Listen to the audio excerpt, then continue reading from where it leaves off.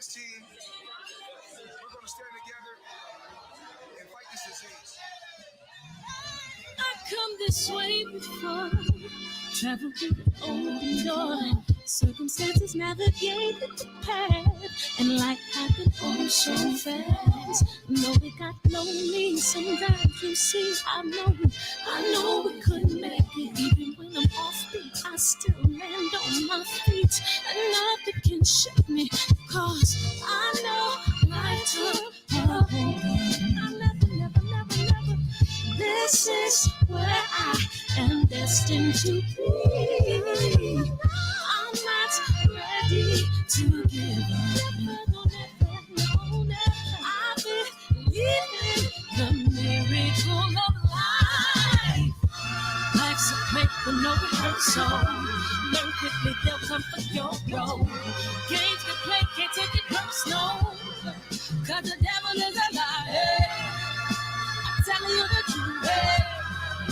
It's all in what you do. Some things you gotta do. It's fight for millions. Take a second, see the blessing in it.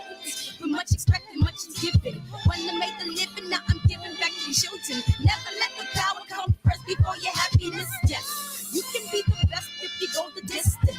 Mix a little sweat with your persistence. You know that the best things are never instant. Just shine up, let them see your brilliance. Get up, open up your eyes now. It's the moment of truth. No backing down. We're bringing it tonight. Oh, for the children, it's a given. You gotta give it, be a blessing. This my personal statement. Run the game like I'm aces. Learn and develop patience. Determined to be the greatest. Yeah, bobbing and weaving. They changing up like the seasons. Indigenous to the grind. So I do it for all my people. Jabbing the competition. Back up against the ropes. You fighting for recognition. I'm fighting just to promote equality where we lack it. Or cancer slowing our road. I'm confident we'll make it. We focus on common goals. Yeah. Give back, give love, give something away. Never give up, stand tall to fight another day. 2 toes, 2 feet, I stand on the ground. I'm gonna wrestle and fight this final round. Life's a break with no rehearsal. Learn quickly, they'll come for your role. Games we play, can't take it personal. Cause the devil is a lie. I'm telling you the truth, hey. It's all in what you do, hey. Things you gotta do, hey. I know we early, hey. Love is the word, hey. Woo-hoo. What's up, TZ Frank? DB, Opulent, OGE. What's up, man? Let them know you in the building. Live from the block.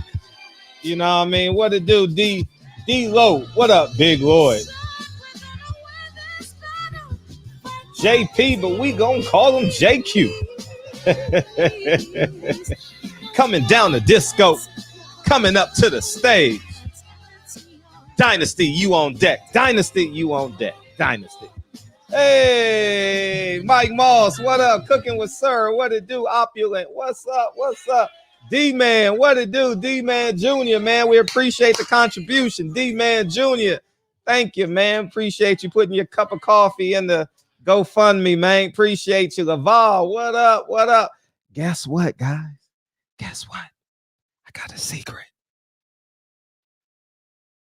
Ananda Lewis liked y'all so much that she's coming back. What up, big boy? I appreciate everybody coming in the building tonight, man.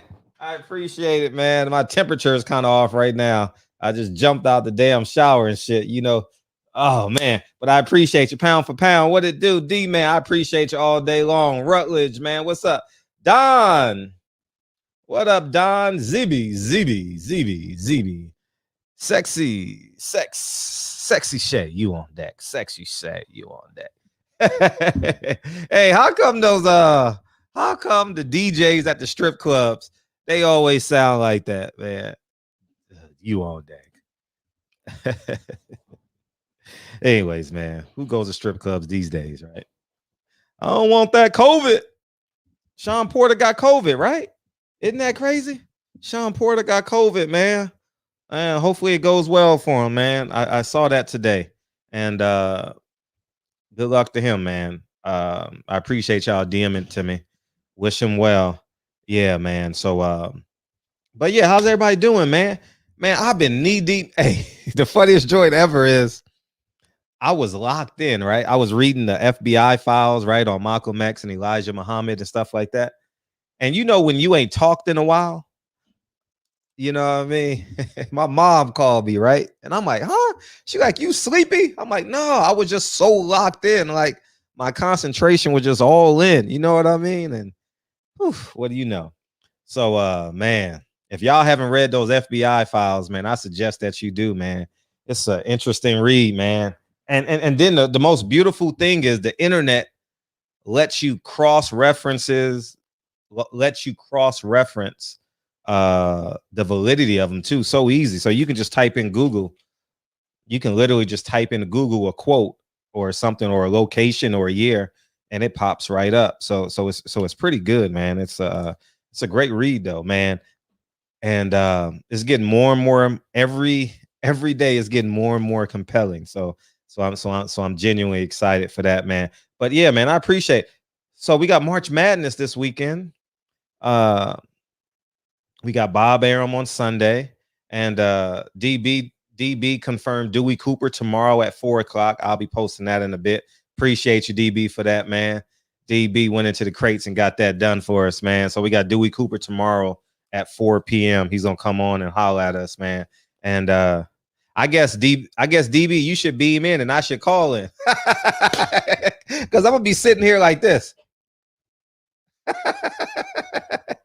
You know what I'm saying? So hey, it is what it is, man. You know what I'm saying? So so I'm excited just to listen, I guess. You know, I don't know much about the fight, but DB told me it has the same kind of tenor as Wilder and Fury. So that's where we're at with it, and we'll see, man. You know, we'll definitely see. So but obviously y'all heard about Crawford. Man, Crawford done ran off all his plugs, man. My heavens, Crawford done ran off all the plugs, man. The Mexican fans don't, well, we'll say Canelo fans because he has more than Mexican fans. Canelo fans done ran off. Spence fans done ran off. Thank God he got the state of Nebraska, you know, because he didn't have the state of Nebraska, man. He'll be in a world of hurt, man. But I'm interested if who won the first fight, because I saw a number 2. Did Francis win the first fight or did the other guy?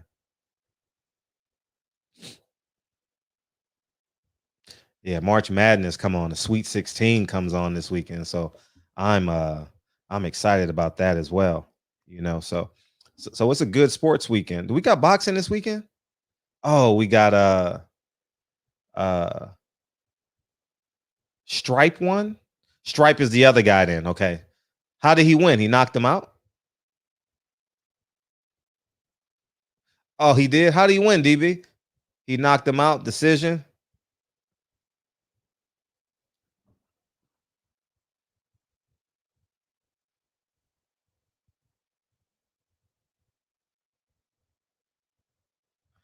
Okay. So we'll move forward with that. Oh, he wrestled him? Oh, decision. So it was like 3 rounds to 2, 4 rounds to 1. So this is a big pay-per-view. So this is like a 1 million view pay-per-view. DB, call in real quick if you don't mind. Because I don't know what the hell's going on.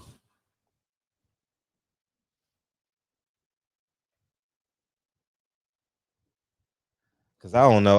I'm asking questions and shit that even if you answered, even if you gave me the answer, I'll still be like, huh? What does that mean? I don't know nothing, man. Man, I got to get better on this, man. I got to get better at this. But at the rate boxing is going, man, I'm definitely watching the fight this weekend. I'm telling you, I may not pay for it, but I might watch it. You know, so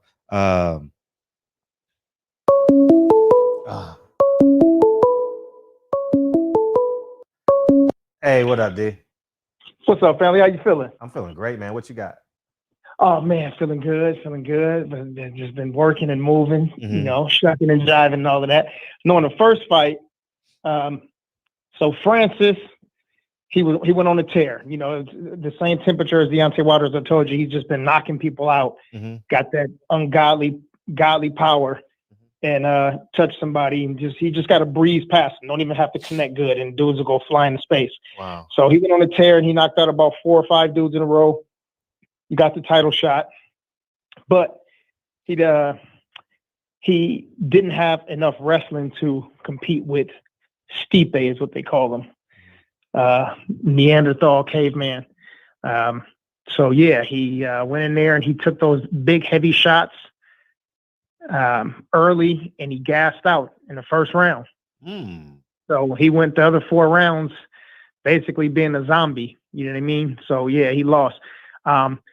He didn't, even though he fought professionally, of course, before that, and he had fights, he didn't have a team. He didn't know how to do everything properly. He didn't have a boxing coach, a striking coach, a wrestling and jiu-jitsu coach, nutritionist, and knowing how to cut weight properly and understanding the science, also the proper game planning and all of that. So everything's different now. You know what I mean? He's got a team full of coaches. He's at the Performance Institute in Las Vegas.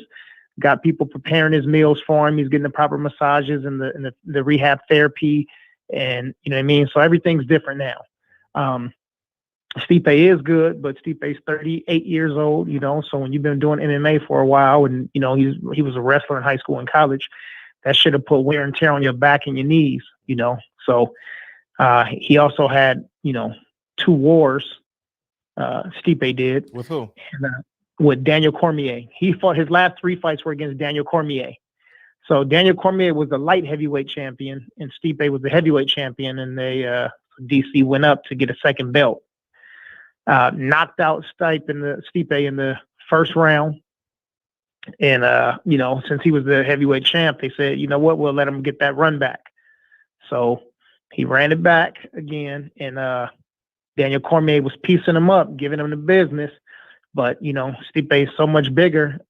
Daniel Cormier is, he's my height, and Stipe is 6'4". Really?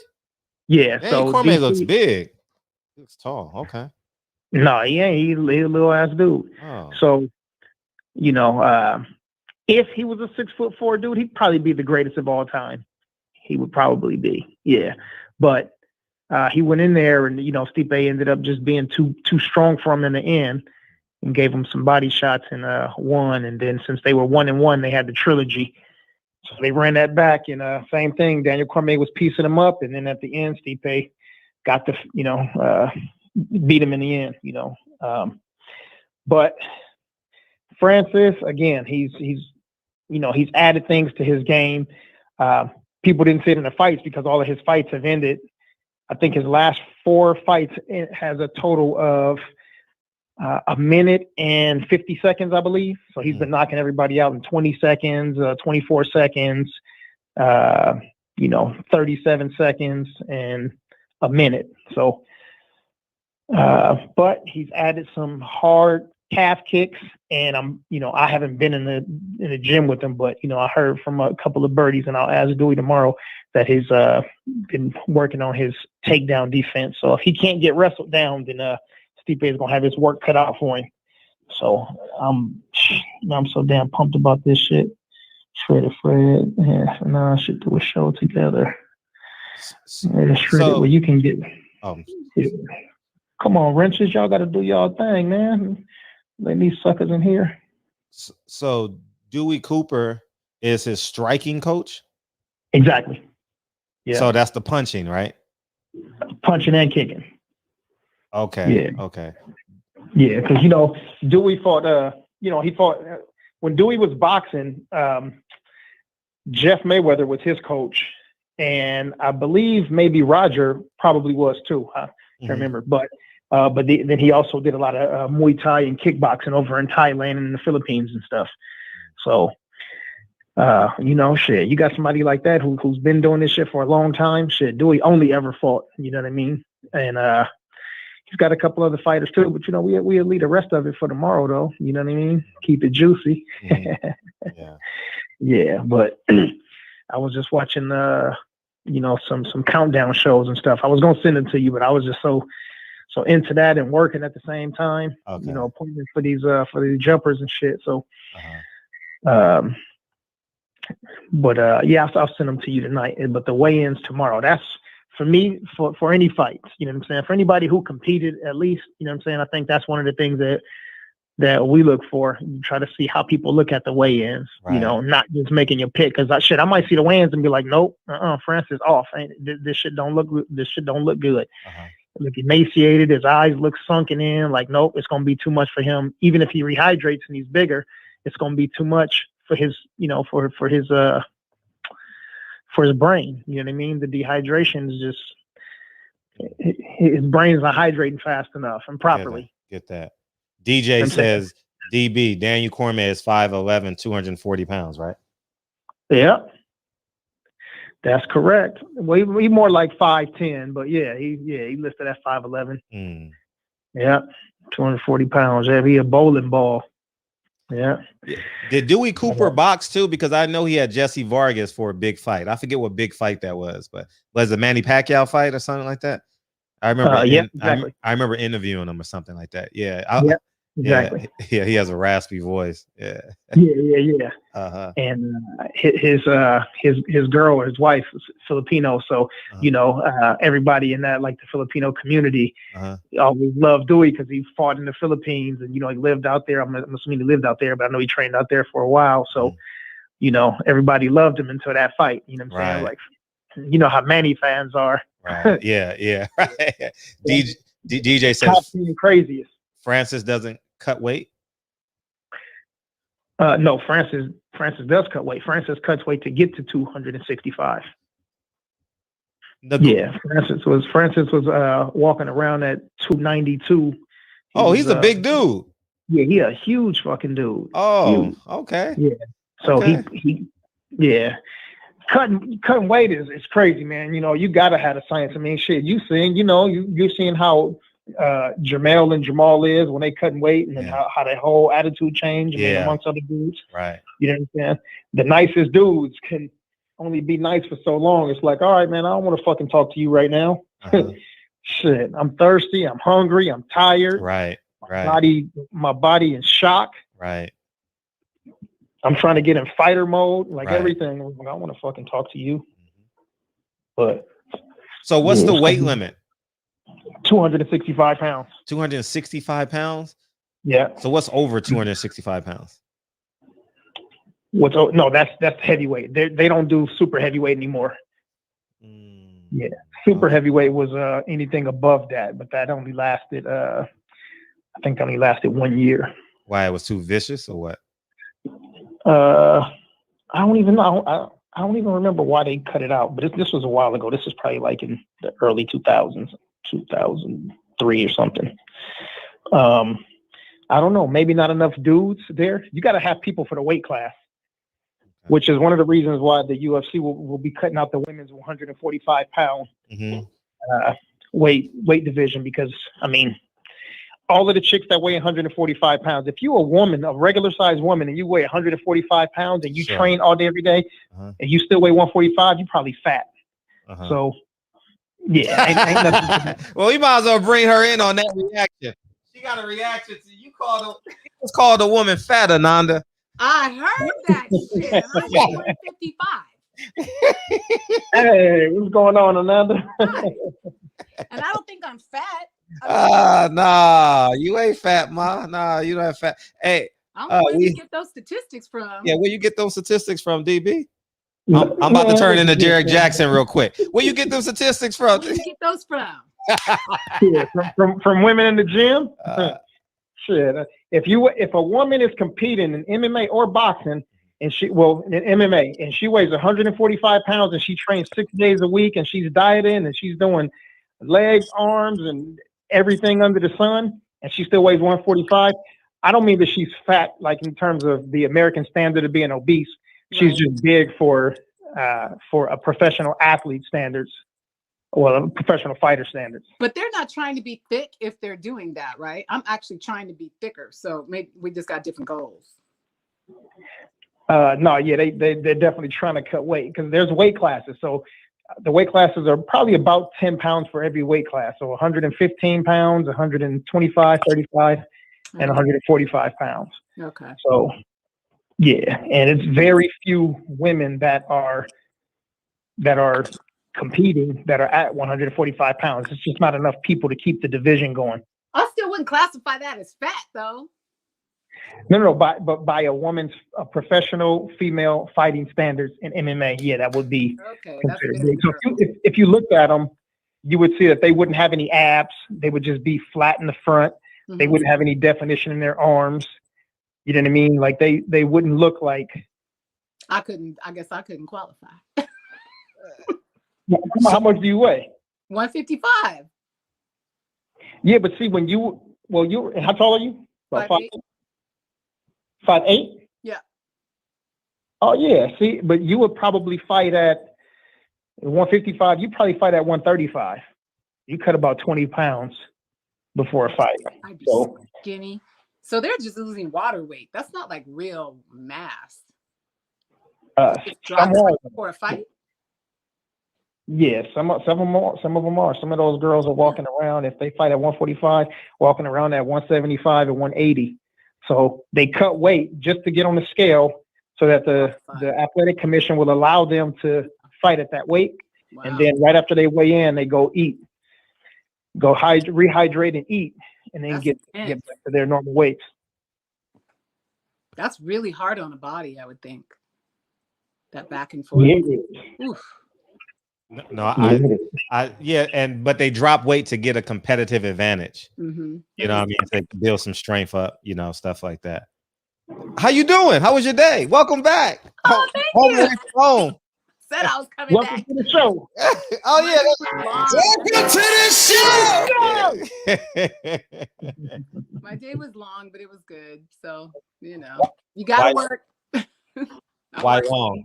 Why long? I've just been editing all day, so literally sitting in front of a computer, putting up more content on my for my app, and I'm doing all the work myself. So it's a lot, but it's a labor of love, and I'm enjoying it. And I'm getting to do a lot of like looking back at old stuff. Like I have all these old pictures I'm putting up of me in the dressing room, and I have like all these cute little pictures that no one's ever seen. I look all freaking young, so it's making me, analyze my life. It's a bit depressing. No, it's not depressing at all. It's fun. I'm having a good time. But it takes you back there. It does. So like different memories, stuff that I hadn't thought about, it's coming back. My butt used to be so flat. I don't even know why I had someone take a picture of my ass like that, but it was flat. I don't remember it being flat though. No, you don't know. You don't know. You thought you were the flyest girl in New York. I really didn't think that, but at least I thought I had some booty. I mean, I had hips, so. Yeah. Then when you have the child, it kind of opens everything up, and then you're grown and sexy and all that good stuff. Right. You know what I mean? Yeah. It kind of opens everything up. Yeah. You get that point on the hips. You know what I mean? You get the. I had hips though. Nah, it's different when a woman has kids, man. It's different. And they give off. When a woman have a child and they're graceful, they give off a different pheromone than a woman who hasn't had a child. I'd agree with that. You get what I'm saying? So it's different. You know what I mean? I smell different. So that whole pheromone thing is very real. Because I know because I smell when I walk by women. I'm like, oh, and it's real. Can you smell when a child has when a woman has a child or not? Like I can smell that she's grown. It's what kind of superpower is that? Nah. That happens. You got superpowers. You got to smell people. Kids. Yeah. But Richard said, "Happy belated birthday, Ananda." Hi, Richard. Thank you. Thank you very much. I had a good birthday. How was your birthday? I worked. I was doing exactly what I did today. But you know what? It was good because I really have not often I guess when I was having my child, I really committed to a plan and followed through on it. And I had a home birth and, raised him naturally with no vaccines and all that good stuff. But for myself, just my personal life. And really for me as a brand, I've never taken advantage of that myself. Other networks have taken advantage of that. Everybody I've worked for has taken advantage of that, but I've never taken advantage of that. So for me, I had to look at the reasons why it was harder for me to give the same kind of commitment I give to other people's projects to my own projects. And once I really looked at it and realized how like self-sabotaging it was and what it said about my own value, I upgraded that and I was like, oh, got it. Now that I understand it, I'm going to behave differently, right? It's gave me an opportunity to change. So I've worked for a bunch of people right through my birthday. So I decided that because I was not done, I wasn't where I wanted to be with the app to launch it. I decided that I'm going to go ahead and work through my birthday like I would have for MTV or BET or TLC or anybody else. And I went ahead and worked through my birthday. And I was so proud of myself just for getting it done because I made that commitment.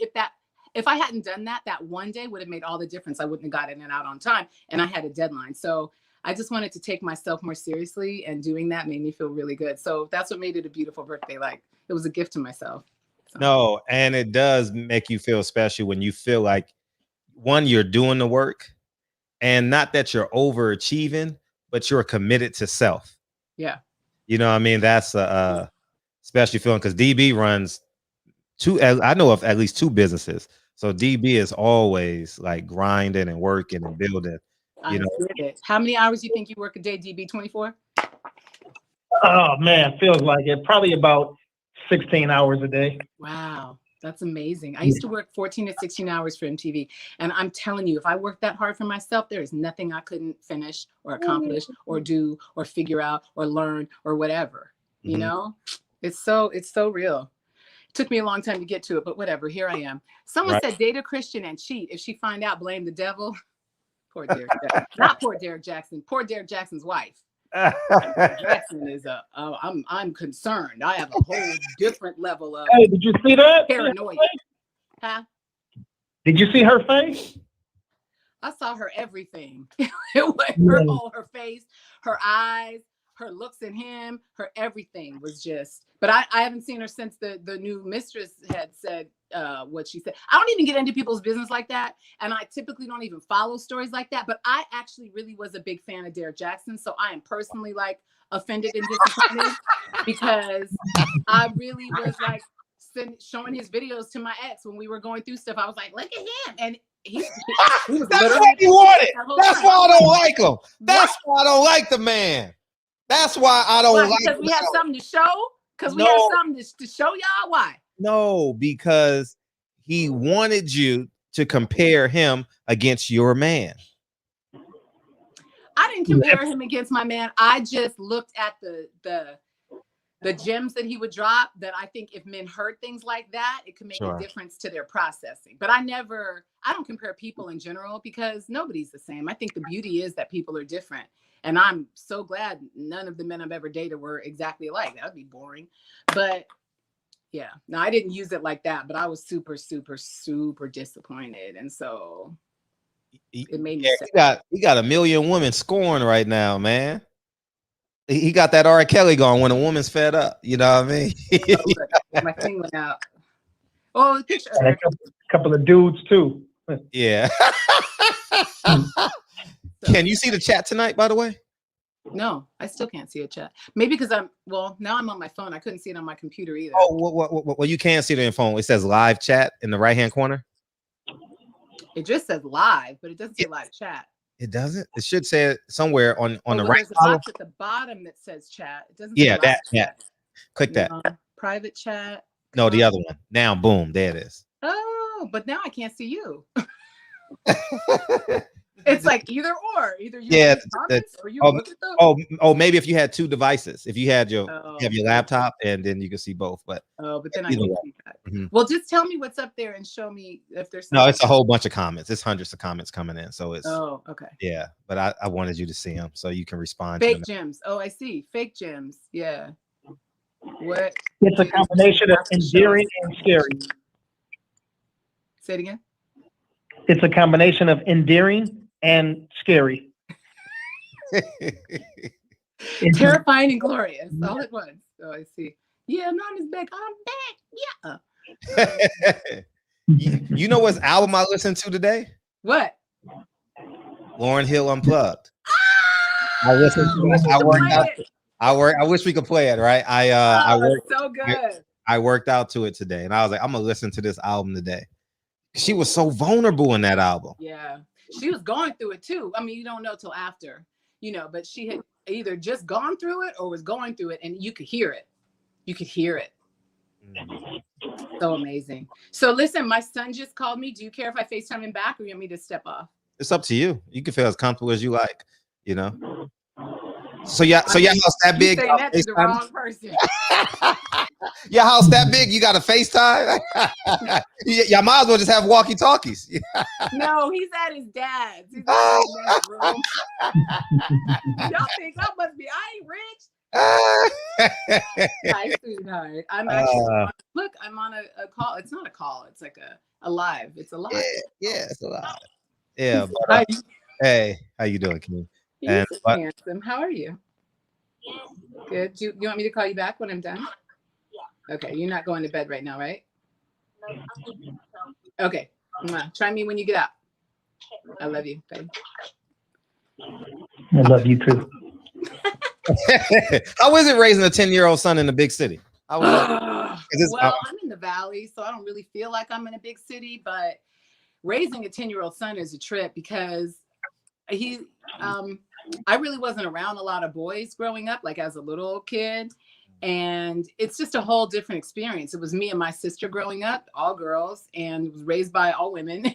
And so it's been a trip. His dad has been super helpful and like an absolutely great father through the whole everything. So I'm really grateful for that, because there's some things that he needs to handle that. I mean, y'all know, y'all are men who used to be boys. Right. Be a little more than your mama sometimes. Right. But he's beautiful and wonderful and smart and great. He's such a mama's boy, but he's also a smart ass. So he's a good blend of things. I like his blend of things. Yeah. Do you think having a boy made you, like, hardened you, or just having a child made you softer? I was hardcore way before him. Yeah, she said she's about to take off on somebody yesterday, DV. You caught that? Yeah, that's right. That's right. No, I definitely always had like that. Plus, I mean, I don't know how much I believe like signs control you, but just as a personality, I'm very much like what Aries says I would be. And I was born March 21st. I'm an Aries. So that definitely fits me. And I'm real fiery when I need to be in relationships. I'm a lot softer and more pliable and like more of a Pisces. I'm definitely like on the cusp. I'm real emotional and I like taking care of my partner and all of that stuff. But in life and in like confrontations, I'm super fire Aries. Like, I'm gonna try to hurt you. So I carry weapons. And, okay. Well, I'm sorry. Go ahead, D. Yeah. So how would you define a alpha woman? And would you consider yourself an alpha? Not in a relationship. I like not having to be the alpha in the relationship, but in my life, because, as a single woman, as a solo woman anyway, I have to do a lot of my, we do our own stuff. We're human beings. Each of us has the responsibility in our lives. And so as a woman interfacing with the world in this body, I do need to have my guard up sometimes. I need to have a bad attitude sometimes. I need to be able to speak my mind very clearly to get things accomplished. Certain people in certain instances bring that out of me more, but I also like to not have to do that. So I think I'm a good balance. I do that when I need to, and I like to let that go and just let my man kind of lead when I can. That's rare though. Does he have to be an alpha man? Yeah. But in some ways, like I don't know. I think we get those definitions in our heads and then we get stuck with them. I think it depends on who you are and what each other's strengths are, right? Like, I want him to be doing his strength 100%. I consider that alpha. Like, you are leading the way with what you do best, right? But that doesn't mean I don't do some things better, and we can't default to that sometimes, right? So I think everybody just has to know themselves and know the person they're with and what their strengths are, what their weaknesses are, and find someone you can work with. Like, the things about them that are good for you, not just for them. So who would you recognize? I mean, who would you say that we would know that's an alpha male? You gonna get me dropping no name. Denzel, Barack Obama. Hell no. I don't know. I've never dated any of them. People don't necessarily show you their personality just in your day-to-day, you're a friend or an observer interactions with them. Like, you really have to be with somebody to get to see who they are. So I don't really, honestly, I don't know, because I'd have to really know those people on a deep level, and I don't. So I don't know. Like, their exterior persona, I don't know if that's real. So I can't say that's actually who they are and say that's what they show. Got it. Yes, she is from Los Angeles. I'm from San Diego, actually. Weren't you born in Los Angeles? Technically, but I left here when I was like 2. So I never got the LA experience being raised in it. I was raised in San Diego. Like, that's the place I consider home. But my birth certificate does say LA. I was born in a house in Silver Lake. So. Yeah, we claim you. What? We claim you. Oh, okay. I love LA. I live here now. You can claim me.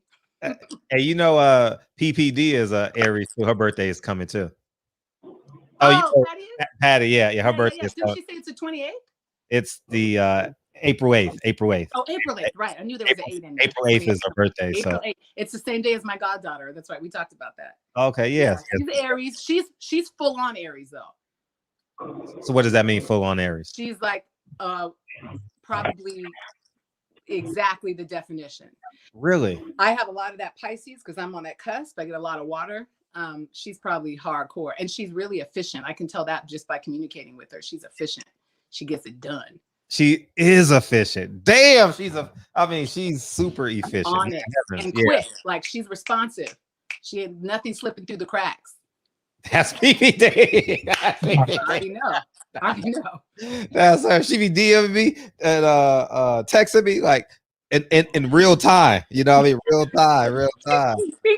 Yeah, right. So you know what I was thinking? It's funny how I was going through our interview yesterday, and it's funny how your voice is the exact same as Teen Summit, and it takes me right back to being that young adolescent, young adult. You know? I ain't lying. I was like, damn. Have you ever thought about bringing Teen Summit back, but on contemporary topic or something like that? It wasn't mine to bring back, but I certainly could create something similar to it. But my thing right now is that content ownership is super important for individuals, and I spent a lot of years kind of giving my skill set to other people.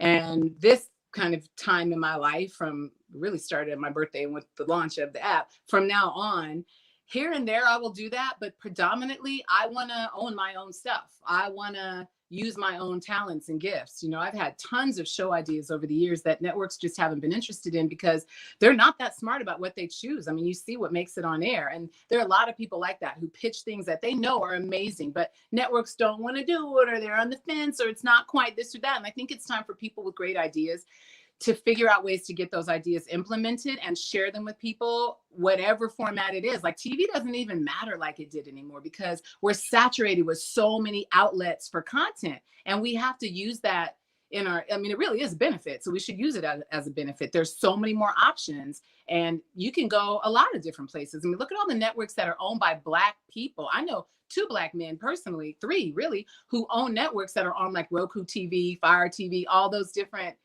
platforms that are amazing, that have like programming all day long, right? So more and more and more of us are able to get out the kind of stuff that we want to get out. And that's really what my goal is going to be from now on. It doesn't mean I won't do the job here or there for someone else, because it's great to work with really efficient production companies and networks. And I learned a lot from those experiences, and the checks are great.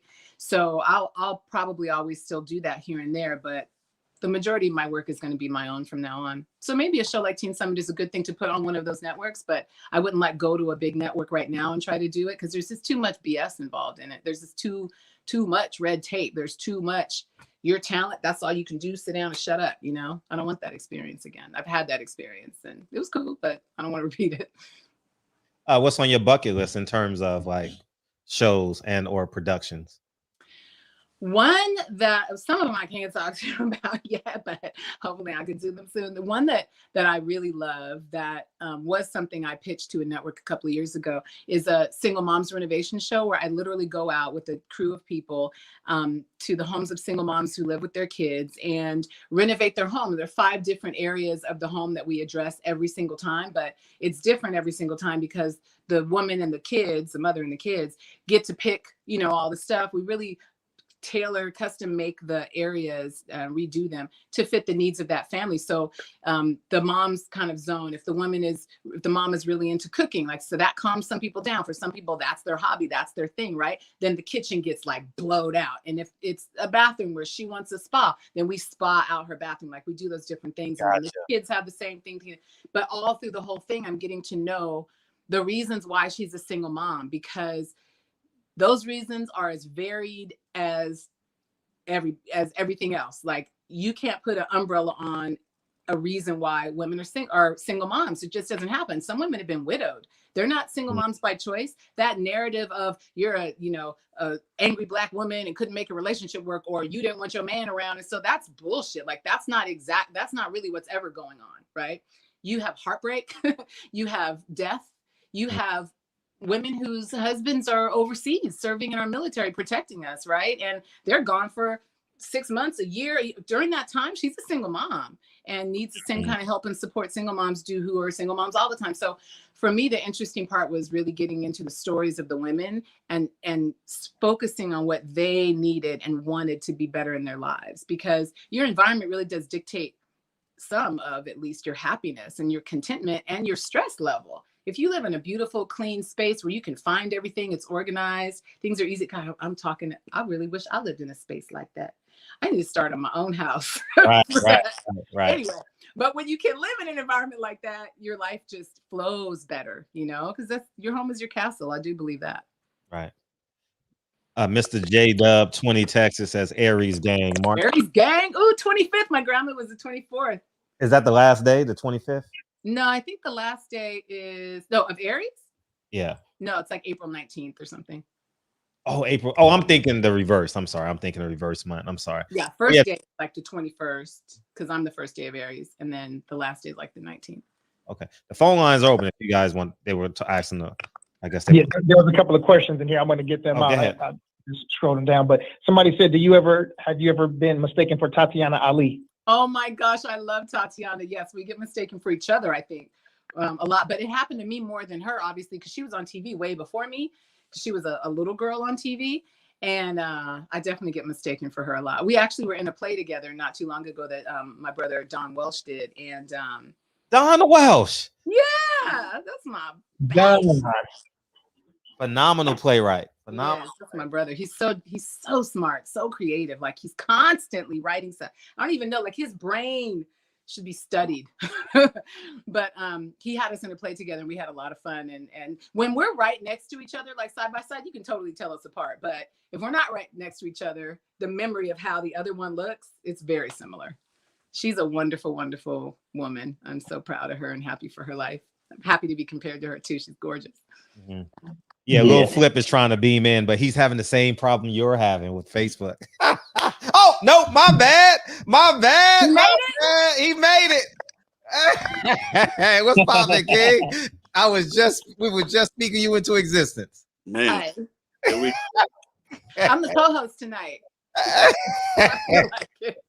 Ananda Lewis, Lil Flip, Ananda Lewis. Nice to meet you. I love your hair. Thank you. I like braids. You know, I have. What up, young Flip? Oh, we got DB. He's the invisible host. You know what I mean? What up?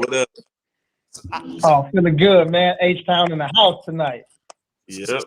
So I had this question. I always want to know, did Manny Pacquiao ever reach out to you for your song Game Over? Yeah. Nah, I've never met him. Man, I always wondered that. Like, that would have been a perfect song for him. You know what I mean? Because he got the Pac-Man and the beat. You know what I mean? Yeah, I like it. Only like. Is it me? The audio's cracking up. You hear it? Yeah, it sounds like somebody's typing. Yeah, like Transformers. Yeah. Are you going to? Find the way you what? But yeah, Now I can't hear nobody. I can't hear him. I'm doing so what I'm doing is, because I think you are on your phone, right? You're on your phone, so it's going in and out, back and forth. So no big deal. But I appreciate you coming in here, man. Thank you, man, for working through the kinks, man. Condolences to your team and family. And but we genuinely appreciate you coming in here, man. Thank you. But yeah, no problem, man. Yeah. Yeah, so what we do, man, we just come in here and talk a little smack, man, and have a good time. Ananda Lewis is the special host. She's in charge tonight, man. We going back to the Teen Summit days, TRL. You know what I mean? You know what I'm saying? Good old days. Let me go put some tight jeans on. Hold on. No. Hey, all I wore. So tell me something. Because I get a lot of slack for this, right? Because I always say, like, I never knew what, like, outside of you and Scarface, I never listened to like DJ Screw, and they get on me about that. Why was DJ Screw so special down there in H-Town and in the Texas area? Well, he made his own genre of music. You know what I mean? Some people jam techno, sped up. In Texas, you know, he created Screw music and formed a brotherhood. You know, we have our own genre of music, which is Screw music, and a lot of artists he allowed to come and use his platform, and he didn't sign us to his label, gave us the push to, you know, help us get our talent heard. If it wasn't for him, a lot of us would be where we are. How would you define Screw music for someone who's never heard it? Laid back, slow. Imagine listening to Twister, where you can understand everything. You got damn it screwed. That's a really good description. Yeah. Okay. So it's kind of slow? It is. Very slow. Why you call it Screw? That's what he named it. DJ Screw, that's what he named it. Oh, DJ Screw. Duh. Yes. So there it is. Screw music. Right. Okay. Nice. So is it July 17th, July 27th or June 27th? It's like a special June 27th. Correct. So what goes down in the city June 27th? Man, it's like the freestyle. Well, he actually tape called June 27th. So the freestyle gets played. It's just like, it's like crazy. It's like, it's the biggest Screw tape ever. I'm on that particular Screw tape. You know what I mean? Yeah. Right in time for Juneteenth. That's right after Juneteenth in Texas, right? Correct. So you got a nice big celebration. Did you miss that last year, obviously, because the lockdown was already on? Correct. And this year you're going to miss it again, or you got to have a big plan? I don't know. I don't think that, like, I don't think it's going to be big stuff, but you know how some people are, do what they want. Definitely in Florida they do. Yeah.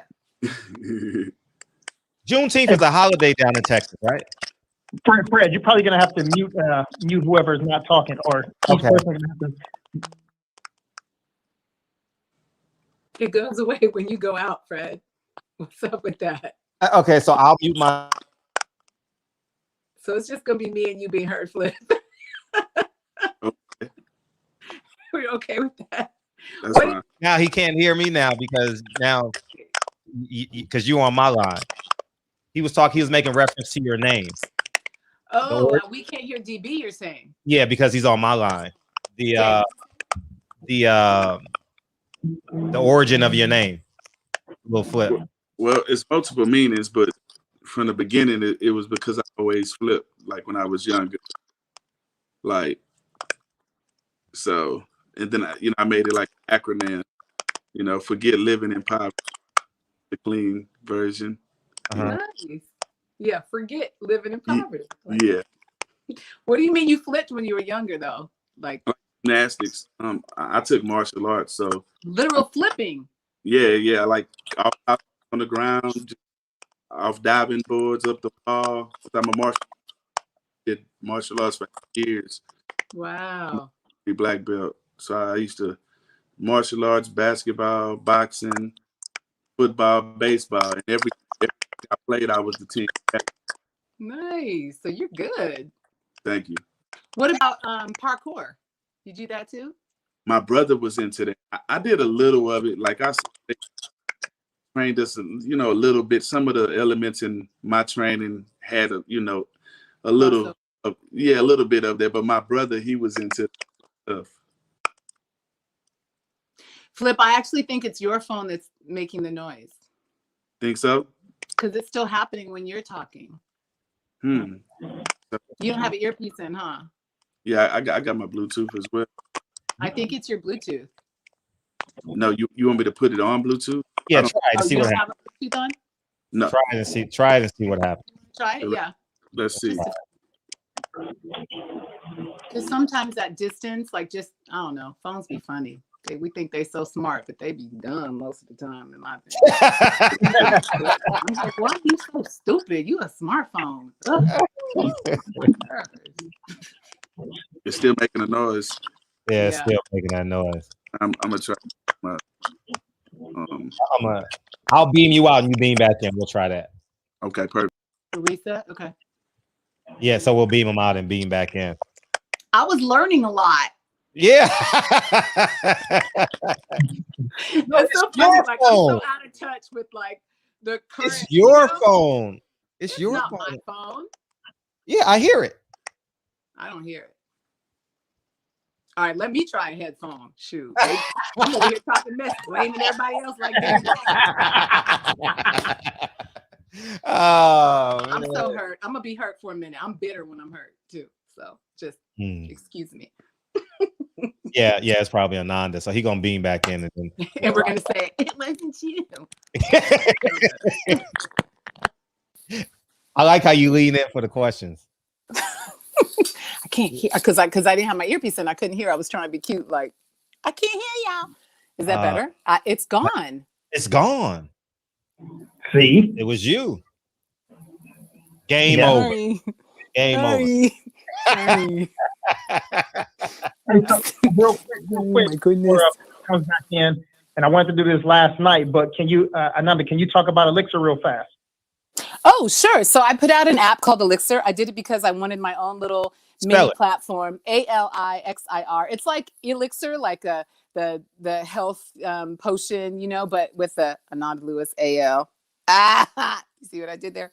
All right. And it looks like this. Wait, I can't. That's backwards when I look at the screen. It's this yellow button. There it is.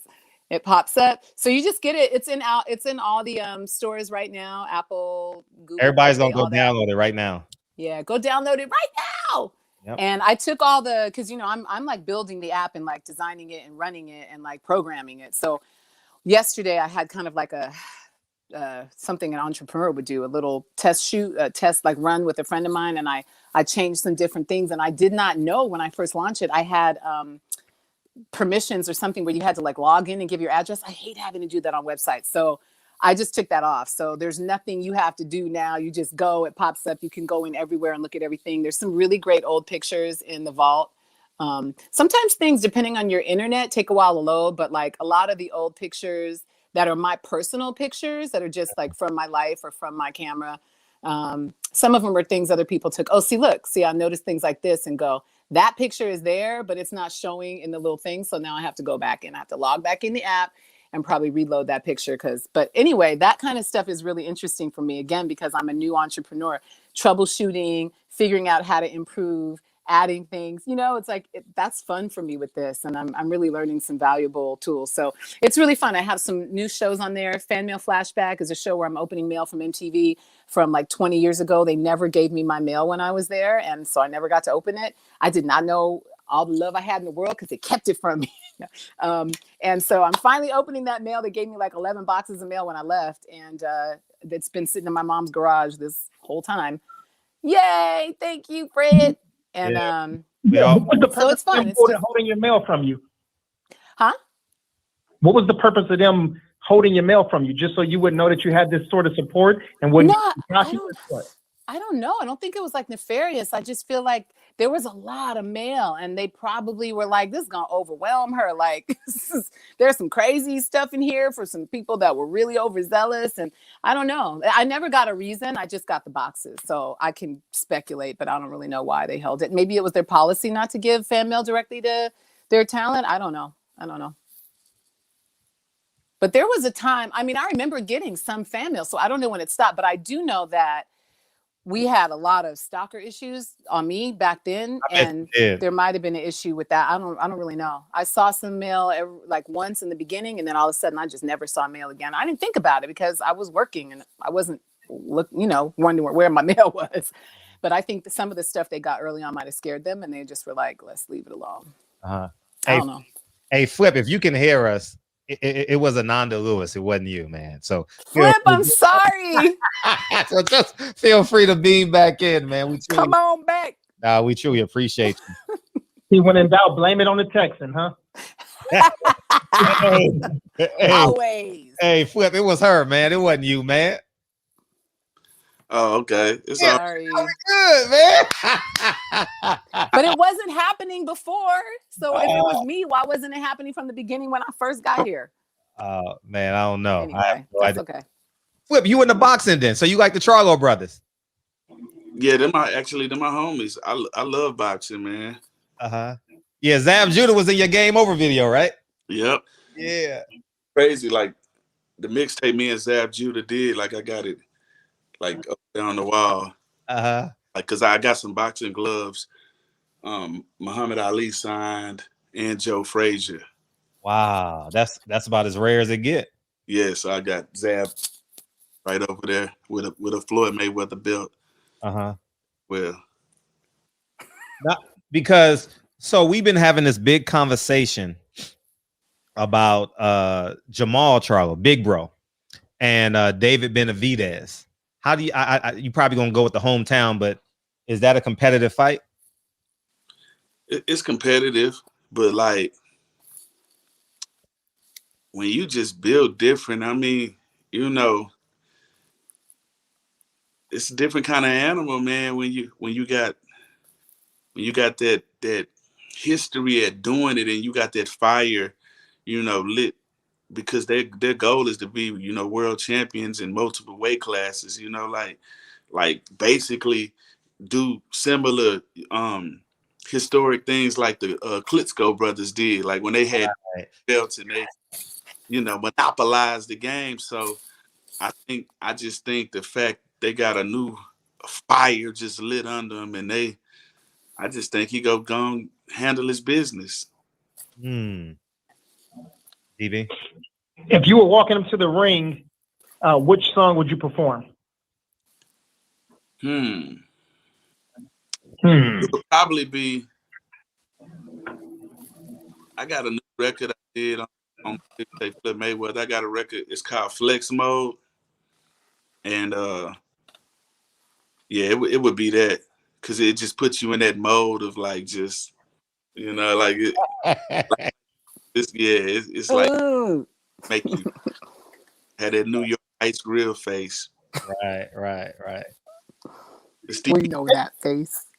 Hey, so look, I wanted to run through some names though, because I know Texas is huge, it's like its own country, but Houston's got its own, its own culture within itself. But there's a couple of names of some Houston legends, I would say, and you could just kind of tell us about your relationship with those people. But I want to start with the OG Jay Prince.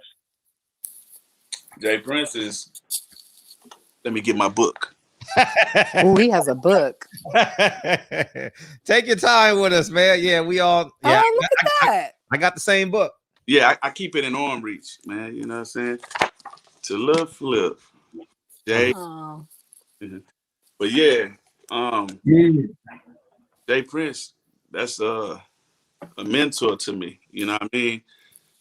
Like in this particular order, like the mentors in my life. It go like my dad, my mother, my grandmother, my grandfather, Jay Prince. Wow.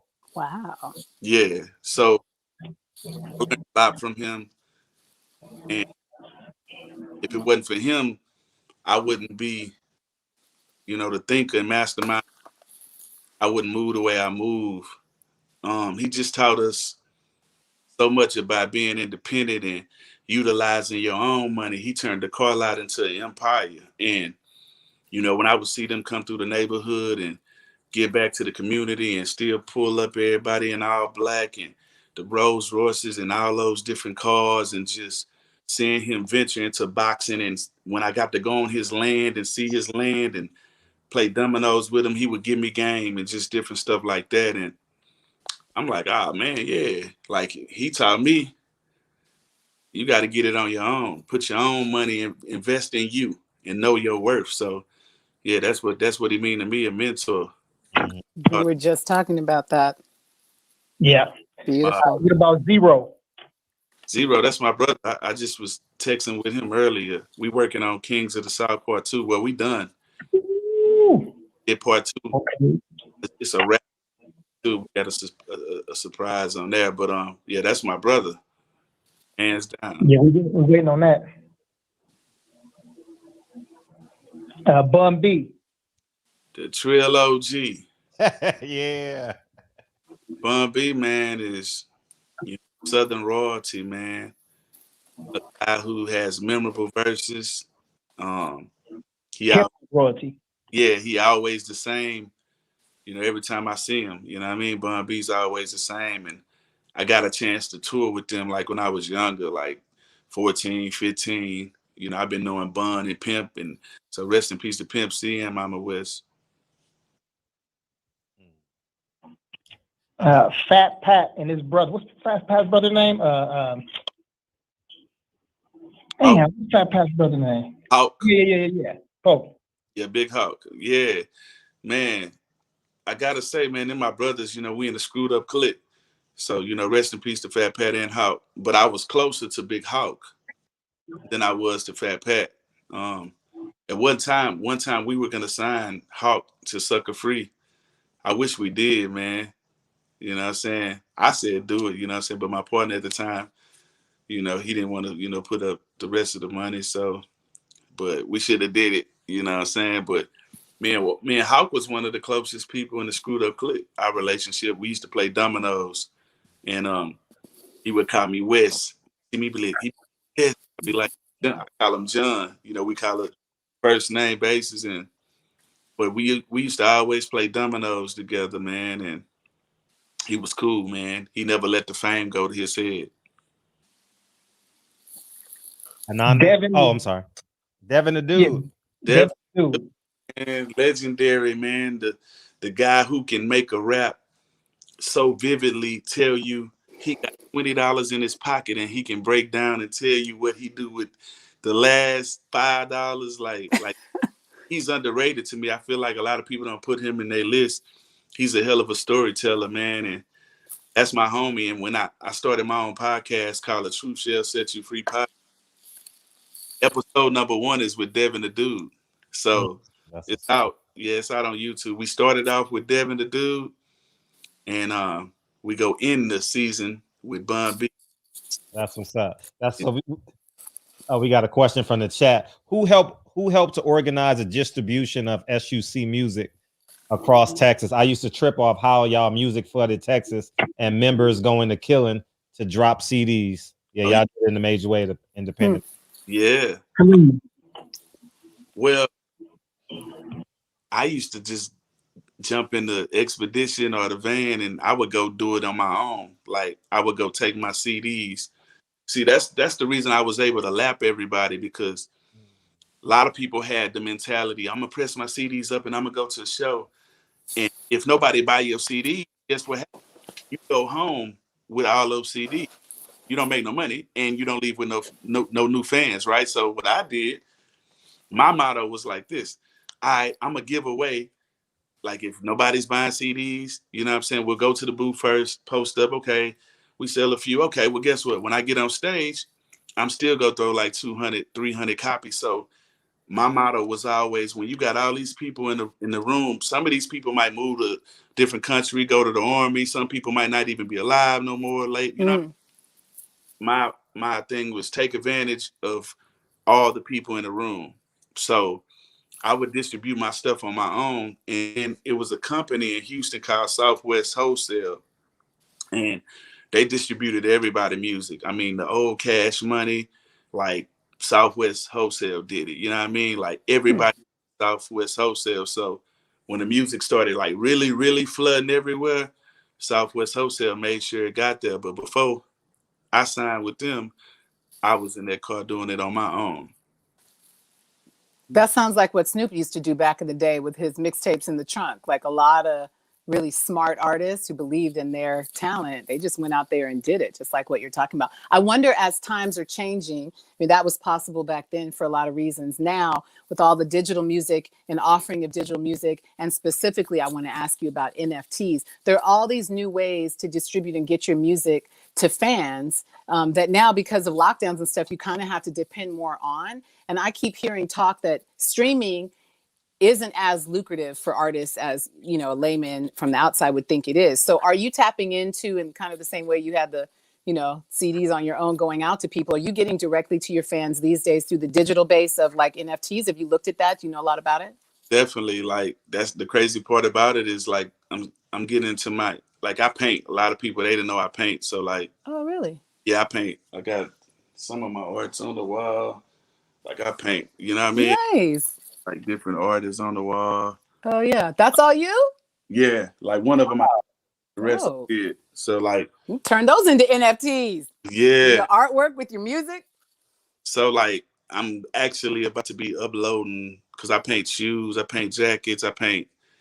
It's like a big, in probably the next 12 days, it'll be a lot of little flip NFTs stuff. I mean, like just dope stuff though. You know, I got a lot of all the clothes and different stuff that I have from classic videos and different things. Like, obviously I'm going to keep probably 70% of it, for, memories, but I'm going to make it like really fun because my fans, they love me on a different level because I gave them so much free music. When they're telling me, why are you doing a double album? That's too much. You're giving them too much. Well, I come from a family of musicians. So me to go in the studio, that's nothing. I can do like 3-4 songs in an hour. Drums, wow.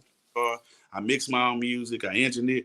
I don't need nobody in the studio. So for me, creating another classic that's nothing for me. So yeah, I'm gonna be killing the NFT games, and I'm gonna be doing a lot of exclusive stuff, and you might see some songs pop up there, like some crazy freestyles, like dope. Who are you doing it through? Rareable, Mintable? Who are you going through? It's something rare. I think it's Rareable. Yeah, Rareable. Mm-hmm. Mm-hmm. I didn't know they had a music base there. Okay.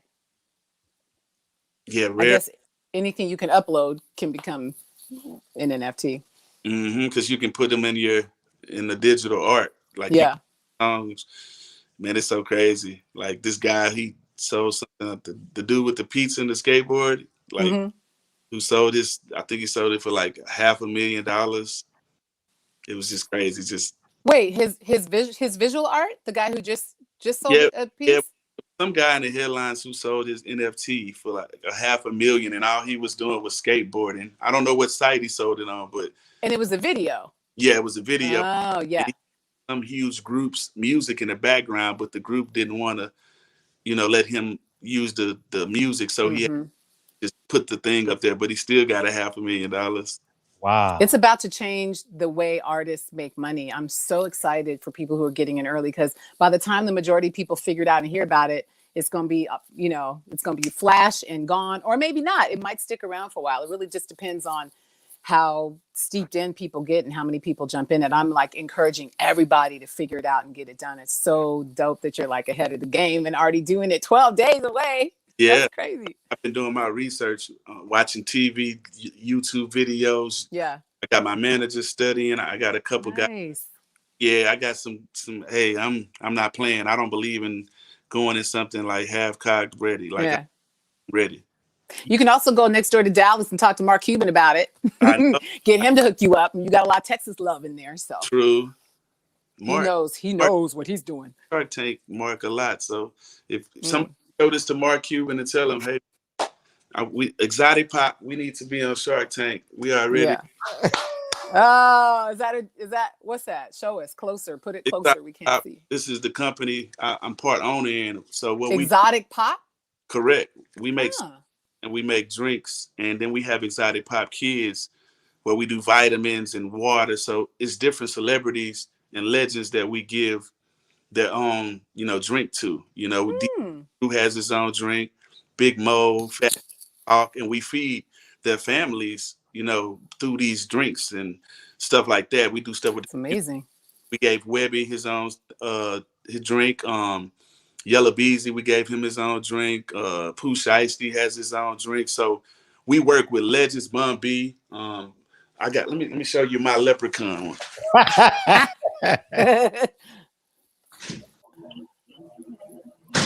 Appreciate you, Ananda. Oh, it's what I do. So Yeah, I don't think that's why I go higher. I know, I can't not talk. Yeah, so this is my red cream soda. Oh, look at you, red cream. Wait, what's red cream? What's the red flavor? Cherry cream?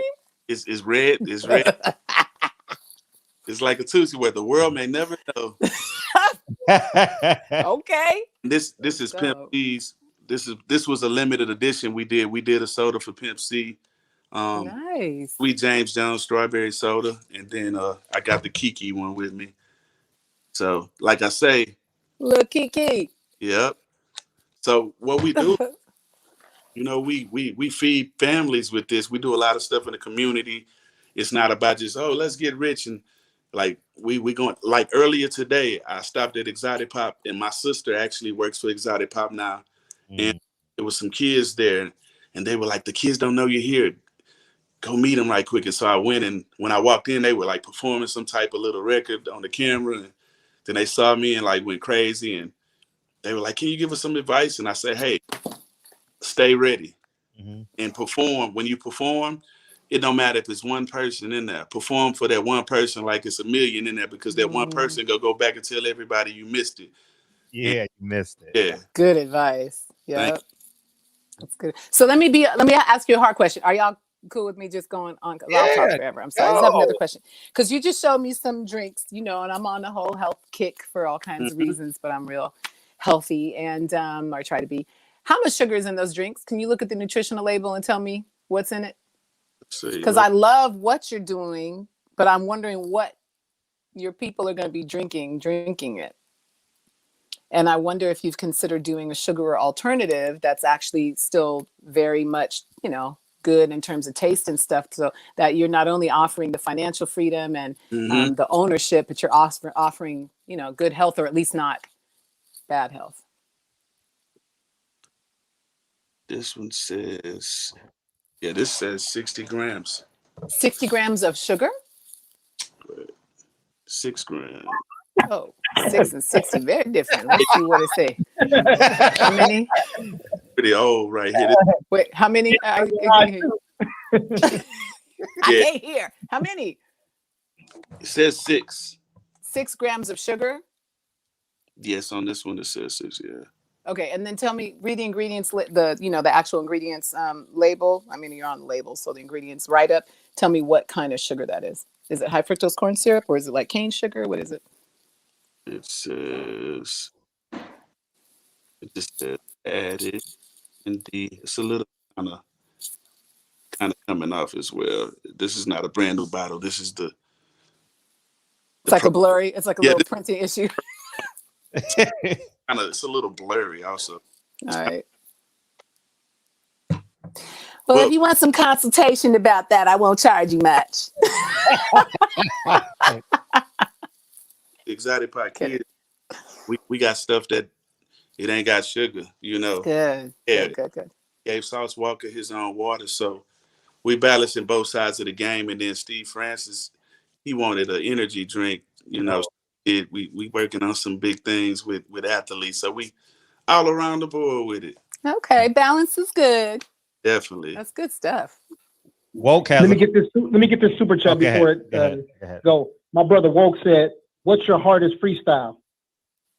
Hardest is in like which one I think is the best, or like Is that what? Both. I know which one I got, but yeah, go ahead. I mean, I would say the freestyle that I get like my biggest freestyle, you know what I'm saying, I would say is I-45 We Blow Endo. That was on the Swisher House mixtape. I'm in the Screwed Up Clique, but I'm the first artist out the Screwed Up Clique to go do a freestyle on the Swisher House tape, you know, because back then it was so-called Northside and Southside beef. So I wasn't tripping because it was like this. Like I had family on the North Side, so I was on the North Side, South Side. It didn't, you know, I didn't let that stop what I was doing. But yeah, I would say I-45. Okay, and before I get to the next one, I got my own question. So because you're talking about freestyle, so back in the day, Snoop was like the freestyle king, and nobody could fuck with Snoop until Corrupt came in. Corrupt started doing it, and then it was a dude named Razzcazz who came in. But they all gave credit and respect to the guy who came after them. So I know you've been doing it for 20 plus years and rocking with it. So who can rock with you in a freestyle battle right now? Man, shout out to all those guys. Actually, Snoop, man, it's crazy. We talk about Snoop, and I'm looking at this radio with Snoop Dogg logo on it. But Snoop knew about my music a long time ago when I had I Can Do That, and he was like, "Flip, you a hustler." I was surprised he knew my music. Like he was thinking, "I can do that," and I'm like, "Damn, he know my music." And this before I got my major deal. But Razzcazz, I actually have a record with Razzcazz. I dropped a project called No Feelings. It's called 9/11. The record's called 9/11. And I talk about how when 9/11 happened, I was supposed to fly to New York and talk to a major record label, right? And at the last minute, I told my business partner, "Nah, I don't want to go." Just some of my spirits, like I'm a spiritual person. If my spirits tell me don't go, I ain't going. So I didn't go. And then so he went, and then like the towers, crashed. We couldn't get in touch with him. It was just crazy for like 2 days. We didn't talk to him, but he was all right. And so then the next year, Benny Siegel calls me like, "Hey man, I want to get you on my album. I got a record, call I Can't Leave Drink Alone." And I'm like, "Okay." He like, "But you got to fly out here." And I say, "When you want me to fly out?" And he's like, "On 9/11, on the anniversary." I'm like, "Look, love you to death, my guy." You know what I'm saying? I was supposed to fly the first year when it happened, so I'm definitely not going to fly on the anniversary to New York. And so I ended up missing being on that record. He ended up putting Bun B on it. But yeah, man, so I got a record with Razzcazz. It's called 9/11, and it's on No Feelings. But as far as freestyling, man, I've had ciphers with a lot of people. Like my mind, man, when it comes to that, like I call myself Flip Mayweather for a reason, because I'm born in it, I sworn in it. I was born into doing music. My grandmother played the piano for the church. And born in my family, you singing in the choir, you playing the piano, you go learn. It wasn't no question. It wasn't, "Hey, do you want to know?" It was, you born, hey, this what you gonna do. yeah. And so I've been in studios all my life. You know what I'm saying? My aunt Terry Ellis, she sang with En Vogue. So I've already been in, big concerts and met Michael Jackson and Prince and rode on floats as a kid. You know what I mean? So when it comes to freestyling, and it's different levels my mind go on and go in, and I don't feel like nobody can see me when it comes to freestyling.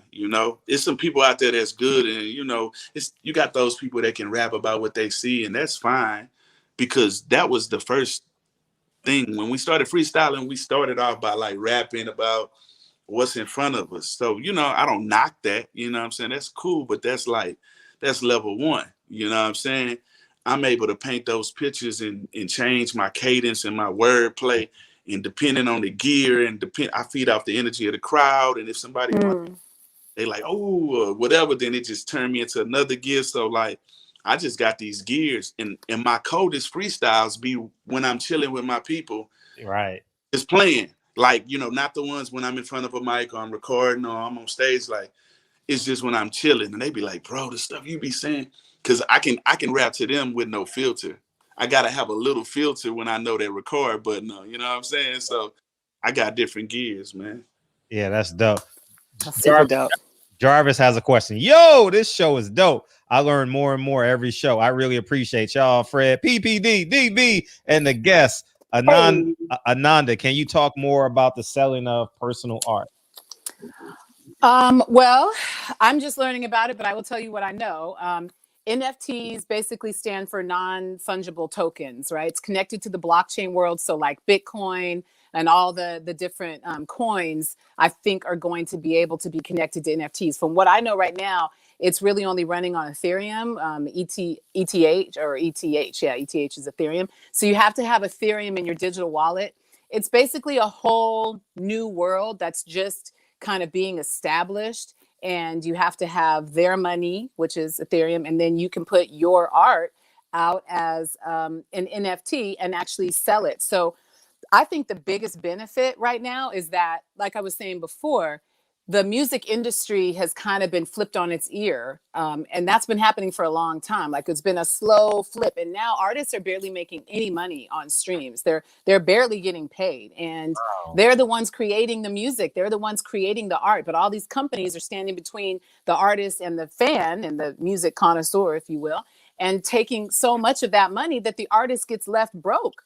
Basically, and we've seen it happening over and over. And Prince used to rail against this before it was even, digital and as far gone as it is now. So what I think NFTs are going to do, because you can do music on them, like Lil Flip was just talking about, you can do your own music, present it to your fan base as an NFT. And basically, you can say, here's this song, I'm only selling 30 copies of it. And then you can place whatever price you want in Ethereum on that music. Little Flip, help me out if I'm wrong, because you've already done it or you're closer to doing it. This is just from research for me. Yours is real world experience. It's people on there selling like fingernails, right? You can sell a picture of your fingernail, or you can sell actual fingernail, like with the paintings. You can sell digital, or you can make prints. Yeah. Do a 1-of-1, or you can start it off with an auction. Like I've been doing because I'm always trying to figure out ways to make money while I'm asleep. And while I'm, because I got other things that like I want to do, like my movie, working on a movie called King Life. So when I heard about the NFTs, and my graphic artist was like telling me about it, and then a few other people approached me about it, but they were trying to get like a big percentage and stuff. Like, yeah, people are taking advantage already. Yeah, just to upload it. And I'm like, nah, I'll do my research. Figure that out for myself. Yeah, I'm not gonna give 50% up just because you. Hell no. So, yeah, I feel like it's dope, man. And you too. Record and just have that one record. Somebody could buy one of your records for $300,000, $400,000, and you can factor in where you get, if they decide to buy your album or buy a record, and then they sell it, you can get a percentage. Right. And every time it's sold, you're connected to that original digital footprint. Grimes sold a song. It wasn't a song. Grimes sold an audio-visual collection. It was like an audio-visual album, kind of like what it sounds like you're going to do, combining your music and art, for $6 million. LeBron James had, I don't know if he sold it or if someone else sold it, but a video of him dunking went for $225,000. William Shatner from Star Trek just put out like trading cards. He put out 90,000 trading cards. He sold them for $1 each. Y'all can do that math. So I think it's a great way for people to get connected to their own source of income from their own talent. And you know what? You have to be careful. I'm glad you brought that up, Lil Flip, that somebody tried to do it for you, like the uploading, because when you look into it, like on Rarible especially, the wallet, whoever the wallet belongs to, that's where the money's going. So you need to have your own wallet and upload your stuff through your wallet. Don't let anybody else do that. If you don't make a deal with somebody to do it for you, you pay them after. You don't never give it. That's like letting somebody sign your checks. That's a no-no. You don't let anybody do that. I don't care who it is. That's like letting somebody hold your real wallet. Your real wallet. Let me hold your wallet. Like the hell? Get your hand out my pocket. Exactly. Yeah.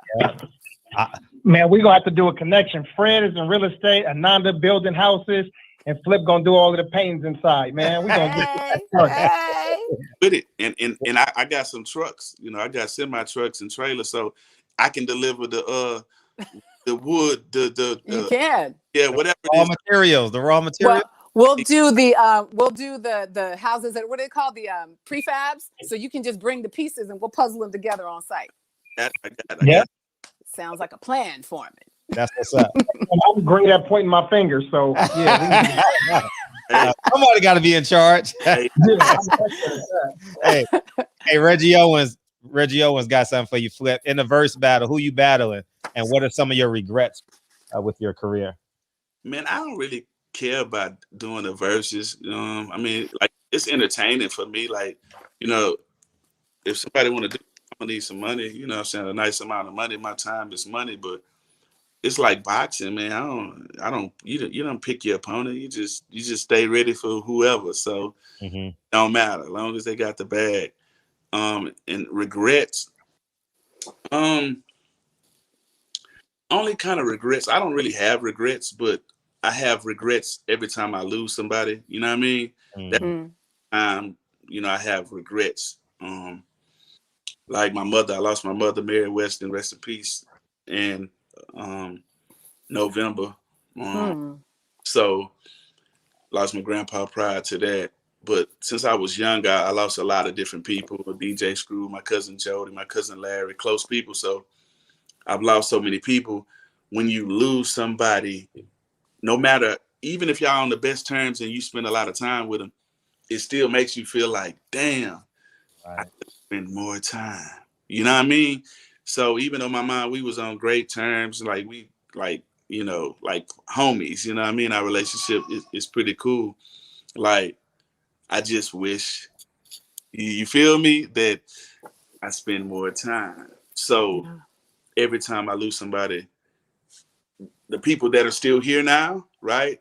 They end up getting more and more time, more of my time. You know what I mean? Based on that. But other than that, like things I went through in life or what I learned, hey man, I had to go through that to get here. And my dad prepared me for a lot of the stuff I went through, right? So I didn't get into music loving the money. I got into music because I love music. So my motives are different from the average person, right? So I'm gonna make music regardless, but now I'm gonna do music through my movies. So like my King Life movie, I'm doing the soundtrack.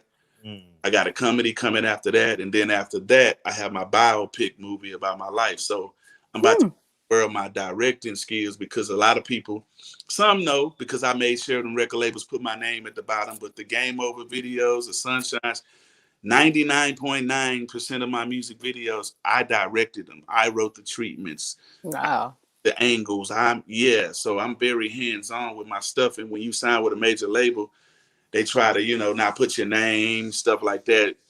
People, I watch the video, I'm like, hey, this just came up here. Hey, why? It's supposed to say my name up there, and then they would call, and then we'll fix it. And then a couple of days later, okay, yeah, so yeah, with it. That's a really that's beautiful, because what we were just talking about before you came in was how many outlets there are now for all of this content. So you're like massively creating content that you're going to have so many places to sell. Definitely. That's genius type stuff. Like you're in like 500 different categories. It's crazy. I gotta be because I do music so fast.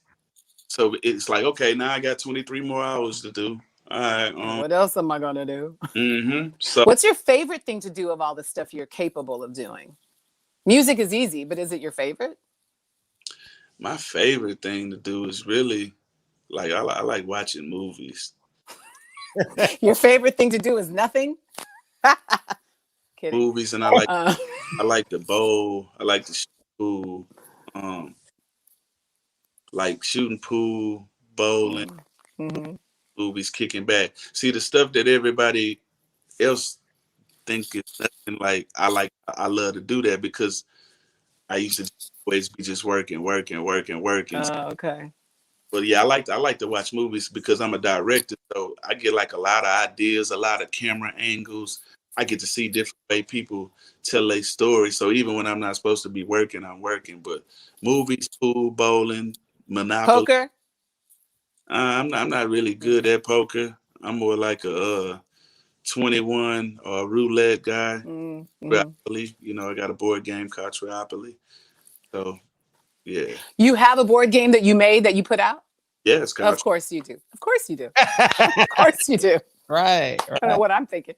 I'm sorry. I didn't mean to say you were doing nothing watching movies. It does sound like you're using that time wisely because that's study for you. That's like being in school. So yeah, that's cool. Hey, my brother, everything boxing and sports. He's got a super chat, a $5 holler. He said, "I remember riding with the trunk cracked, banging that June 27th freestyle at the Kappa in Galveston. Classic." Yeah, you know that freestyle as well. I forgot about that freestyle because we only did that on camera. So, like when you asked me about like my, the hardest freestyle, like a lot of fans, they love that freestyle too. It's crazy, but that was just on video. But yeah, man, those were great times, man, being at the Kappa Beach Party and riding down the seawall, man. The good old days. Yeah. We got another one from my brother SF City Slicker. He up in the Bay Area. He said, "Maybachs, great lax, I ride in. Hollow tips and extra clips, I slide in. Lil Flip salute." He said, "You was rocking with the 415, the San Francisco and Bay Area heavy. Sales, Killer Q, Nancy Marv. Still remember you rocking with Sale and doing that freestyle with Sale." Yep, Selsky, man. Shout out to Selsky. He was in the Game Over video. We gave Mac Dre, RIP to Mac Dre. We gave Mac Dre his own soda. We helped feed the family with that. Shout out to Jay Diggs. We interviewed him and Mr. Fab for my podcast. Mr. Fab, yeah. Yuck Mouth. I got Yuck Mouth on plenty of albums. Like, that's the thing about me. The reason why I'm able to still have a legacy and travel and do shows during the pandemic and be the promoter's best friend is because no matter how many records I sold, I never stopped working with the underdog. Because you get with a major label, right? They tell you, you're with us now. Don't do no songs with nobody who's not on your level or bigger. Clear it, blah, blah, blah. But see, my deals, I was a CEO, right? I didn't have an artist deal. I had a label deal, right? So I had my own company already. So wow. I did what I wanted to do, right? I did so many features where, Flip, you're on this song, you're on this song. I'm like, look, it's old. So I just stopped saying dates in the songs. You know, when you get in on songs and saying years, like, so, hey, it's all old, man. I did that before the deal. So I show love to so many underdogs and cats because I refuse to let the system or a label just tell me that, oh yeah, you'll water your brand or you'll do this, because I remember being that person that only had $4,000. I don't have $10K to give you for a verse, Flip, but I got $4,000. I ain't pay my lawyer. I ain't do this, man, on a record. And then I'll do the record with him and I say, look, next time, hey man, pay your lawyer, man. Matter of fact, you only got $4,000. Just give me $3,000. Take this $1,000 and give it to your lawyer. Don't never pay your lawyer because if you're not here, you know what I mean? If you're not here, yeah, money. So that's that one person you need to make sure gets their check. Exactly. They're gonna save your ass. So I did stuff like that, for people. And we love the Bay, man. And that was dope. E40. And even E40's in the Way We Ball video. And then when we had Kansas City E40, he actually got on the Way We Ball remix. Like I in my hotel and he came in and poured some of that Rossi and he wrote his rap, man. So we love the Bay, man. Yeah, so there's a super chat that's on the screen, and I wanna bypass that, man, because somebody asking about the T.I. beef, and if you're a Flip fan, if you're a Tip fan, or if you love hip hop, you already know that beef been squashed over a decade ago. So I don't really want to get no energy to that. So we can move along though. Yeah. Let me ask you, Lil Flip, when you talk about the experience you just talked about with the record labels wanting to, control everything, I just want to know your philosophy on why that is. Like, what is it about the people who are not, I'm not saying they're not talented, but they're not the talent, right? Wanting to have that kind of control and ownership over creative artists. Like, what do you think that is? It's multiple things. I mean, you're their product, their property. They want to build you up in a certain way. They want to hold you to a certain standard. They have different plans with you. You know what I mean? It's multiple reasons why. And then some, they just want to control what you do. You know what I mean? So you just got to figure out why they don't want you to do it. But for the most part, they don't want you to oversaturate yourself and just be on this record and that record. And, you did all of that to get here. Now let's try something different. Let us alienate you from the rest of the people. You know what I mean? So they've messed up so many people's careers like that. like taking them out of the running, like literally. Yeah, I know. It's crazy. It's crazy. We're feeling it, especially in the pandemic. So everybody that was, being, mean to their fans or disrespecting promoters or just, showing up late night, not want to take pictures, the whole prima donna attitude. That's over. Yeah, when that pandemic happened, it made everybody equal. Yep. So now, it's people that, oh, well, I'll do discounts now. Some people rub so many people the wrong way. Those people like, you can't do it for free. Yeah. Then it's people that want it. Like, I remember how you treated me when you was up here. We don't want the verse. We don't care if it's a discount. We don't care if it's 90% off. We don't care. So I'm still speechless. And so, how did you battle the temptation of not hustling and spending money, like going on trips, big cars, and continue to sell out the trunk? It's a grind. I was able to do that as well. I had the cars and the Rolexes, and a lot of people think Audemars watches are new watches. Those watches been out for a long time. But I was just able to balance. Like I say, I come from a church household, so I don't love money. You know what I'm saying? I'm not a lover of money. So whether I'm driving a Buick or a Porsche, it don't matter. I'm gonna still be the same and still, feel the same and do what I gotta do. I just learned how to balance not overdoing stuff. You know what I mean? Like, I find that median, get what you want. Sometimes make sure you got what you need. Look out for others, but don't forget to reward yourself. So you don't look up and be like, okay, my whole life I gave everybody stuff and I didn't do nothing for me. So I find help them, help me. Put a smile on their face, put a smile on my face. Win-win. What about the stock market? You into stocks? Do you invest? Yeah. Stocks or options? What do you do? Man, I've been doing a little bit of both. Stocks. I'm learning the option stuff. My sister, she do that. Her name Boss Talk. She got her own clothing line. She be on the stock market. She be taking classes, and I'm like, where you at? Oh man, I'm over here, man. We're having a little stock. Into it. Yeah, they get into it. But yeah, I've been down with the Ethereum for some years. A guy by the name of King Lee, he put me in on some different business, and he had a company called Private Internet Access, and they sold that company for $200 million, and now he has shells.com. And let me just announce it. If fans Google shells.com, they'll see a record featuring me and J Money and somebody that they'll never ever expect me to do a record with. And I leave. Oh shit. So wait, shells like seashells? Shells.com. Shells.com. SHELLS.com. Okay. And it's an app. It's an app that converts your phone from a phone to an iCloud computer, and you can also edit videos, music videos, and we doing a lot of stuff with my high school, my alma mater. We doing stuff. Hey, I wish we could play it. I wish we could play it, man. I just thought, man. Yeah. So beautiful thing. Oh, I'm sorry. Go ahead. We did that to launch the app, like what's up, man. Stuff. So I've been working smart, not hard. This is what it looks like, y'all. Shells. Your desktop from your iPad or your desktop on your iPad. That's what they do? Yep. That's cool. That's genius. Talk about the maturity of your height going through hip hop. Because I just saw the name on the album. Obviously, it's T.I., but it's Can you speak about your growth, your maturity from day one to now?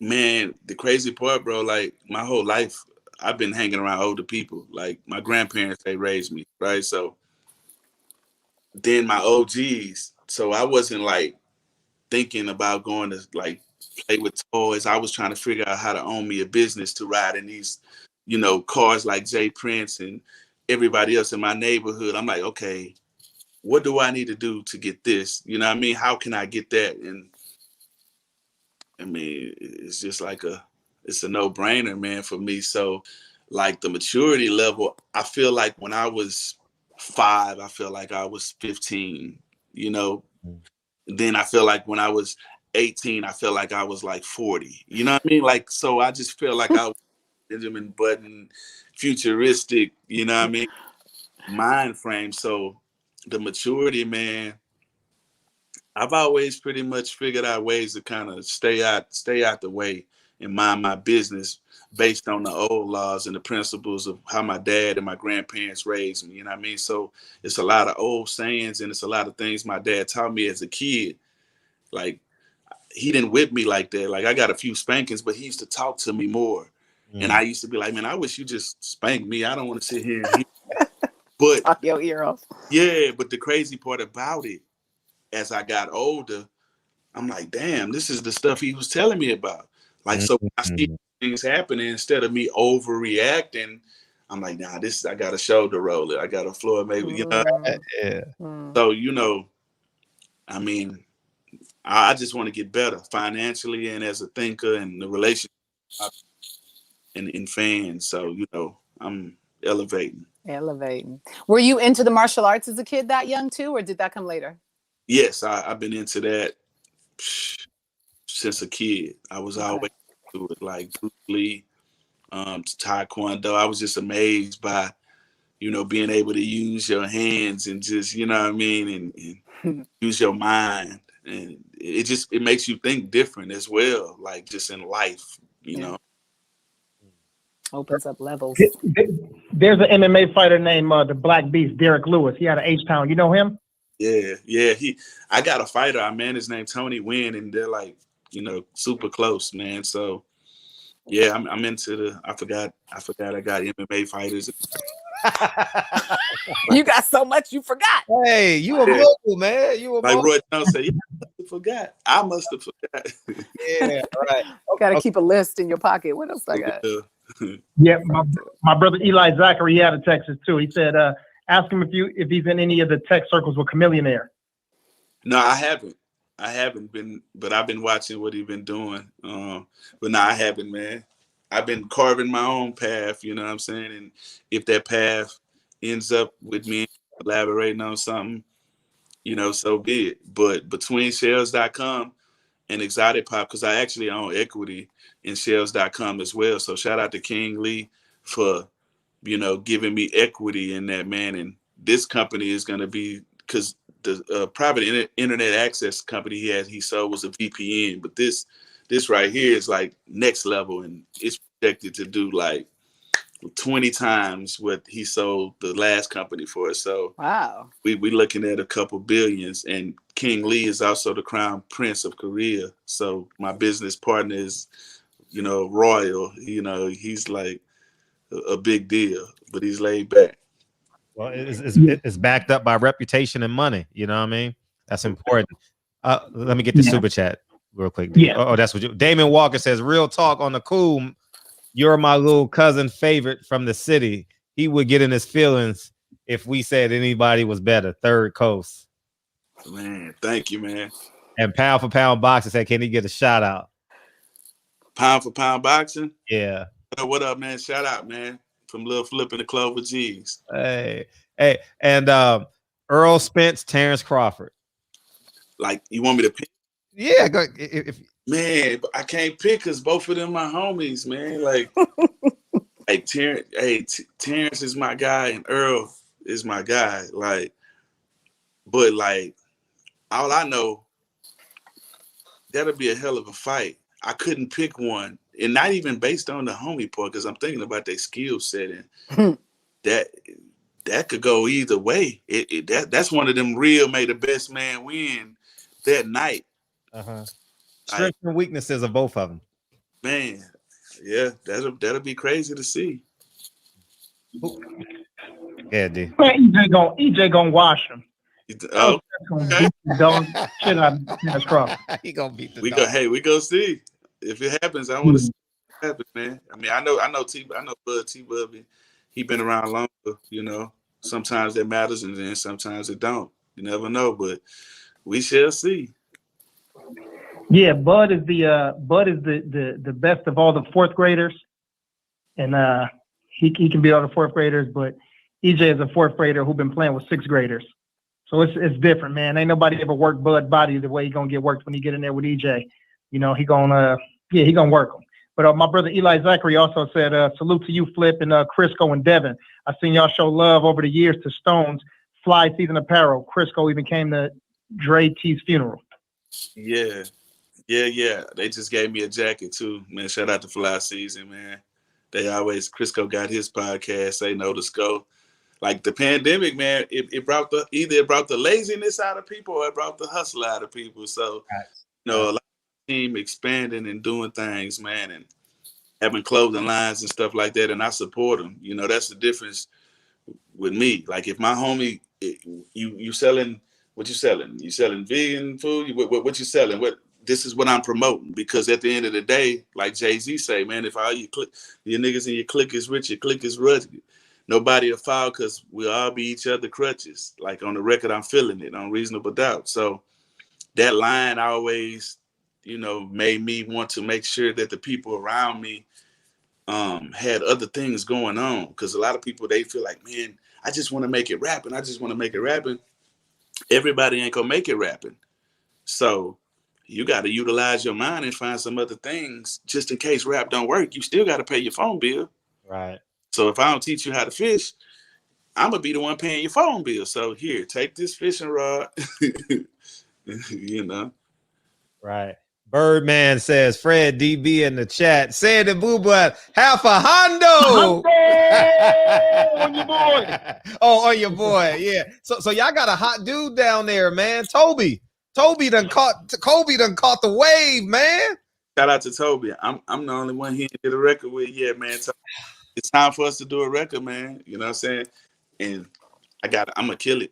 I'm gonna kill it. I'm gonna go into a whole nother zone since everybody else did the record first. So I got to see everybody else's record. I get to go into a zone and just show it. But I think it's dope, man. I like that he's different. I like that he got his style. I like that he's about his family. You know what I'm saying? He incorporates his family, the colors that they got at their house. And you know what I mean? I just feel like he in his own zone. You know what I'm saying? It remind me of the realm of like Andre 3000, meets, a male version, you know what I'm saying, of Erykah Badu type. It just give you them vibes of somebody who wants you to focus on what the hell he's saying in the words and not the cars and the jewelry, even though he got the gold grill, you know what I'm saying? He will have, but I like him though. That's dope. And I'm proud, even Travis Scott and Don Toliver, these people, the new artists that's coming out. I feel like we have a plethora of artists that's holding it down for Houston, the Sauce Walkers and the Propanes and Peso. It's a whole generation out there working. And rest in peace to Chucky Trill too, man. He just died. Ananda. I was just thinking of how dope Toby's wife is. That's all. How about those visuals though? It's super dope. Yeah, super dope. Those visuals, man, catch me out of nowhere, man. And it's I've never seen it before, and I'm watching them visuals like, man. Okay, I know this means something, but I'm trying to figure out through the song and what it means. And I love that he hasn't gone immediately to. He may or may not get there, but his first 10 videos was great, and then he didn't go straight to the Bentley. And I really appreciate it's consistent. Yeah, it's who he is.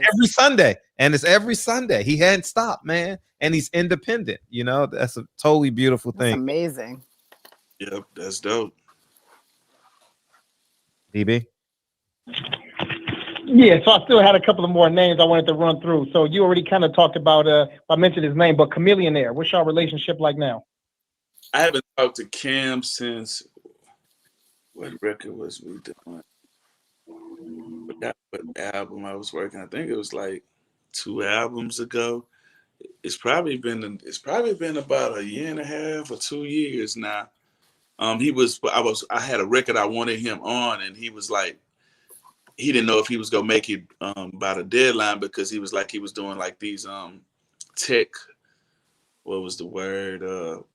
They were trying to raise money. I forgot the word he used, but he's like, I got a tech fundraiser. I think that's the word he used. I think that's the word, but something to that effect. Like, I got a tech fundraiser that I got to do, blah, blah, blah. Like, I don't know if I'm gonna have it to you in time. So I had to make my deadline, you know what I'm saying? But he was up front. He's like, man, I can't promise I'm gonna have it back. But like, me and Cam always been cool, man. I put Cam on Underground Legend on a record called You See It. And I told him, anytime you need me, I'll do a record for you. So he get his deal with Universal and he comes to my house. He knocks. He like, hey man, I got my deal with Universal. I want you on this record called Turn It Up. Scott Storch made the beat. I'm like, all right, cool, I got you. And he's like, here's a check for you. I'm like, what is this for? And he's like, this is money for the verse. I'm like, bro, we trading. Like, you did my stuff for free. He's like, nah, man, take the money. I'm like, bro, it's for free, bro. I'm not gonna take your money. He's like, bro, they go spend it on something else anyway. 3,000. And I said, all right, cool, I'll take it. Like, you ain't gotta beg me. You know what I'm saying? Right. But like I stand on morals and principles. If you did something free for me, I want to return the favor. But yeah, we did that, man. And I had a newfound respect for him. After that, I already respected him. But the fact that he could have got something back from me for free, still wanted to pay me for it. So, and he paid me to be in the video. And I'm like, I do the video free, man. Nah, man. He didn't want nothing for free, man. So salute to Cam. I'm proud of everything. I always knew he was smart anyway, because when the internet came out, man, you got to get on this internet. You got to do this. But me, like coming from the streets as well, like, the goal is to get the money and be low key, not be seen. So I just going to, posting everything, or just like, I don't live my life based on like every moment has to go to social media. So I didn't really understand the concept of the internet like that. Like, I knew it was supposed to help in some cases, but I wish I would have jumped on the internet wave when he was telling me, hey man, but it's cool. You're on it now. I'm on it now. You about to jump on these NFTs early. Definitely. You'll be all right. What's the one thing you just said you wish you would have done that? What is there anything else you wish you would have done? Do you I don't like to say regrets, because I don't think anybody smart really has regrets. Everything's a learning experience. But is there anything you wish you did differently financially in the past? Like, I had an opportunity to invest in Apple. Blew that shit. I really should have done it. It was like 20 years ago. Missed it. Have you missed any financial opportunities like that you like, and your stomach hurts? Yep. Investing in Lyft. Ooh. That was like the one that kind of like came and got me. And then when the one like first came out, like when it first came out, like when you can get it like for like nothing. Nothing, yeah. I don't know, man. You know how you just programmed to get money a certain way, and these new like, hey, I'm doing pretty good with what I did. So hey, I don't, but so don't rock the boat. It ain't rocking. You feel like you're gonna take too much of a risk and lose something. Agreed. So now that makes me, antennas more open. Like, you never know. Like, you don't know what's gonna happen with the Dogecoin, or you know what I'm saying. None of these you got Doge, whatever they call it, dog. Yeah, a few. Yeah. Yeah, I got a few. I got a couple tens of thousands. Yeah. Got a couple of them. Yeah. Those are good. We just gotta. Some people don't get second or third chances or 10 chances, so we just gotta. You never know what's gonna work. So it's like spread that shit around, and hey, something gonna work. If you own 50 business, hey, something is gonna work. Indeed. Something. Can James Harden play defense? I've seen him play. I feel like he can play. I feel like his offense is better than his defense. You know what I'm saying? We all know that, but I play defense. I've known him since he was in the 8th and 9th grade, man. Really? Yeah. And I'm glad he made it. I'm totally glad he made it. It was all or nothing for him. You know what I mean? And I'm actually glad that it actually worked out for him. And I'm glad the joy he brought to our city. You know what I'm saying? I know he had to do what he had to do. I have no, heart. How some people be like, oh, he left and I'm mad. Like, nah, man, he was always cool when I ran into him. You know what I'm saying? And so we salute James, man. He deserve a ring. I wish they would have got it in Houston, man. But he about to get it this year. Do you think that Hakeem Olajuwon could have beat the Bulls those 2 years? Hakeem and the Houston Rockets, or the Bulls would have won 8 in a row? Man, just the way Jordan's just a different monster, man. I even though we all know he had seasons where he didn't win, you know, like a lot of people, they don't talk about that. Like, but I don't know. I feel like Hakeem was a tower. Man, I feel like Jordan he would have did it, man. I feel like it would have been a great battle with the dream, but I just feel like Jordan would have figured out some kind of way to edge it, man. He got that super killer instinct. I'm going to dunk on you, whoever, Sean Bradley, Manubo. He didn't care who you are. I'm coming. Is he big enough? Yeah, I remember that. Come fly. Yeah. Is he big enough? Yeah. DB? Yeah, Angelica Carr had a question for you, Ananda. I know you spoke about it yesterday, but she wanted to know about your relationship with Aaliyah. Oh, we were good friends, work friends. You know, we met professionally working, but became good friends. We two-wayed a lot and hung out a lot with some particular folks we ain't gonna talk about. And I loved her a lot. And we weren't like best friends. I think people got that confused. You know, we weren't like best friends, but we were good friends. And she really supported me a lot. Like, she invited me to be in that video where we beat those girls up back in One Piece, I think it was. That was fun. And, you know, vice versa. Like, every chance I got, I was bigging up her videos, and I did the actual tribute to her her life after we lost her. And that was a devastating loss. It's still a devastating loss. It's kind of like what you were saying, Lil Flip. Like, when you lose somebody, you know, maybe not as extreme as like losing a parent, but when you lose anybody you love, there's that lingering sense of, God, I wish I'd have done this, or I wish I'd have done that, or I could have done this, or I could have called more, all of that stuff, you know. And I definitely went through that right after her death. I remember feeling that really intensely, and feeling that really intensely at her funeral. And, you know, there's still like a longing for her just to be in the world. I think she would have done amazing things like we talked about yesterday. She had such a passion and drive for what she did.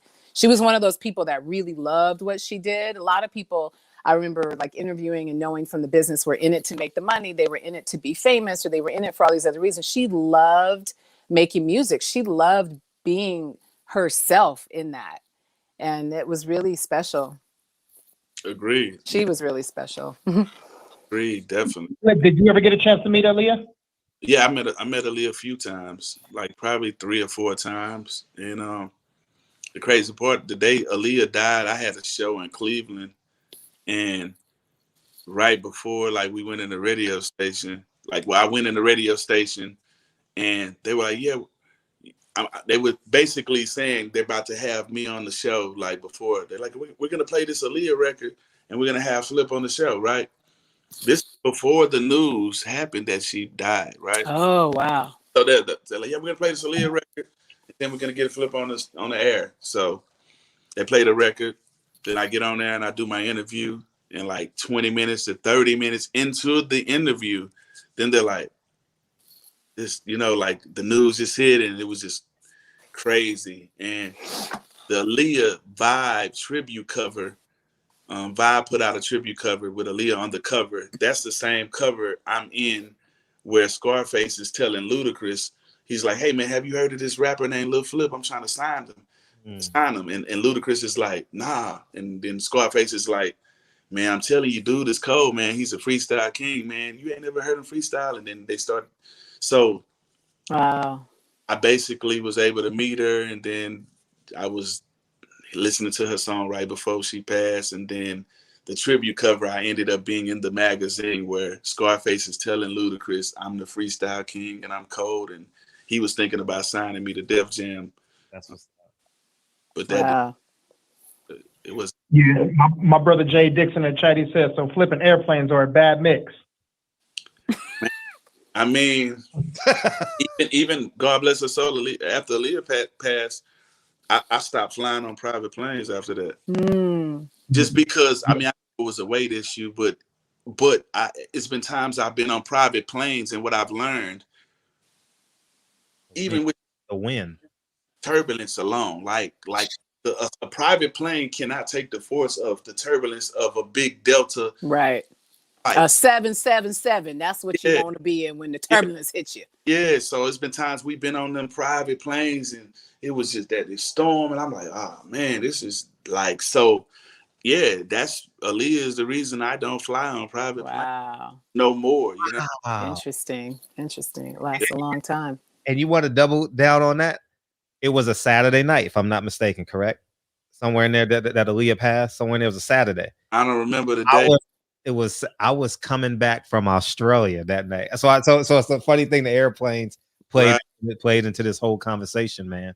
Yep, it was a Saturday night. It was in August. I remember it was in August for sure. Man. August 25th. Yeah, it was in August. Yeah, for sure. That's so funny. And I still have my SkyTel 2-way, my Motorola 2-way. I'm sure it doesn't work, but if it did, I really would just want to see my text with her again. You know, she's one of the few people, only a handful of us had those at the time. And I want to see my text from her. In fact, I learned about her dying on my 2-way. People just started texting me. And that was like way before that's how you got your news, but that's how I got that news. And that I'm sure that message from NSYNC. Oh gosh, come on, I should remember this. I think it was Lance Bass from NSYNC texted me and told me. Got a couple more minutes left. We got 5 or 10 more minutes. Yeah. Okay, perfect. Okay, Ananda. What? No. I had a couple more though. I was listening to one of your interviews and you mentioned something, Flip, about your business partner, Charleston. Can you tell us a little bit about Charleston? That's not Charleston White, is it? Yep. No, not the guy. Not the guy. The political, street political. Okay. Yeah, I didn't want to cut. It's a unique name. I could see why you would think it was the same person. Yeah, I had to think about it. I'm like, nah, that's the other guy, man. Social media. But Charleston, man, he basically started Exotic Pop by going to Louisiana, grabbing drinks that they didn't sell in Houston, which was a Barks red cream soda. And he would bring them and everybody would pay him like top dollar, like because they didn't sell them. And he just came up with this idea and built a vending machine in one of our neighborhood stores. And it started with a vending machine, and eventually he just started ordering all these drinks from Japan and just everywhere, flavors of drinks you never knew. Like parlayed that into a multi-million-dollar company, and then he took it a step farther and said, hey, I'm going to give legends their own drinks, you know what I mean? And we're going to feed the community, and we're going to do kids stuff with the vitamins and the water and the treats, and here we are, a real $1 billion company. Like, it's crazy, man. So yeah, because he could have did like most companies do, minority people, like, hey, here's a bag, here's like 3,000 or 10,000 or a quick 30,000 brand. Here's some free drinks, here's some free cups, and peace out. But he was like, Flip, the way you promote and what you do, he was like, I want to make you part owner of the company, because out of everybody, everywhere I go, I have an Exotic Pop cup. No matter where I'm, everywhere. So I love it. He did the right thing, man. And like I said, like I tell anybody I get in business with, it don't matter if I own 1% of the company. I'm going to promote the company like I own 100%, to the point where you're going to want to give me another percent. You're going to be like, wait a minute, he did all that and all. So yeah, that's how I work. You overwork. That's good. No such thing, actually, when you're working for yourself. But I love to see it. That's kind of like what Master P's doing with Rap Snacks, right? Giving everybody kind of their own flavor, bringing people into the fold. It's beautiful to be so inclusive, you know, because you don't have to be. Right. Comics, yeah, for sure. Yeah, y'all got a lot of dudes out there, man, that started their own thing. Well, what about Paul Wall? I remember he started his own thing. How's your relationship? Me and Paul cool. He just had a birthday too. Yeah, Paul, he started making the grills and stuff like that. I do shows with Paul probably, every 3-4 months, something like that. We're up like on the same venue. But yeah, man, the unity in Houston is cool, man. Everybody. I feel it. Everybody's cool, man. Everybody matured. Like everybody's, man. On the same page, man. You just said he had a birthday too. Did you just have a birthday? My birthday was March 3rd. Wow. Okay. I was gonna say Aries, but you Pisces. March Yeah. 21st. Okay. Y'all close All right, enough. happy C-Day to you. Yeah. Right on. What Yeah. What about Mike Jones? Who? Mike Jones. Okay. Who? Yeah. Y'all a mess. Yeah, Got him. yeah, we cool as well.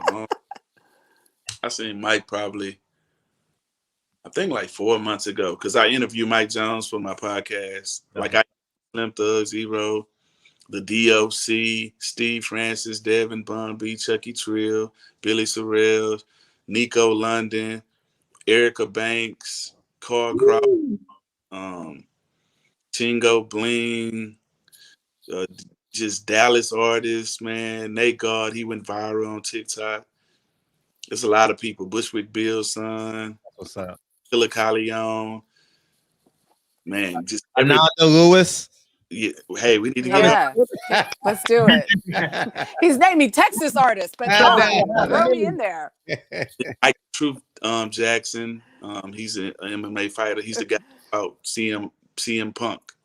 Okay. Remember when CM Punk had that fight? Mm-hmm. Yeah.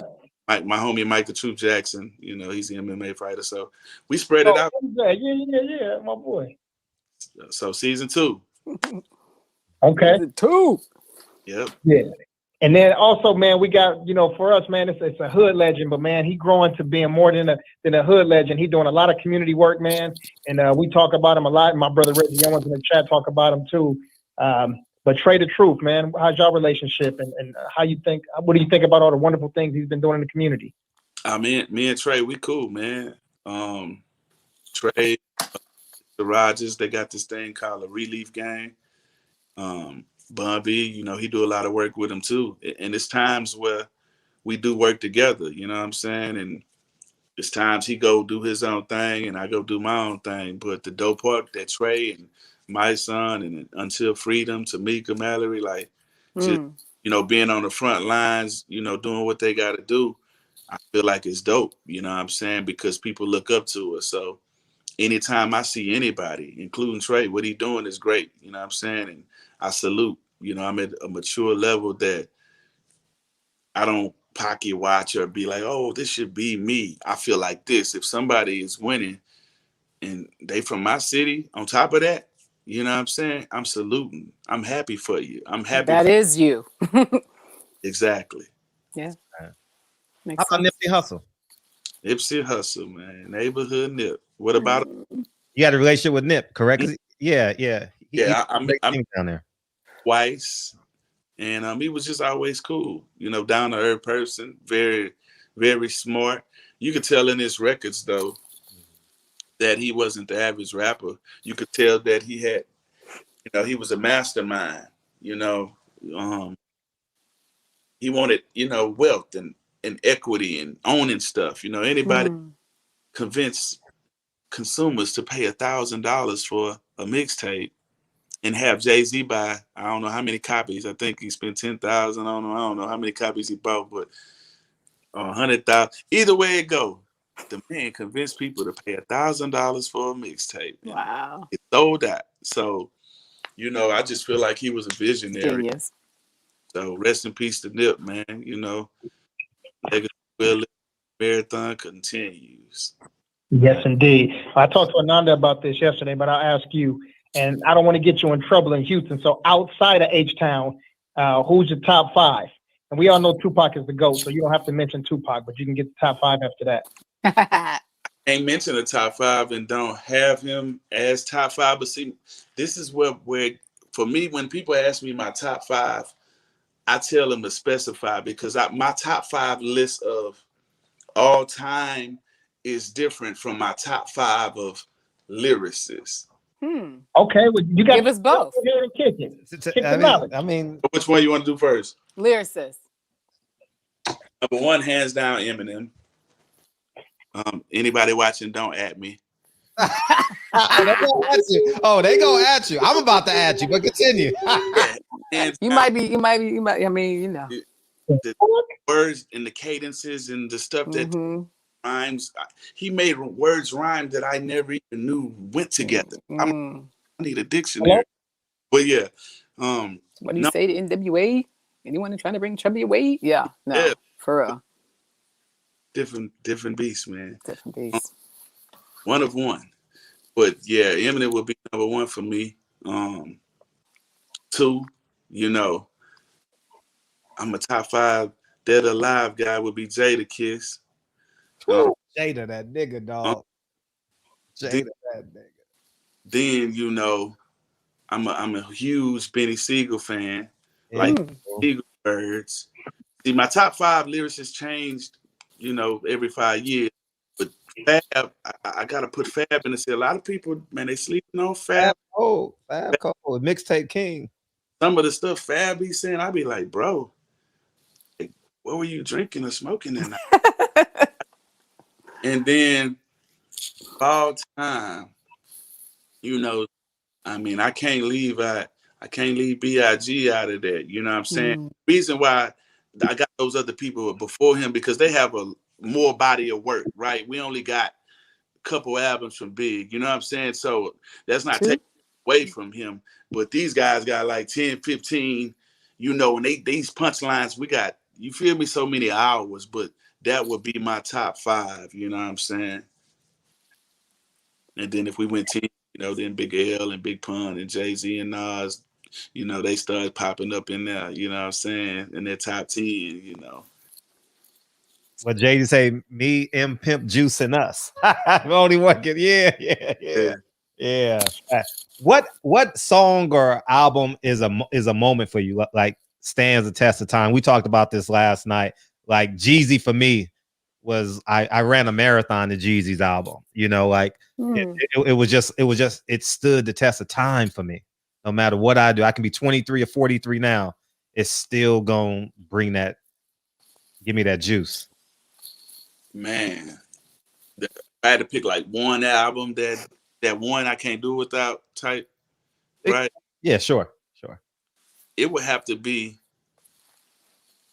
A-Ball MJG, The Outside Looking In. Outside Looking In. Yeah. Because they had a record on there. Obviously, Lay It Down was on there, which is a classic. Lay It Down, you hoes, lay it down. Classic record. But they had a record called Just Another Day in the Hood. The game that A-Ball and MJG rapped about the music industry and talking about being from Memphis and trying to rap and talking about how labels, you know, messing over them, and like the way they broke down the music industry, like my dad already prepared me for the music industry and my grandma, but when I heard them break it down, it made me look at the music industry in a different way. And they were very informative in there, man. So Outside Looking In, that's like the record that kind of made me really, really, really want to take rap like serious, man. Because that same beat was like a remake to Hey James Another Day, like that particular record. So I used to make my first records to that beat. Like I had my own version and own song to that. So Outside Looking In, A-Ball MJG. My final question, and then we'll do a round robin. Did you ever have a Dame Dash moment dealing with the record labels? As far as man, fuck it. Like, what the fuck y'all doing? Y'all don't know the culture. Y'all don't know us. Yep. Can you express that? Because maybe it'll touch a few people out there. Oh yeah, man. Man, listen. I think Dame is a genius. I feel like Dame always fought for the artist, like just to be respected and not be, you know what I'm saying? Hell yeah. Like, I'm going to speak my mind. You know what I'm saying? I had a few deals where big $1 billion companies wanted me to do a commercial for them. I ain't going to say their name, but I talk about them in my book. Don't Let the Music Industry Fool You. I put out a book like 5 years ago.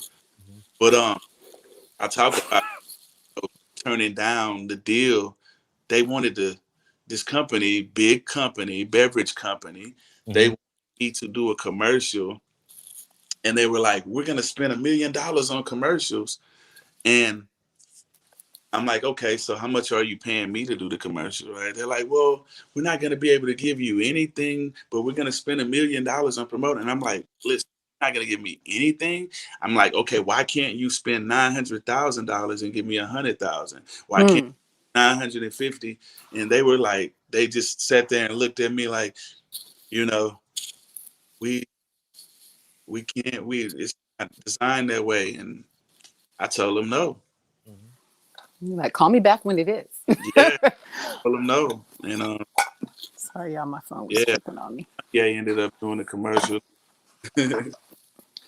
So, you know, hey, you know, time is money, man. You know, I didn't do all this work to do too much stuff for free. You know what I'm saying? Even though sometimes you do something for free and later get a fee, but you're not going to tell me you're going to spend $1 million and on something that's going to have my face and my likeness. Yes, it will give me, you know, promotion, but at the same time, where is the love? Well, now you got your own drink you can do that for. Do your own promotion, pay yourself. So we were talking about that before too, right? And keeping it to yourself, working for yourself, using yourself the way other people have been using you. And it's crazy. Now I'm in business with that same company. Wow. Look how God works. Wow. Look at God. Yeah. Yeah, I got a couple of things. Our sister TT in the chat, she said, love this set. Great guest, great vibe. Kudos to the barbershop team. And DB, tell Ananda that she is gorgeous. Thank you. I'm smarter than I am cute, but thank you. The Sweet Science Examiner, he put a super chat in too. Shout out to Big Tank. He said, Cube, E42, Short, and Snoop Dogg decided to collaborate on a new business venture and a super group. They calling it Mount Westmore. Who'd be your Mount Rushmore? Flip. Like if I was to do a group or like just in Houston, because they did that for their coast. So yeah. If I was that's all. A Mount Rushmore collab. I would say it would be me, Zero. It would be Scarface, Kiki, and Slim Thug. It would be us. Like, Mount Rushmore is only 4. You can't be breaking the rules.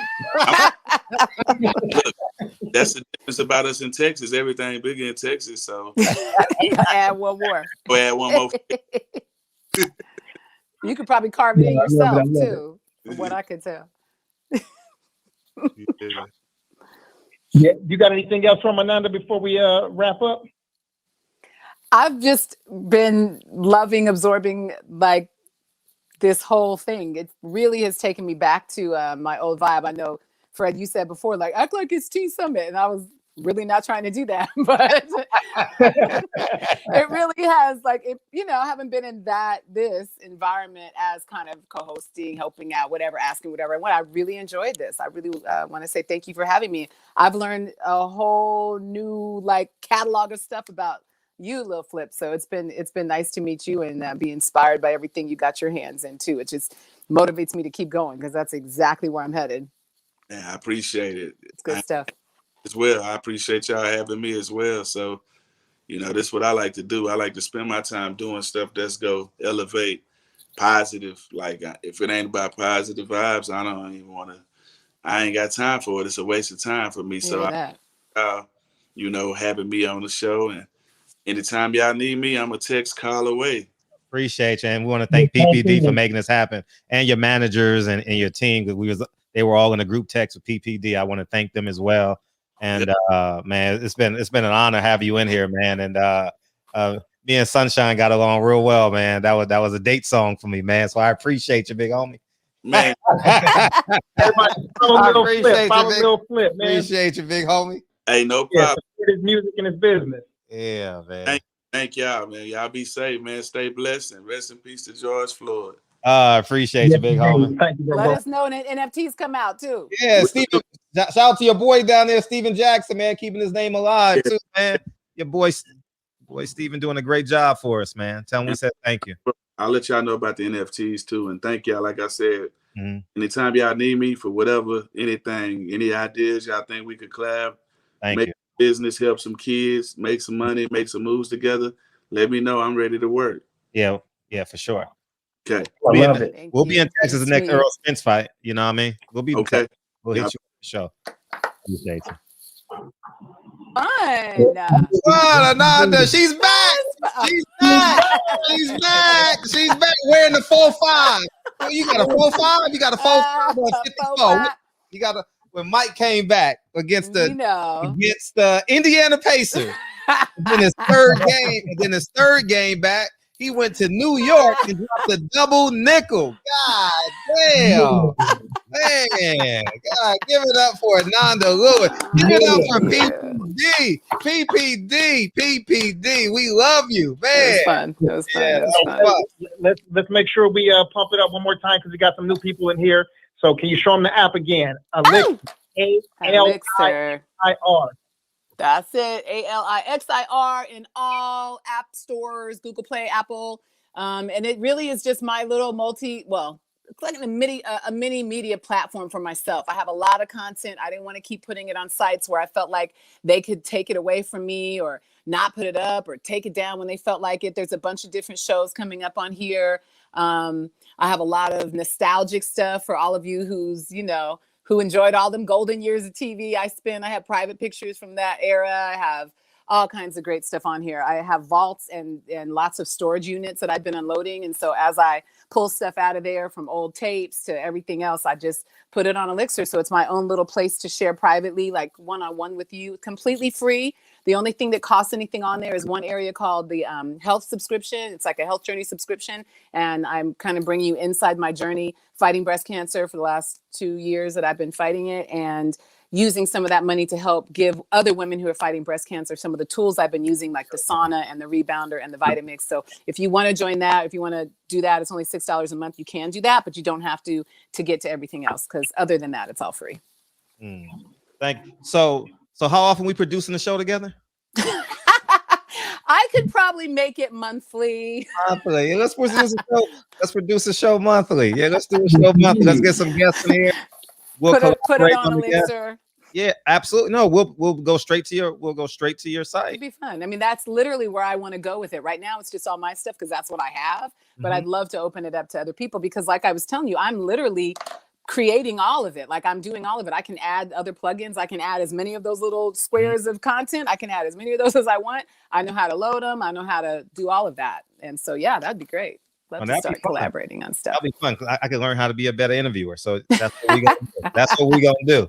You know, you're a really good interviewer, Fred. You know, to learn. Oh, I do have a lot to learn. I like how you lean in. See, you're a woman. You can lean in and shit. And, you know what I mean? If I lean into another, he gonna be like, "Hold up, why are you leaning into me?" Nigga, you don't pee in the urinal next to me. Nigga, you skipped one. Y'all got so many rules. Like, I grew up with brothers, and so I've learned all these rules. I'm like, what? I get that because that's too close to your whole system of functioning. Yeah, we gonna do the show, and we'll collaborate on the guests who we want on the show and stuff like that. And that would be fun. And PPD will be in touch with you. We got the invisible DB. You know what I mean? And we'll rock it. Yeah. We all know it. Yeah. I'm actually working on a podcast with my dad called Daddy Issues, just going through kind of all the issues created in my life from him not being there. And talking to him about them and letting him take some responsibility and hopefully apologize. We'll see. I don't think he will. It's not much of an apologizer. But anyway. You say that. Yeah. Can I share my last conversation with my dad? Oh, yeah. Yeah. So it was 2000 and I don't know the year. But I grew up in Harlem, and he has you know where Harlem Hospital is, 137, 138, and Lenox. I think I do. Maybe you've been up there. And so he had a hardware store across the street. And so I went to Harlem. I went to New York on vacation. And I said, you know what? I'm going to go have a conversation with my father. Backstory, how long had you seen him or not seen him before this? Well, I would go to New York every summer as a kid. And New York would always be a pit stop for me when I went out the country. So I would always spend 3 days in New York to break it up and then go to Europe, Asia, wherever I went. And so when you were there, you would see him. Yeah. Maybe once a year, your whole life. I was a school teacher. So every summer I will be gone 3 weeks. I used to be a school teacher. So and so I go to his hardware store, and so I says, "Hey," and he's there, and I was like, and I just said, "Do you have any regrets, or would you like to apologize to me?" And he said no. And he said no. And I said, "What?" And he was too old for me to beat him up. You know what I mean? I was in my athletic prime back then. He would have had no chance, you know. And I said, I just walked out and I cursed him out. And my stepmom was there, my family was there, and I walked to 125th Street, and I was just because the streets are so short in New York. You can from 137th to 125th is so short. So I walked to 125th Street where Red Rooster is currently. And he never apologized. And then so maybe 10 years later, check this story out. So about 2021, so maybe 2014 or 15, somewhere in there, he passed. I don't even know, right? So I get a phone because I have written a couple of books, right? And how they found me was they called my publisher and they got my phone number. That's how unattached we were. And to tell you he had passed, that's how they found you? Yeah, because I thought they were going to call me. It was a family member. And I said, "Hey," it's like, "I think you need to come to New York." And I know what that means, right? So, and I said, "Oh, my father's sick." They said, "No, he's dead." And so I says, "Oh, okay, that's cool." And so I booked the flight on Orbiz and all that. And it was $500 for me to stay there too. I remember it to the T. It was $500 to stay for me to the T. And I says, fuck it, I ain't going. I'm not going. So I didn't go. But let's fast forward to I'm gonna share the story. So let's fast forward to 2000 and whatever. Well, I forget the years. Yeah, I'm like that too. I'm like, it was one of them years. Yeah, it was one of them. Yeah, but I remember my stepmom calling me, right? Janier was her name, and they have since bought a home. And mind you, my father made over $100,000 a year, and I would say about 40% of his income was tax free, right? Because he owned a hardware store. You get what I'm saying? So, and I know the business, so could have been a lot of cash running through there. Yeah, it was a great cash flow business, especially in the hood, So, so I get a call from my stepmother, and this is how it was just weird for her to say this to me. She says, "I didn't want to give you this insurance policy because you didn't come to his funeral." Right. And I was like, "That's cool. No big deal." And she says, here's what she says, "Maybe you can," and I'll never forget this as long as I live. She says, "Here, I'm going to send it to you. Maybe you can buy yourself a house or something." And I says, it was $35,000. I said, in my head, I was like, I want to call her back because I got it through priority mail. It has to come. You got to sign for it and shit. And I said, I want to tell her, "Well, don't you know, little Frederick is doing quite well now." But I never did. I never did. You know what I mean? Sometimes anyway. So anyways, and so I never forgot those moments. And then, so here's the capsulation of the whole moment.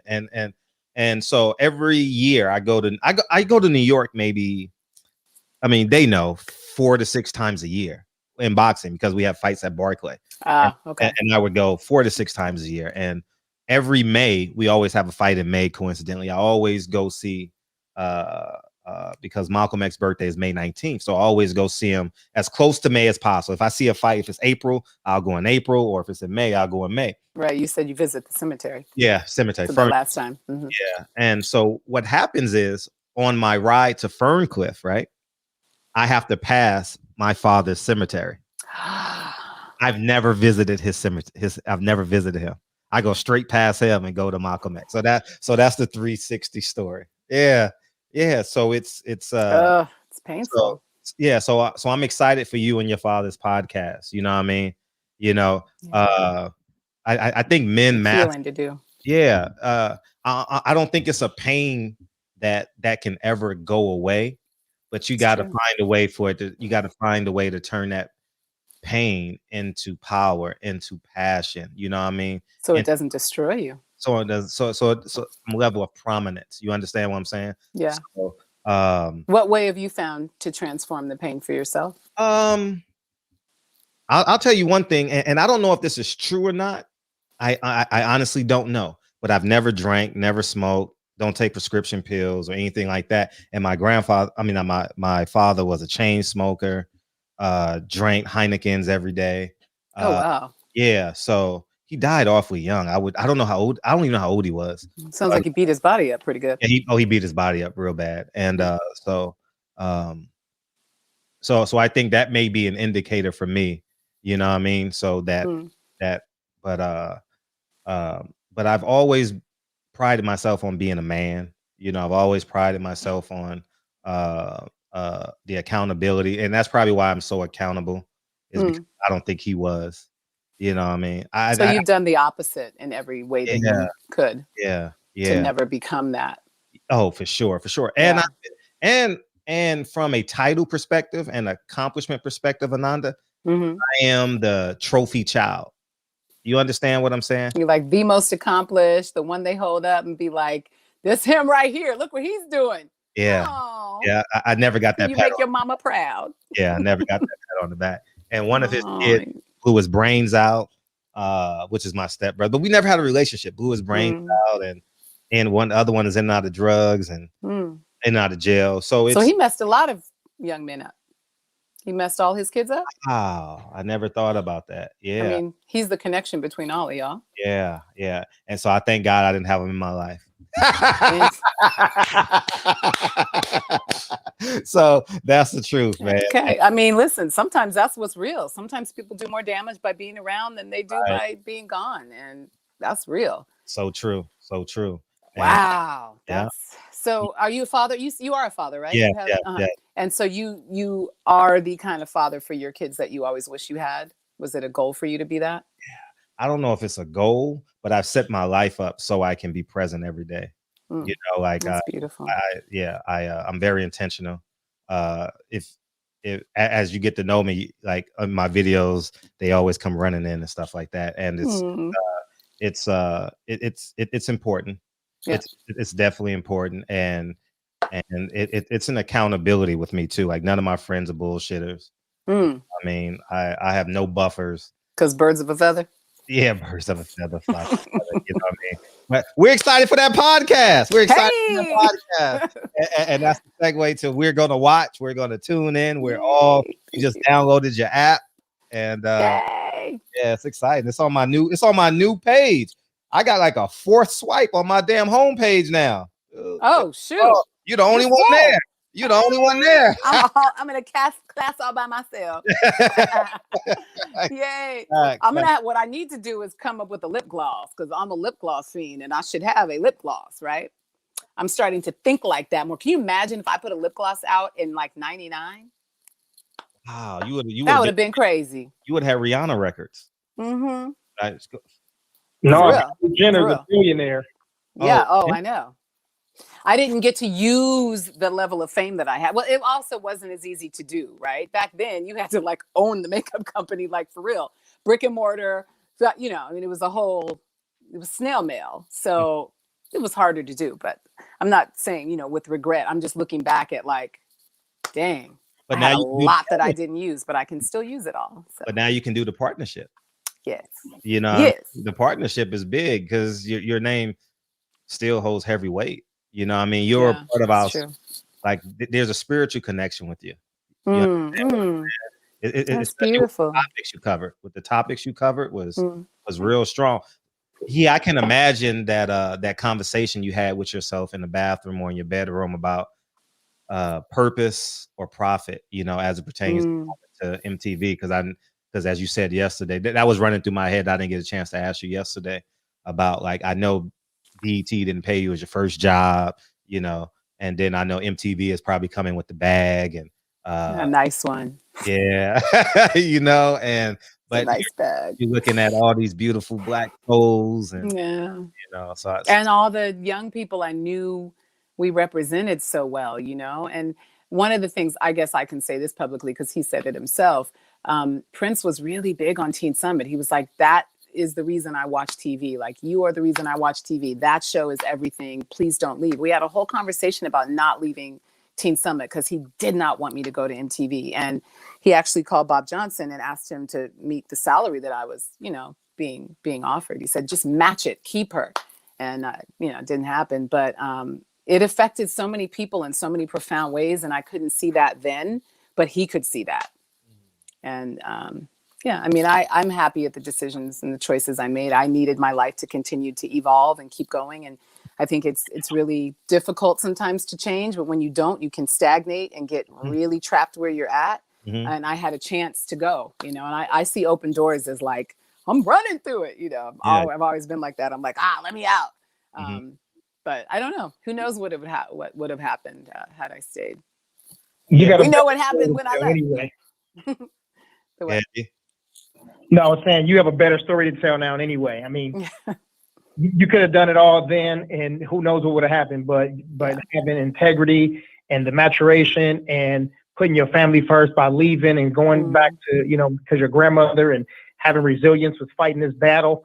So your story is much better to tell than, you know, having some lip gloss in 99. Thank you. Your beauty, and speaking of your beauty, it was a conduit to cultural elevation.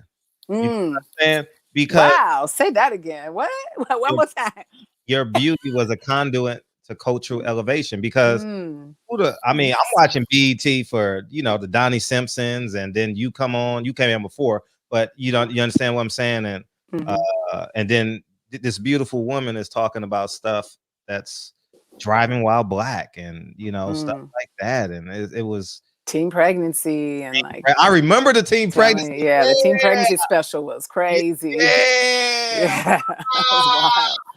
I just saw a newspaper article about that, like an old one. My mom saved. My mother was one of those mothers. Like, I'm saving everything you do. It was so cute. I didn't appreciate it then, but I really appreciate it now because I never saw any of that at the time. So now I get to see it all. But I saw a clipping about that. And I was like, oh my gosh, show was amazing. I think we won an award for that show, or at least got nominated. Anyway, we did a lot of great topics that people could not talk about, you know, and just wouldn't. Yeah. So I can see that. That's great. Like, I'm humbled and honored by all of that. Because again, I didn't get to live that reality when I was in it. I was working. It was very downplayed. It was, you know, eyes on the prize. That's what you got to do. But now I've kind of built all this, I don't know, love, what do you call it? Like love equity. Okay. And I appreciate it. Currency, equity. Yeah. Yeah, currency. I have like, it's something to use.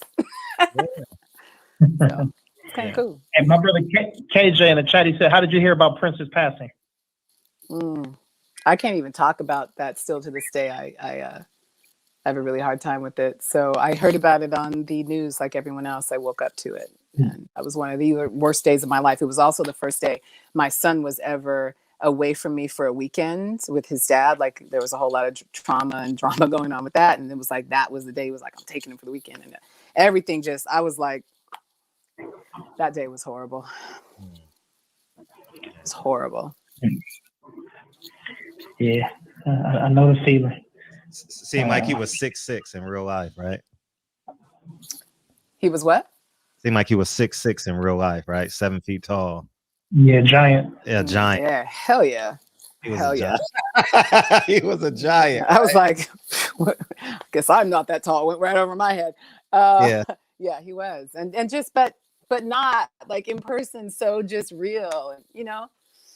And it's interesting because we had a friendship. And so that there are dynamics in friendships. And I know he was who he was to everyone else. But for me, he was literally, you know, he was a friend. And we had difficult parts to our friendship too. And like, it was so human, you know? And there were things that, when you talk about regrets, there's things I really regret about how I handled our friendship in some ways, but that's also very human. Like, I can think of other people I have regrets with handling friendships with, you know, and it was very normal in that sense. So anyway, I get really sad when I think about him. I don't want to talk about that anymore. Oh, what's the greatest concert you've been to? Prince? No. He got on stage with Lenny Kravitz one time, and it was unbelievable. But Sade at Madison Madison Square Garden was amazing. And I think it was like 98 or something. Amazing. No, couldn't have been 98. It had to be like 2000. But she was phenomenal. Lauryn Hill, that Unplugged concert. Because it was like right here, like I'm sitting right here, Lauren's right there. You know what I mean? Like right there. It's crazy. Oof, that was a good one. Yeah. And then I would say DeBarge when I was 12 was amazing. It was like one of the first concerts I ever went to. I'm a huge DeBarge fan, always have been. Still play, you know, it was in my play. It's in my playlist in my phone. You saw that yesterday. And I mean, I've been really blessed with some great music, like to just be around. I remember being in, gosh, I don't even tell those stories. I think I'll skip that. Anyway, Stevie Wonder, very close, playing the piano, was phenomenal.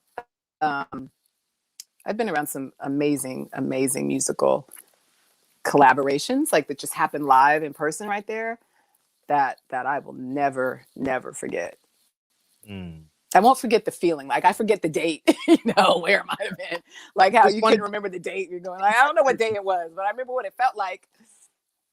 It's funny. I remember. It's funny you say that because I don't remember that with my dad, but I remember the feeling when she beams back in. I'll finish the story. But man, what a time to be alive in the barbershop, y'all. Right, DB? 100%. Those shows were from TRL and or was those separate shows, like personal shows? What do you mean? Those concerts that she was talking about. Oh, we'll ask her when she beams back in. You thought you were talking to her. Yeah, and not only that though, but I asked the question a second ago, but I was on mute. I'm like, damn. Okay, yeah. I'm like, there go Fred ignoring me again. Oh man, now you're not talking MMA, so we're good. Hey, there was. Have you ever seen this? I'll ask her when she gets back in. James Brown was performing. This is in black and white. I saw it on YouTube, but he was performing, and he was like, "Oh, there's somebody in the crowd I want to bring up," and he was like, "Michael Jackson." Michael Jackson. I saw that. Yeah. Yeah, Mike was like, "Listen, if I'm part of stage," he was like, "I've seen somebody else in the audience, and he's also, you know, he got to get caught up here too." Prince, and then Prince came up there and did a little set. Man, that shit was so dope. When I first seen that, I had chills. Like, God damn, look at this right here. Like, these are real complete artists. You know what I'm saying? Like, damn, this is and I just thought about that when we started talking about Prince. I always remember that. You know what I'm saying? Mike is gonna be back. Sorry, you got me on here so long. My phone battery died. It just cut out. I was like, yeah, sorry, bye. Peace. It was on super fun though. On your God bless good night mode, huh? Right. It was like, and that's it. Look at do you all see my little made up background? I made this, and so now the whole thing's showing. My secret is out. Let me pull this closer. Everybody does it. My little makeshift. Everyone does it. Okay. Did you hear what I just said, Fred Ananda? No, I didn't. Go ahead. James Brown had a performance. I saw this on YouTube where he called Michael Jackson up to the stage, and then Michael called Prince up there, and he did a little set as well. Did you ever see that? No, I never saw that. That's amazing, though. Can you imagine? That James Brown, Michael Jackson, and Prince. Yeah. It's only about 10 minutes. Wild. James did I'll have to look that up on YouTube. Yeah. I saw James Brown at Woodstock 99 performing. That was phenomenal too. I've never seen him. I actually photographed that. I'm going to have those photographs on Elixir. I've done a lot of photography of stuff. And listen, I was somebody's friend or somebody's sister I knew. I was trying to get birthday shout outs, right, for this young woman. And I got like all these people, and I can't find the tape, but I'm going to find the tape. And when I do, I want to say Aaliyah's on there. I can't say that for sure. She might not be, but I was doing it at a time where I was around, like it was like the movie awards or something that was happening where I was literally next, to all these people, and I got them all to shout her out for her birthday. But those are the kind of videos, like my old personal videos, I'm going to be posting all that stuff on my app. So that's just a place to share it where I know I own it and they can't pull it down. I got to pull it down. If anybody pulls it down, it's going to be me. Right. No, So, and that's crucial. And that's you the kind of built stuff. it yourself. Yeah. You learned all the codes and stuff. And Yeah. Well, no, I didn't. Well, no, I didn't do the building because it's built through an automated kind of system. So I learned that system, but I didn't learn how to code. Give me that much credit. I didn't learn coding for it, but I did learn a lot more of. I'm a really good editor so far. Like I'm good with the tools. I don't know if it looks good, but I know how to use it well. And so it's kind of the same learning curve of that software. So it was easier than I thought it would be. But I do all my own editing. I do my own uploading onto the app and like kind of designing and moving things around and adding things and putting all the buttons and the blah blah blah. So it's really been a creatively really interesting and fun project. I appreciate your warmness in terms of like inviting one. Just say it again, DB. Warmth. Yeah, your warmth and like you're wanting to hang out with us. We genuinely appreciate you. You know, you're a much brighter star than we are. So we definitely we totally appreciate that. Not true, man. I think maybe just more people have known me over time, but every human being is the same level of brightness. Well, depends on what you want to, how much you're willing to put out there. Compliments comes in different ways, Ananda. I should just say thank you. Thank you. Yeah. Is that what you're saying? Just take a compliment. Play it. That's always been hard for me, and I think because after I left my grandma's house anyhow, because I was definitely not minimized there, but it felt always like the first thing people would come and, oh, you're so pretty. And it felt like minimizing because I know myself and I know I'm so much more than that. And I know this is all going to fade and I know it's all superficial and exterior, you know what I mean? And so like being raised knowing that, it made me almost offended at like, that's all you see? I would say that to people like, is that all you see? Because I know how much deeper I am as a being, but I do need to be able to just take a compliment better. And so I received that. Thank you. It's a conduit. I've never looked at it like that. So I'll reframe because that's very true. It's something that gets people in and then what else you are can keep them there. Yeah. Like boxing is the candy here. Like a boxing week, we'll do hundreds of thousands of views during the boxing week. You know what I mean? We go talk about George Floyd. We bring Ananda in. We bring Lil Flip in, So that's the reality of it. Yeah, get it. And I acknowledge it. I acknowledge how being attractive to other people anyway has allowed me certain experiences that I probably wouldn't have had the opportunity to take advantage of. You know what I mean? Like, I get that part. Yeah, but I just can't take credit for that. Like my mom and my dad, whatever genetic makeup I was given is what created how I look. Like I didn't have anything to do with that. So I always felt like, well, that's not even like, I don't even have the ability to say, oh, I did that because I didn't do that. Now being smart, I did that. Studying, I did that. Carpentry's like my AES in carpentry 4.0. I did that. You know what I mean? Like I will take that because I worked for it. But the other stuff is like, okay, well that's great. Thanks. How was your private jet experience? Oh, I've had amazing private jet experiences. I was about to really share too much. Oh my God, I'm so glad I stopped myself. Y'all are too comfortable to talk to is the problem. That's the real problem. I mean, we've all been to Denver, right? We've all been to Denver. No, I haven't been to Denver. I haven't been to Denver in a private jet. I should have been to Denver, and that should have happened by now, but it didn't. And that's good. I can say that I have an experience to have. So I can save that one. Yeah, private jets are dope. I love it. Never in my life. I've never. Really? No, never. Is it on your bucket list? No, I'm just frugal. I'm just really frugal and disciplined with my money. I rather create investments. That's that's smart. So. But you might get the opportunity to go on a private jet without paying for it. So. Yeah. Oh, for sure. I'll definitely I've flown Jet Suite. Out of Burbank. That's semi-private. But outside of that, brilliant idea, by the way. I've never chartered. I've never chartered a plane or anything like that. No. So. Yeah, it's dope. Yeah, it's dope. DB. No, I was just telling Ananda that's his nickname, Frugal Fred. Oh, Frugal Fred. I am so. That's a good one, Frugal Fred. Yeah, they call me F square sometimes. You know what I mean? But it's important. Fred is just the opposite, though. He's like he's modest or whatever, but like Fred will call himself cheap and frugal. But Fred ain't that. Fred will spend and make sure you have a good time every time you go out. Well, it sounds like you have an idea of what's important to you to spend money on. And if it's not that, you're not going to spend it on that. Yeah. That's important. We all have a different list of what that is. Yeah. Like, I won't spend a lot of money on clothes. Like expensive label design. I've never been into it.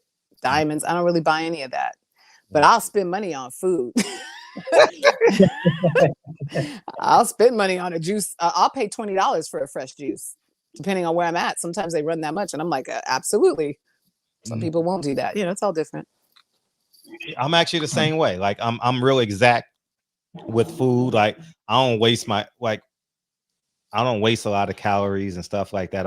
If I got to drive 20 miles, I'm driving 20 miles. For what you want? Yeah. Oh, okay. I'm definitely off the designer click now, and you know what I mean. In terms of like, I used to be a designer dude and all that. About 5, 6, 7 years ago. I still have this. I'm not throwing this stuff away, obviously. Right. You're just not spending more money on it. But I haven't bought nothing in about 3 or 4 years. As it pertains to stuff. Just being disciplined with my money, man. Because I got to make sure every dollar works for me. You know what I mean? Every dollar I got works 24 hours a day. Get what I'm saying? I need that lesson. So I need that lesson because I play poker. Oh, you play poker? Yeah. Me too. Poker. Do you do? Let me tell you a great. You're wasteful in that way. No, but let me tell you. Hey, I got to tell you a great story about. Okay, tell me. I play with a lot of people. I play poker with a lot of famous people, and but here's the catch. I play a poker with execs too, right? Oh. Yeah, because we have private games in the valley. So you should invite me to one of those. Yeah, I will. How much is it? Well, I will talk about that on camera. Don't incriminate yourself. No, it's cool. So we had this guy named Paulie Malignaggi, right? And Paulie Malignaggi said some cruel things about Black people, right? And he works for Viacom. He works. My old employer. He works for CBS, right? And, so I heard these comments. I can tell the story now because I'm so independent. Who gives a fuck, right? So I says, I'm at the top of the hill working out, and I heard it. The first thing I say, I swear before God, I said, I'm about to get him fired. Oh. 3 months later, he was fired. What? I play poker with all the Viacom executives, and I know they secrets. You owe me a solid, nigga. You owe me a solid. I want him fired. You ain't having Shabbat dinner. You playing poker with me, nigga. Like, you better. I want this. Wow. Yes. I know he was like, what? He don't know that. But he didn't know. But he didn't know. Still don't know. He knows now. If I'll tell him next time I see him, I got you fired. Well. But I knew I was gonna get him fired. Wow. I knew I was gonna get him fired. As soon as I saw it, I was in front of my trainer. They know my trainer. I said, I'm getting him fired. Wow. Yeah. It took about 90 days. I was emailing them every day. That must have felt powerful. Well, I knew they would do it. I knew they would do it. I knew it because I said, well, what you gonna do? This topic is getting 100,000 views a day. What you gonna do? He's only making $70,000, $100,000 a year. What you gonna do? You gonna sacrifice this public scrutiny and this for this man? It ain't like you making Floyd Mayweather. He's making you $1 billion. But they would have made a different decision. Yeah. So I was like, and he was fired. He got fired. Wow, good for you. Yeah. So that was that was biased person to worry about. Yeah. So poker. I play with. It's public. I played with Don Cheadle. I played with Manny Pacquiao. No. I never told y'all the story about me and Manny Pacquiao playing poker. Yeah, tell us. Who won? No, he just plays with his sunglasses, and he's very aggressive. Very, very aggressive. We played in a private room in Commerce, and I love Commerce. Yeah. Is he aggressive with good hands, or is he aggressive in bullshit?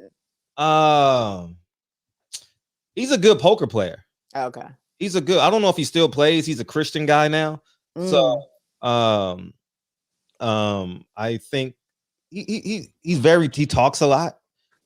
I think he makes himself comfortable with the table. Don Cheadle is very quiet. We played with him one time at some celebrity tournament thing. Yeah, he plays when I was really, really early and when I was learning though. He plays horrible all the time. All the time.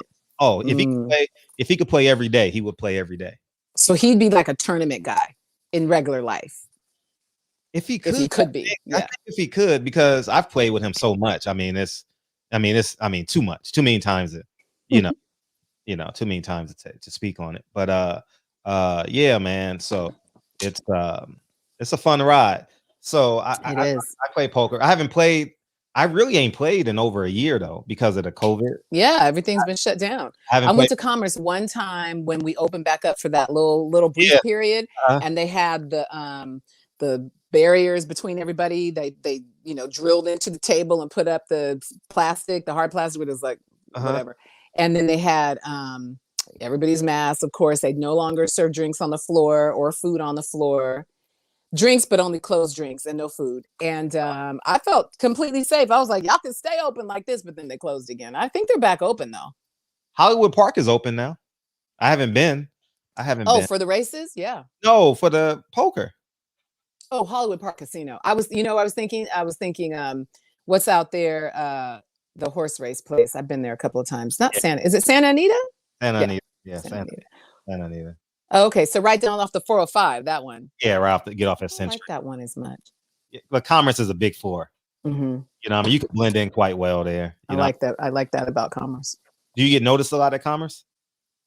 Didn't I tell you yesterday how quick I can look like a boy? I know you don't believe me, but it's true. I look like a man when I'm playing poker. Really? I mean, until you see my actual face. But yeah, I have my hat on and my hair has disappeared, and I don't take it off, but I pull it up. How important is Ace King to you? King, it's a horrible hand typically. Ace King, what do you do? Ace King.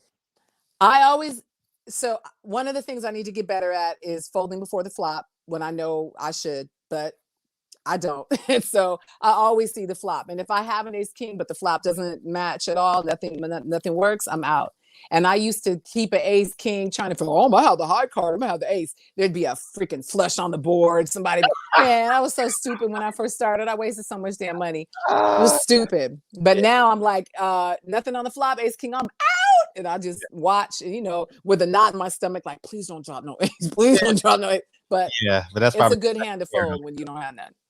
It's definitely a good hand. You chase flushes? I do.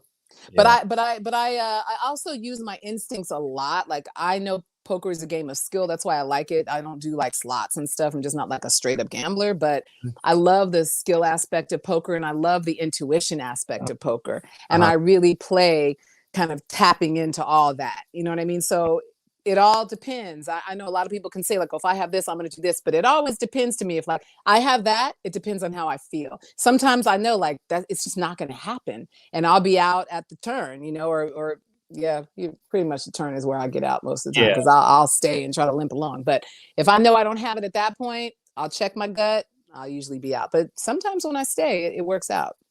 See, I'm a one-on-one guy. So my goal is to play one-on-one. That's my mindset, right? Yeah. If I have a pre-value system of hands, right? So my goal is, depending on my position and how the table runs, I know what he raised, I know what he's comfortable. So I take notes while I'm playing. Like I have a sheet 1 through 9, right? Oh, you literally write stuff down? Yes, I have to. You're allowed to do that? No, but anyway. So, but it's in my phone. It's in my phone. So 1 through. Oh, I see. 1 through 9. 1 through 9. Okay, he's very conservative. If I 3-bet him, he'll fold. If I do this. So as I'm going through that, and you get to know it by heart by the first hour, because no one's leaving. Like everyone's there for at least 4 hours. There. We sit, we comfortable. Yeah. And the conversations be great, like sitting on an airplane. And by then I know who I can get one-on-one. So I play the table a lot too. You understand? Like I do. And I don't care if I have 3-2 in my hand. 3-2 off. I'm playing 3-2 off is a hard one to sit through, but go ahead. I'm playing him one-on-one. Yes. You get what I'm saying? Oh, he only calls when he's chasing. He 3-bets when he's going to flush. I remember all that shit. How do you win this hand? And then I bet to get him out. I know he gonna stay, and then we playing one-on-one. May the best man. Oh, you a sniper poker player? You're like, yeah, I got to. I'm frugal. I'm frugal. So you gotta maximize your bets. 5 against 1, that's no good. 1-on-1 is a 50, especially if you know how he's gonna play. Yeah. So are women harder to read for you as poker players or same? No. I just make everyone feel as comfortable as possible. If you're a doctor, I'll Google something about doctors. I'm playing the table. I'm like, you would hate playing with me because I don't talk. I put my headphones on to ignore the hell out of everybody trying to talk to me. Okay. Trying to make eye contact and shit. Like, stop, leave me alone. I'm playing my game. Whatever you like, I'm gonna be an expert at it. It's not about me at the table. I'm serious. Like, it's if you are a school teacher. Oh, you're a school teacher. Okay, well, I'm about to Google some shit and that bill that just passed. You know what I mean? Make them feel comfortable. Wow. You know what I mean? That's the game, man. That's great. That's strategy. That's using your, that's also a strategy. Yeah. Game of strategy. And that's part of it. That's dope. DB, you play poker? Yeah, in a different way though. Okay. what kind of way? You gotta come at least 3 times, Ananda, before I tell you. Baby. I got one more. You could be my sunshine, my baby girl. Yes, indeed. Yeah, that was totally fun, man. Yeah, I love poker, man. I do too. Like, I really love it. Because it's on my driving route. Hollywood Park is on my driving route. So because I have properties along Century and that corridor, my homeboy Jarvis, I'm in his hood all the time, and Reggie. Why do I know that name, Jarvis?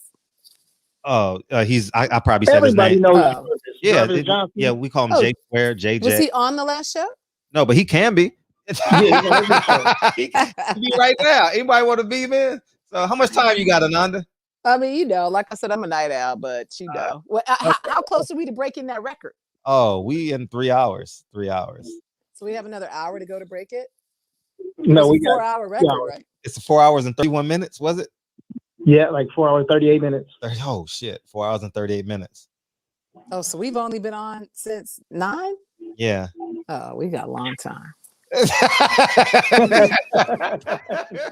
Gotta pull out some. Oh, it's almost midnight. It's almost okay. Midnight. Yeah. Right. Yeah, we in the Friday now. But yeah, so if anybody want to beam in, you're more than welcome to beam. We vibing now. Shit. Yeah. We totally vibe. I got my tea. I got what? Do I have snacks up here? I need snacks soon. What is your favorite snack? Right now, oddly enough, it is this bar called an organic raw foods or something like that. And it's literally like fruits and vegetables mashed into a bar. Yeah. And I know that sounds nasty to most people, but it's really delicious for what it is. And I crave them. It's like my body really wants all that nutrition. So I eat those. I eat like 2 or 3 of them a day. They're expensive too. Just ate one of those. You did? An organic raw foods bar? Say it again. I'm sorry. The organic raw foods bar? Yeah. What? Like the mushy green one? Apple. It's an apple. What was it? Damn, I put it in the trash. I want to dig in there. But yes, apple and something else. But it's the red, like red, almost pinkish color paper with the orange right on there. So whatever that is. No, that's not it. You had a fruit mash bar. Yeah, so it's only 3 ingredients in there. So it's 2. Oh, I know the ones you're talking about. And it says it on the thing, like 3 ingredients, apples, blueberries, and something. Yeah, no. That's different. Those are good too. That's all fruit though. Yeah. Since you've been doing the plant-based thing, what are your favorite plant-based restaurants? I really like Follow Your Heart in what's that? Sherman Oaks, maybe? I don't know. I don't remember what part it's in. It's actually further over, like closer to Woodland Hills, but I can't remember the area. But it's like Sherman Oaks or Sherman Way in Canoga. It's like right over there. So is that's not Van Nuys anyway. I don't know what the area is called, but that's a really good restaurant. They have a wide variety. I tend to do my own cooking though, just because I don't really trust what anybody puts in anything, from the oils to how high they're cooking. I have all these very specific things and categories I need my food to fit in. And since, I'm dealing with a pretty serious health issue, I want to make sure I'm dealing with it correctly. And so I really just cook at home in a crock pot. I made navy beans and red rice the other night and had broccoli with it. And I season it up and make it good. But my food is really boring right now. I'm so craving how I used to eat, but there's just too much on the line for me to go back. So I used to love sushi, Mexican food, like all this stuff I shouldn't eat. That's what I was eating. That's how I ended up in a bad situation. So I could be good now, but I don't like it. Yeah. I don't have to like it. I like living. So yeah, it's not boring. We've just been conditioned to continue with that slave diet for so long. That is true. So yeah, I mean, if you think about it, to eat pig's intestines and shit like that, you got to put salt and grease and everything in there to make it palatable. Right. Yeah. So yeah, you're not having that stuff. But there's an Ethiopian restaurant in Lamert love Ethiopian food. Azla. Yeah, you go there a lot. There's another Ethiopian restaurant called Lucy's on Washington, in Mid-City area. I want to say I've been to that one, Washington and like Fairfax. No. You're talking about that one's on Fairfax and Pico. No, yes, that one you can barely park, right? Because everybody's going so fast, you can never stop. It's like okay, I've been to that one. And you get a ticket. Shit, you can only park for like an hour. Exactly. But, no, the other one is off of Washington and Normandy. Oh, okay. Yeah. But my granddad used to live over there. Plant-based, they'll clean the grill and they'll do everything. Oh. Yeah. Nice. So someone just told me about a really good plant-based restaurant in LA, where she does all vegan. I don't remember the name of it. They DM'd it to me and it sounded delicious. It's on my list to go try. Thank you for that. I'll take that reference. Hey. What's up, Ananda? Oh my God, you back. I'm back, man. You've been a blessing to this mug, man. He's almost like where a nigga that had a crush on you. It's like, damn, you like the big homegirl and shit. Like shit. The conflict of love. Shit. Love and friendship. Wait a minute. I just want to hang out with her, but I love her. Yeah. Confusion. I mean, but what I want to get into, man, is I got a few shit that I want to get into, and it's late. But okay. I want to start off with late is good. But when we with the what's his name? What's the dude? Kevin Samuels. What's your thought on this when he speak to women and he speak about the high dollar, what women are searching for? High value man. High value man. What are your thoughts on that and his viewpoints on things? And how do you feel about that? What's your advice to women? I don't really think about it much. So I don't know how many thoughts I have about it. I don't know. I am of the opinion that everybody is right about what they're talking about because we're all allowed to be right? So for what he's saying, for the world he lives in, for his reality, I'm sure that works for him. I'm sure that's correct. I think the reason it becomes so controversial is because it goes against so many other people's reality, right? And I think it just really emphasizes what's wrong about how men view relationships and why women are so, hesitant to get into relationships because we know we're more than that. Like, what the hell does that have to do with anything on one level? You know what I mean? But I know that's his world and he's correct about it for what he's saying. So I don't know. It's hard for me to have opinions about other people's opinions because I believe people have a right to their opinion. And that's just what he thinks. If it works for him, cool. I could never date somebody who felt like that, but he probably would consider me like a 4 or a 5. He wouldn't want to date me anyway. So I don't know. It's not my reality. So. Right. And then what's your thoughts about submission in relationships? Because that's another heated topic. I always like to get into that when I'm having these kind of in-depth conversations with my female friends and speaking about submission. And that seems to be kind of a hard thing for women to cope with when it comes to relationships, is the whole concept of submission. What's your thoughts on that? I mean, that's a hard one for me because I tend to differ from a lot of even my friends on that one. And again, comes down to what works for you. I'm a super kind of alpha type personality female woman. I hate the word female in my life. Like I have to hold down a whole household by myself. My dad, we didn't talk about this, Frederick, but my dad actually lives with me, which, the podcast will be easy to do, but like my issues are in my face all the time. And so for me, I really need to be very alpha in the life that I have to control. So when I'm with my man, if I'm ever with a man, that's my man. I love the submission part. I love to not have to worry about that. I love to not have to like run things. I love to not have to make all the decisions, because I do that in my life every day, all the time. You know, it's a nice break for me to be with somebody who really just takes the lead and I can trust to take the lead. That's a huge part of it. I think more women would be more, I think the words matter too. Like submissive is just a word that is tied too much in my mind to slavery. So it's difficult to really connect to, because it kind of flies in the face of my self-esteem. And I think that maybe women are dealing with that issue, but I like to say, give over to, right? I like to give over the responsibility of all these things that I don't want to have to be responsible all the time to my man, and just be able to relax and just be comfortable and calm and not have to be the alpha and let somebody else do that. Like I enjoy doing that, but it has to be the right man. It has to be the right energy. It has to be the right connection. I have to be able to trust him. Trust is a huge issue, you know, in relationships. And I think on both sides, not just from women to men, but from men to women too. Trust is a big issue in general because of the kind of childhoods a lot of us have had, right? And so I know that's true for me. But when I do find the right person to feel that I can give over that responsibility and control to, it's like I'm a whole different person in relationships that I feel like that in. I like, you know, bathing my man and scrubbing his back. I like taking care of who I'm with. I give great massages. Like I'm really into the care aspect of it. It's really, I enjoy that. I enjoyed doing all that for my grandmother. Like I'm just a very care-based person when I'm on that level. I knew I shouldn't tell you all this shit. I need you.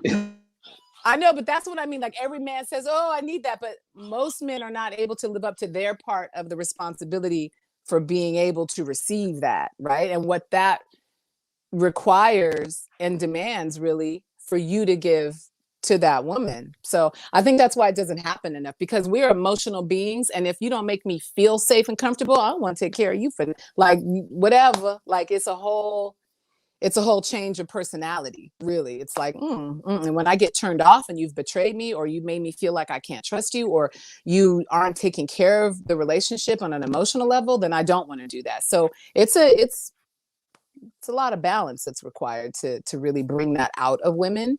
And I think if men understood that better, you'd be stepping up in the ways that will bring that out in us. And then we do it easily. It's our nature, right? But the way we have to survive in relationships because of how y'all are behaving in some instances causes us to have to go against our nature. And then we're all messed up. Yeah, and that's why I think it's important to have these kind of conversations between men and women. So we ain't caught in that men are from Mars and Venus, all this, right, different type of stuff. But I think that's important. But I want to get this last question. This is my midnight question. So when he's speaking about, we hear Megan and Cardi B with the WAP song. So how important is women's sexuality, sensuality, and expressing it? How important is women's sexuality? Because I think that's a big part of, I don't want to say, not to view it as like a whole type, like women being hoish, but I think women should express themselves a little sexually. I think that's more than just, the mind aspect is what someone likes. More than me being attracted to a woman sexually, I'm attracted to her mind just as equally. So how important is kind of the sensuality, not so much of people just hearing a song like WAP being so much about female genitalia, but how important is women's sexuality to express that in certain ways? And how can a woman express that without being so, I hear what you're saying and I see what you're asking. And I think for me, I think it's difficult for women to really tap into that, which is also a very natural, normal part of humanness, but also being a woman and being in these bodies that are women bodies. I think it's important to access it for good health. But I think what we run into again is the mentality around us accessing it. I think for hundreds and hundreds of years, men have wanted to dominate women's bodies and control our bodies and tell us what to do with our bodies. And then if we are doing what we want to do with our bodies, we get these labels, we get rejection, we get ostracized from societies. And I think that's more true globally, but we certainly see it here too. There is like a clear and present delineation between a woman you consider to be, in your definition, a hoe, and a woman who is in touch with her sexuality. And it's such a weird double standard and double-edged sword, because how am I supposed to get in touch with my sexuality without having sexual experiences? But then if I have sexual experiences, now I'm called a hoe. And now it's such a weird, messed up box and Pandora's box, really, that women are subjected to dealing with it with. And it starts with you guys. Like, it starts with changing the mentality around what you expect for women in terms of what we do with our bodies. And first, making sure in your minds, you're clear that it's completely up to us and not you. Everything that happens to these bodies that we're in is completely up to us and not you, because that's what you expect for yourself. I don't get to tell you that you need to get circumcised. Well, I do get to tell my son if he needs to get circumcised or not, but I don't get to tell you if you're going to get a vasectomy, right? Like, imagine a world where women got to control if you have a vasectomy or not.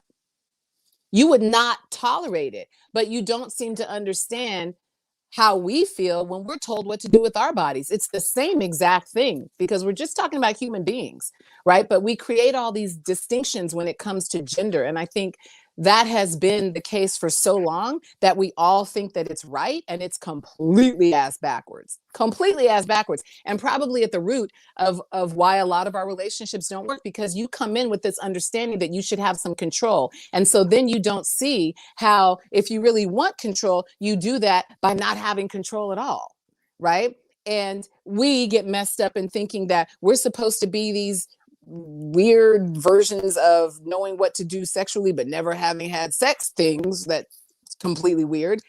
But if we're free, we're going to get rejected and not receive the love that we desire and require. Like, it's all messed up, and I don't know how to fix it. I just know that going back to a place of the unconditional love is really a good place to start. It's like, listen, I'm coming in this thing in some cases broken, in some cases, we're all coming in imperfect. Let's just accept each other from there and then go forward, right? I don't know if that's possible for most people. I think we have so many ideas, and so many of those ideas aren't even our own. They were given to us by somebody who had jacked up ideas that we didn't even question how they thought. We just took it in because it was given to us before we even had our own thoughts to even question if what we were thinking was right. We were given thoughts. And so maybe we all just need to stop and look at how we're thinking and analyze for ourselves. Is this really how I want to think? Do I agree with this? That's a great question. Like, some of the thoughts you think, ask yourself, do you even agree with that? Or is that your granddaddy's world? Is that your mother's world? Is that old thinking that needs to be re-examined and reprogrammed? Because it's all programming. It's literally just how we're taught to think. We can teach ourselves to think something new. I think it's unfortunate that men are not better educated on emotionalness, and emotions, and aren't given permission to be emotional, because it cuts you off from a level of your humanity that you have a right to, right? That you have been missing, I think. And so that's not to say, I mean, most men hear, oh, you want me to be, want me to cry. Emotion is not about crying. Emotion is about compassion. Emotion is about all the things that go into being human and being able to access those things adequately as a human being first, right? And then you step into whatever gender you are and deal with whatever is trickled down to you as right or wrong based on that. But we have to start breaking it down from a level of being human, because that's where we're the same, right? And then the differences don't seem so vast. I think our differences are dividing us too much between men and women, and it's created a real mess for our family unit. And we need that family unit desperately. Ooh, look, I'm in love again. What time we doing this bath at and this massage? Oh my God. But you got, look, you done broke. You got a long way to go. Hey, but look, look, she done got all the women who sitting here quiet in the shadows out here saying amen. Beautiful are you seeing stuff. I don't see any chats. That's cool. Oh, you gotta hit that chat. These women be in here hidden. Now they out here. Hey man, go ahead, sister. But I'm back in the chat. Loving it. Keep it going for another hour. Oh, I see I'm it. back in the chat. All right. My sister's out here. Okay. You see the chat now? Yeah, well, when I hit chat, but then when I do that, I can't see you, so I'm just rolling through it real quick. Oh no, it's fine. You ain't gotta look at me. But yeah. Women do control if we make it here. Yeah, we all came from a woman. So what are you talking about? Yeah. No. And we came from a woman having sex. Like, you know what I'm saying? Like, stop, making me crazy. But yeah, it's all just twisted. We got too many old ideas in our heads, and got to kind of knock them out and let the newness happen. Evolution. It's important for everybody. Newness. DB. Man, I'm just sitting back enjoying this shit right now. Reggie always had me cracking up, man. Yeah. Reggie's funny. My mom actually didn't have me by sex. She was a virgin. And, y'all laughing. See, y'all laughing. See, I knew somebody was gonna laugh. Because it's like you don't know how science works, but that's okay. Yeah. So my Jesus' name was Jesus. So DB was after that. There you go. Yeah, I'm tripping out. Fred always says this, and it always happens. We have dudes on. Oh yeah, guys are beaming in, calling in. Got a whole bunch to talk about. Oh, okay. What you want to talk there's about? A woman in here. Oh, all of a sudden, the dudes who were just, loquacious and boisterous and extroverted, those dudes all turn into turtles and hermits and go into their shell. Man. And then the women do the opposite. Well, listen, I think it's important for men, like what Reggie just said, like pick the brains of women who are neutral for you, because what you learn will help you with the women you're attracted to and that you want to really be with. There is a way to get it done, right? But you might need to compromise some of your stagnant ideas to make it happen. We want y'all, like, that's real. We want y'all. And we just want you coming to us with the greatness we know you're capable of. And that takes some effort on your part, but we make it worth it. I think some people are just afraid of rejection. And, part of life. One of my brothers, he's a short dude. He's about 5'5", but out of all of my brothers and cousins, he always had a flock. And really, always. He's a little bitty dude, look like a little Tupac. But his thing was always, like, shit, I'm okay with getting rejected, because after the rejection comes the yeses. The no's come first and yeses. Yeah, that's in every aspect of life. Right. So with me listening to that, I think I was probably 16 or 17 when I first heard him saying that. And that allowed me to be like, why not? Why not get rejected? Let me just go and put myself out there, and shit, somebody not going to like me, but guess what? Somebody is going to like me. Right. Doing it. But I think these dudes who don't have big brothers, cousins, uncles, their father, or just nobody telling them, kind of push them and be like, hey, get out there, they just never had a chance to. So they grown men now, and they never put themselves on the chopping block. Right. So they end up being 25, 30, 40 years old and never been rejected because they've never put themselves out there. So them the same dudes that we end up having in here, and they not going to call in because shit, they like, right. I say something wrong. Shit, everything I say is wrong. Right. Be wrong. So what? Yeah. And that to me, again, goes back to childhood. Like, that's somebody who, and I know this because I've experienced it myself too, except that I'm not a man this time around. So I, from a woman's perspective, it's a little different, but being ridiculed a lot, getting things wrong as a child makes you really sensitive to having any kind of rejection. And that's, again, that childhood experience now cripples you as an adult from just a normal experience. What life is going to do to you, you can't deal with it because you're so sensitized to it from having whatever experience you had as a child. And I think that's why things like, for me, hypnotherapy was really important. I know a lot of people don't like hypnotherapy because of that movie, because of Get Out. We're all against hypnotherapy as Black people, but let me tell you, hypnotherapy was really... Walk us through hypnotherapy.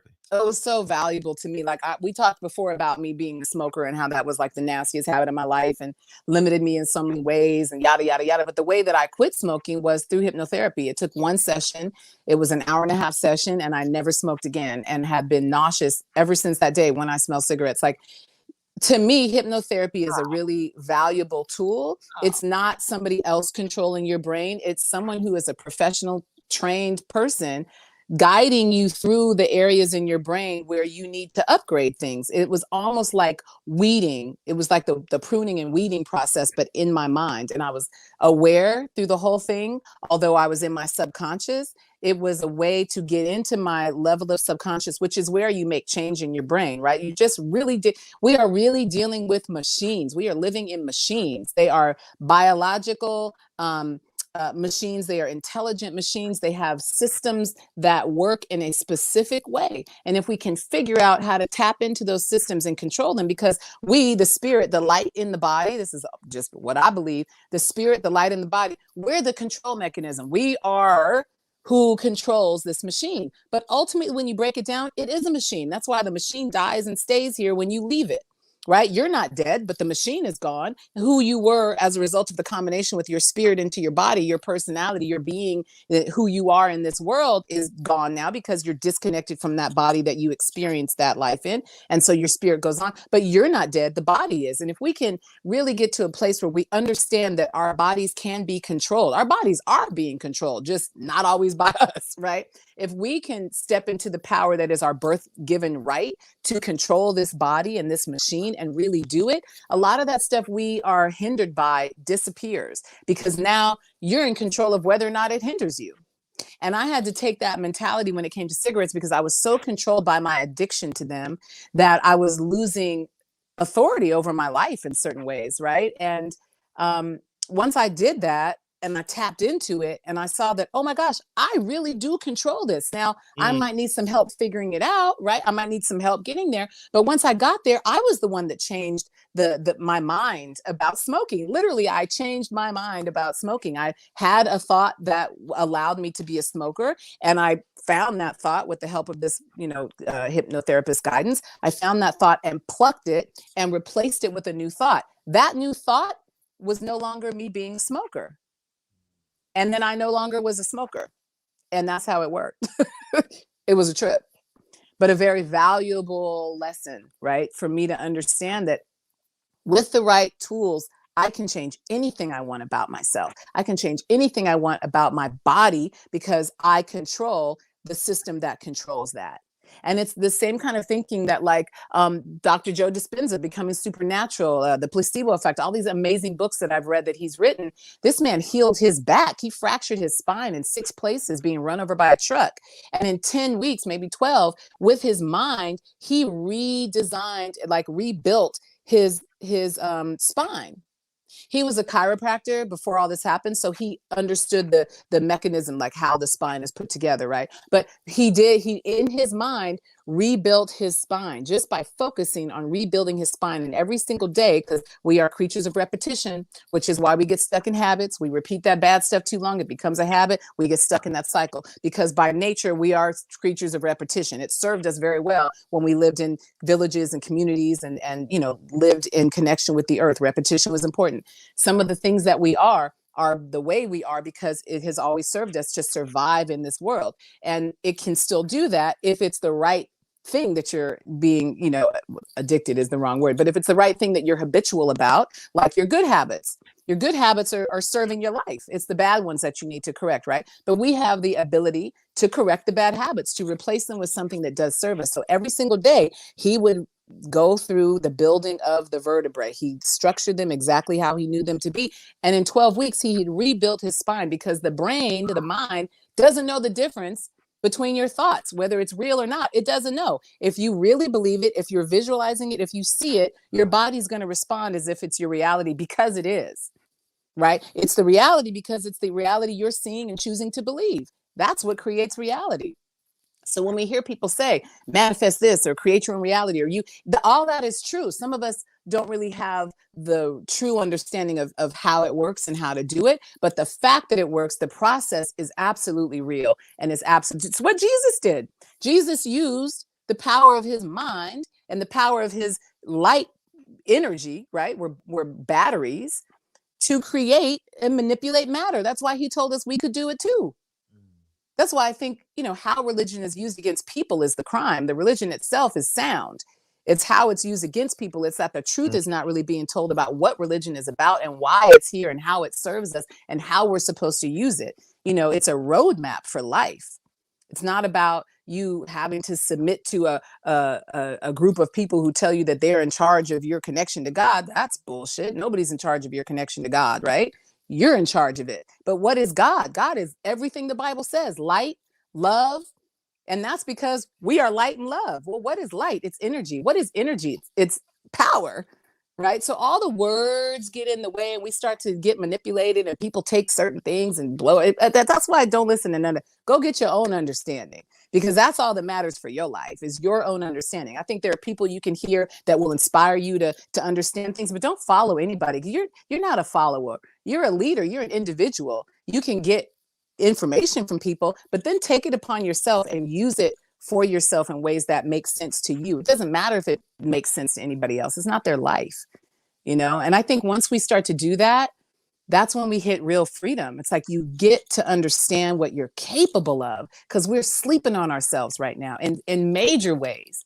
Like we don't even have the little bitty fundamentals down sometimes. It's frustrating for me to see, but I can only really control my own experience. So in my experience, I try to implement all that I'm learning and all that I know as much as possible. And I see the results when I do it. And I see the results when I don't, because it's all just results. It's like, what are you doing? What are you not doing? All of it's going to produce a result. What's the result you want? Well, then do what creates that result.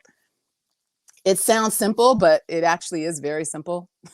It's just, the hard part is that we get stuck in the habits. The hard part is that we have bad information we've already been programmed by. And the reprogramming is difficult because we're so caught. This is where the whole matrix things come in. Like we're so caught in the matrix, but all the matrix is a reality we've been programmed to believe. Getting out of it is programming yourself to a new reality.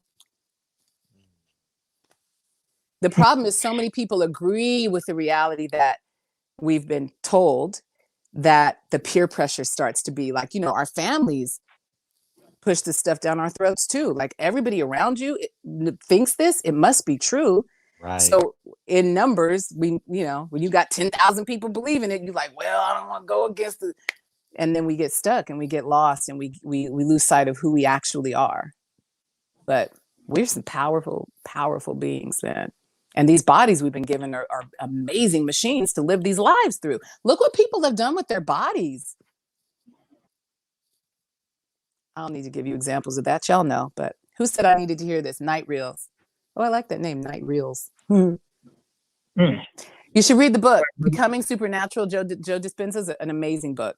Amazing book. And there's some great authors out there, other people who've tapped into the same thing. He's just who I gravitated towards years and years and years ago. And then with the breast cancer diagnosis, I probably through that, leading up into that time, I found the book, The Placebo Effect, because I was packing my boxes. And I was like, oh, this came back to me right on time. And then I dove right back into all of his teachings. And it's been just life-changing all over again from when I first found out about it, then really needing to heal my body, right? And figuring out how to do that with my mind has been a trip. PPD, joy in repetition. Joy in repetition, yes. That's a beautiful Prince song too. I love that Prince song. She got a purple heart too. That's why she put it. So then, yeah, she knew what she was doing. She knows what's up. She's a big Prince fan, by the way. Big Prince fan. Oh, well, I don't know anybody who isn't, who has any taste in music. Yeah, when you stopped smoking, did you pick up any other bad habits or have any other oral fixations? Well, I said I was a good girlfriend. No, I'm kidding. No, the whole thing went away from me. Wow. Yeah. That's amazing. It was amazing. I couldn't believe it. I tried to smoke again to be like, that didn't really happen. Threw up. Well, dry heaved. I didn't actually throw up, but I was nauseous and I was sick and I couldn't do it. I'm gonna do it. I'm gonna do some hypnotherapy. I'm gonna do one session. I'm curious now. It's really good. And I think, there are more and more of us getting into that field. I'd say find somebody who you're comfortable with. Usually people you're comfortable with look like you. That's also a very human thing, which is why racism is kind of intrinsic to human beings, because we have a set up protocol that's just built into our bodies that says if it's different from me, it's dangerous, because historically and anciently, that was true. If someone came into your village who didn't look like you, they could be bringing disease. They could be bringing, and disease is just other people's bacteria, could kill a whole village, right? And so innately, we are set up to look at things that are different from us as wrong and bad and scary. We are intellectually gifted enough to work through that intellectually and understand that that's not true, because we aren't living in village environments anymore. We have modern, advancements and all of that. We shouldn't think like that anymore, but it's a normal way for a human being's mind to function. And there are reasons that we function like that, not justifying it all, just saying that we can break down the understanding of why it's there to be able to replace it with a different understanding and overcome it. But most people aren't intelligent enough to do that, which is why most people who are racist are really stupid people. Like, just fundamentally, they're not very intelligent. If they were, they'd be able to think through that. You know what I mean? They'd be able to look at the evidence around them that it is not true and then use that. But because our brains weren't allowed to evolve, with, I don't know, all the ways that brains evolve and gaining intelligence. I'm not saying they're stupid in terms of trying to disrespect them. I'm just saying, like, it's an unevolved brain, right? That still thinks like that. That was her 25-minute answer. I do get long answers. I'm telling you, don't ask me no questions. What did you say, D? No, I was asking, does she know who Dr. Inky is? I've heard of Dr. Inky, but I'm not as familiar with who. Why don't you educate me? Not something I've studied myself. Dr. Inky is, I don't even know how would I explain him. He is a homeopathic. Is that what? No. Is homeopathic. How you say homeopathic? Homeopathic. Homeo. Right. Okay. Yeah. He's like he's that. a homeopathic doctor. I mean, he believes in spirituality and all that stuff, and he has his own style, though. You know what I mean? He's from Brooklyn. I probably like him. Yeah, he has his own swag, and he's dope. He's a great. He's on IG. Yeah, he's a great asset to the show, and Dr. Inky. And guess what? DB, go ahead, finish it. Go ahead, finish D. Oh, so Dr. Inky is world famous, or barbershop famous at least, for giving the longest answers. I believe he is. We tried to apply for the record in the Guinness Book of World Records for a guy giving the longest answer. So you ask him one simple question, and he'll give you an answer for about 25 to 30 minutes. Longer. That's amazing. Longer than 25 minutes? Oh, for sure. For sure. So you know how somebody's talking and you go, just to kind of let them know you're actively listening. But you're still there. It's the extra 25 minutes. So it will be 25 minutes of break, and then he'll finish answering the question. So yeah, you're getting there. Mm-hmm. Wow. All right. I got another record to break. Yeah, he has a he has a YouTube channel as well. Yeah, he's a great asset to the show. Is he on Instagram though? I'm looking at Dr. Inky. How do you spell it? ENQI. Oh, ENQI. Okay. Yeah. Did that all wrong. ENQI. Yeah, and everybody go follow Ananda Lewis. I'm about to go do that right now too. And mine is I'm Ananda Lewis. Yeah. Dr. Inky. So is his, this must be him. 193,000. That must be him. He looks cool. Yeah. Oh, he's cool. Oh, he's cool. He's cool. Yeah, he's cool. Yeah. He's an artist as well. So yeah, his show is different. He'll start the show off with a freestyle or a poem. Oh, nice. Yeah. He blends all the creative. Yeah. Mm-hmm. Yeah, he's dope. Yeah, he's super dope. He looks dope. All right. Well, I'm following him now. Yeah. Well, thank you for that. Yeah, he's fun. He's fun. I want to follow Lil Flip too. Let me find him. Flip. Hey, Flip. What's his under? Lil Flip 713. Oh, that's him right there. Yeah. Oh, the blue check mark. I should have known. Right. Yeah, I got my blue check mark. Wow, I like her dress. Oh, you like Sego? Sego? This I'm really into like Sego. That's the song. no, I'm Sego. talking about the woman walking. Oh yeah, she got the good. Yeah, she got the good. But the song is Sego. Yeah, I love that. I love that song. Sego. Did you see him make that song? No, he made it like live on Instagram. You gotta go to YouTube and watch him make that song. He like made it in the studio right in front of you. Yes, with all instruments. Sego. How you pronounce his name? Oh, he got a Tiny Desk. Do you watch Tiny Desk series? I've seen Tiny Desk. I don't like follow them and watch it religiously, but I've seen it and I love it. Yeah, I loved when Chica was on there. Yeah. Oh, Chica. Oh, she's funny. She's amazing. Isn't she funny? I think she's so talented, man. Yeah, me too. Masiago. Yeah, there it is. FKJ Tadao. The name is Tadao of the song. Tadao. Y'all know why that guy in here tearing up shit.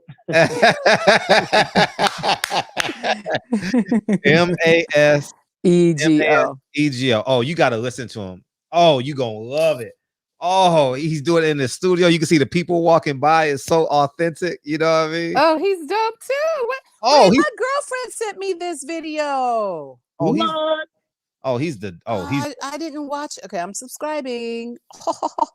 Yeah, he's FKJ Masego. I love it. Okay, I'm gonna watch that later. Oh, he fly. No, he fly. He fly. Yeah, for sure. Super creative. I love that, man. The best Tiny Desk I've seen. Let's see.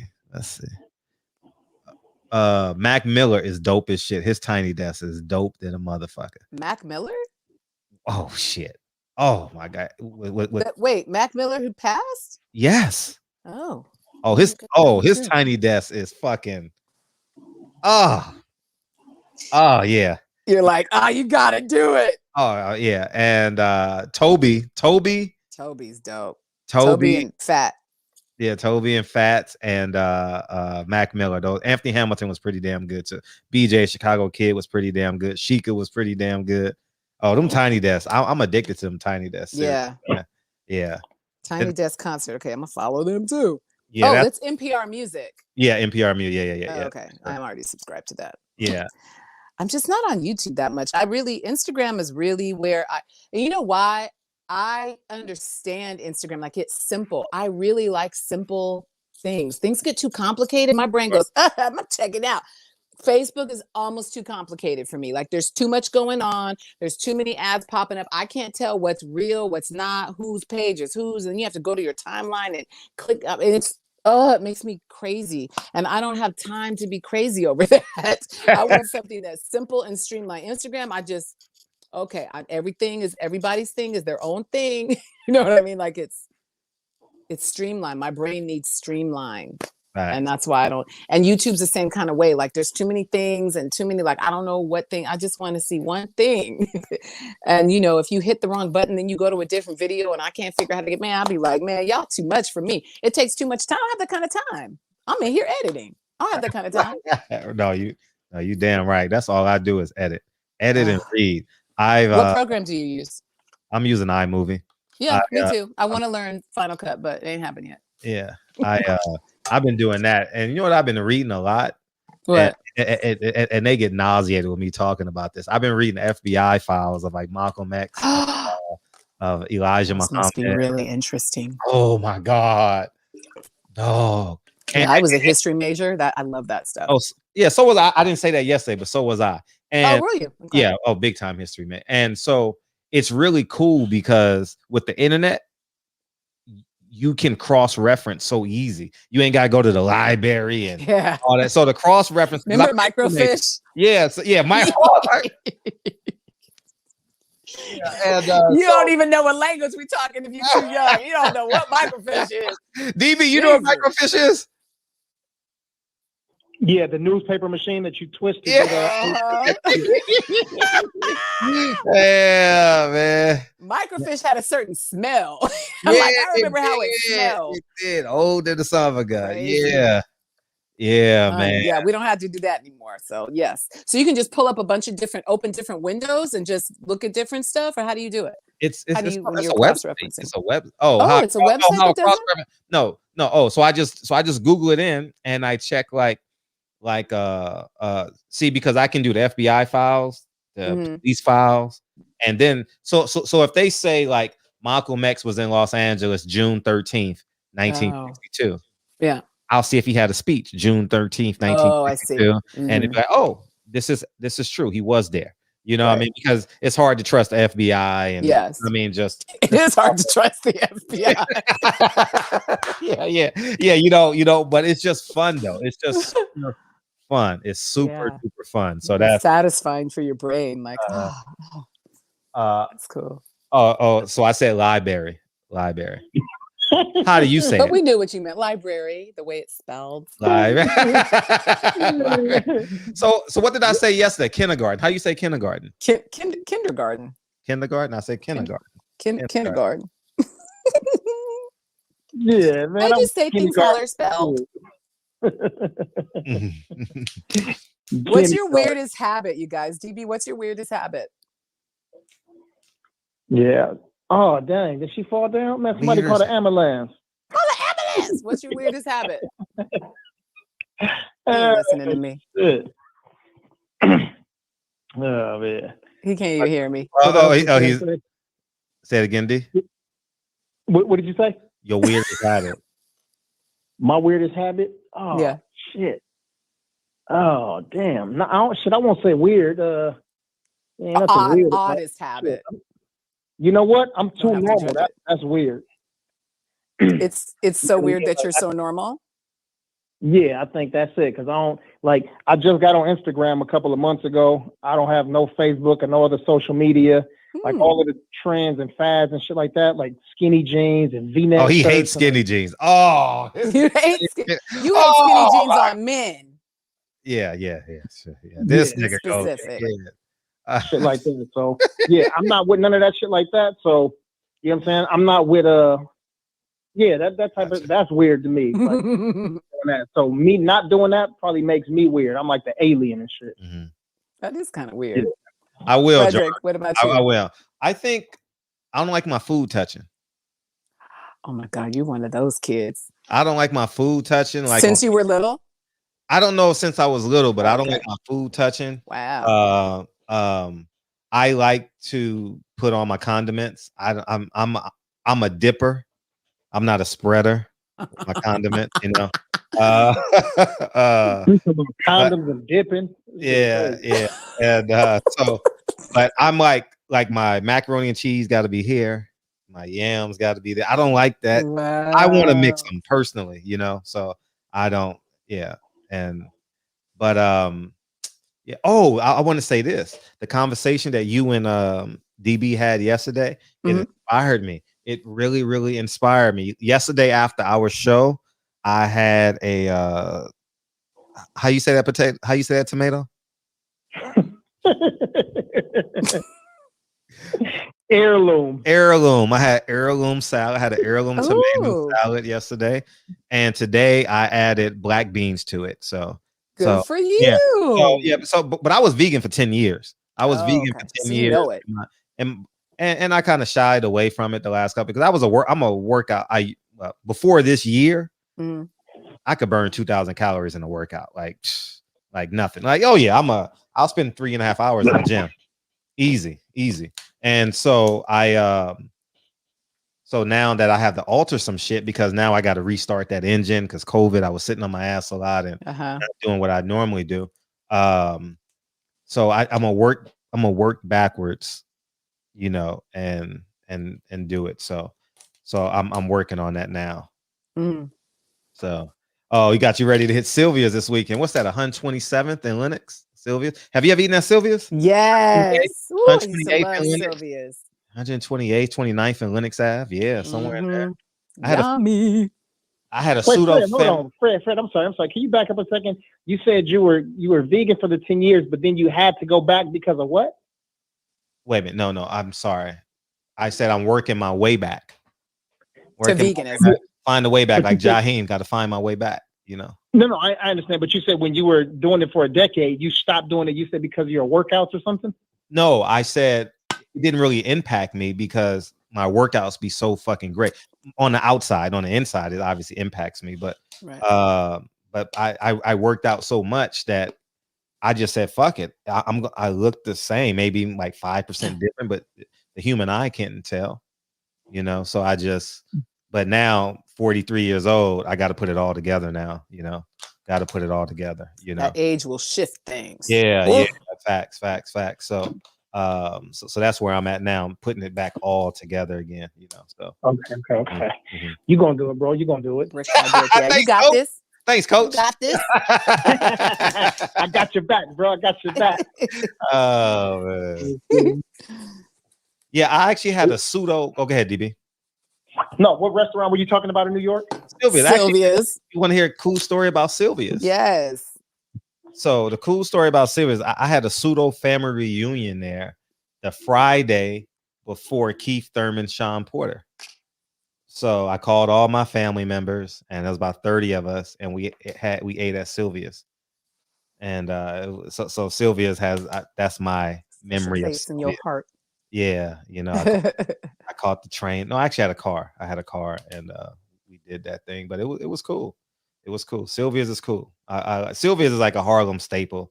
You know, Red Rooster is coming back. Is there now, but on 125th. But it's a staple. It's a staple. I had a friend who lived on 128. I don't remember.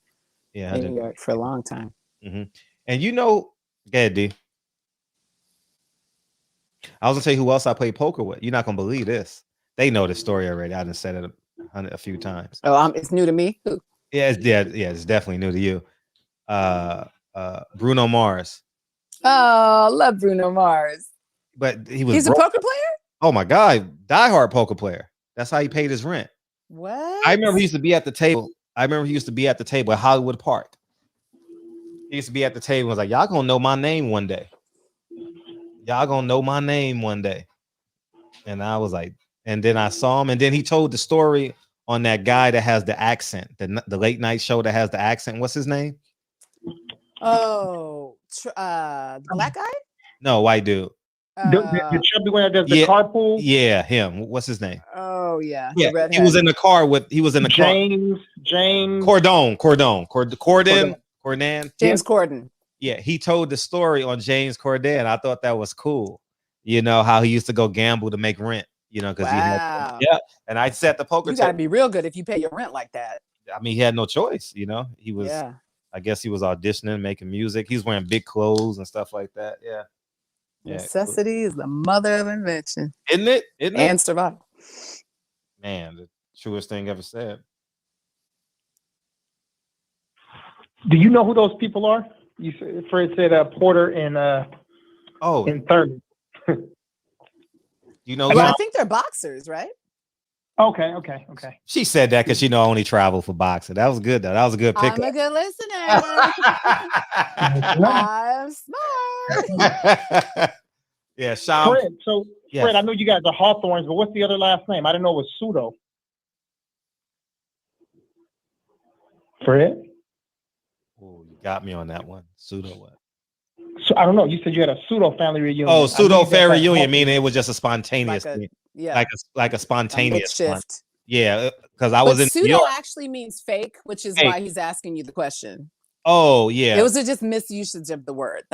Okay, pseudo mean no, it's not. No, you're not going to accuse Frederick of misappropriation of words, man.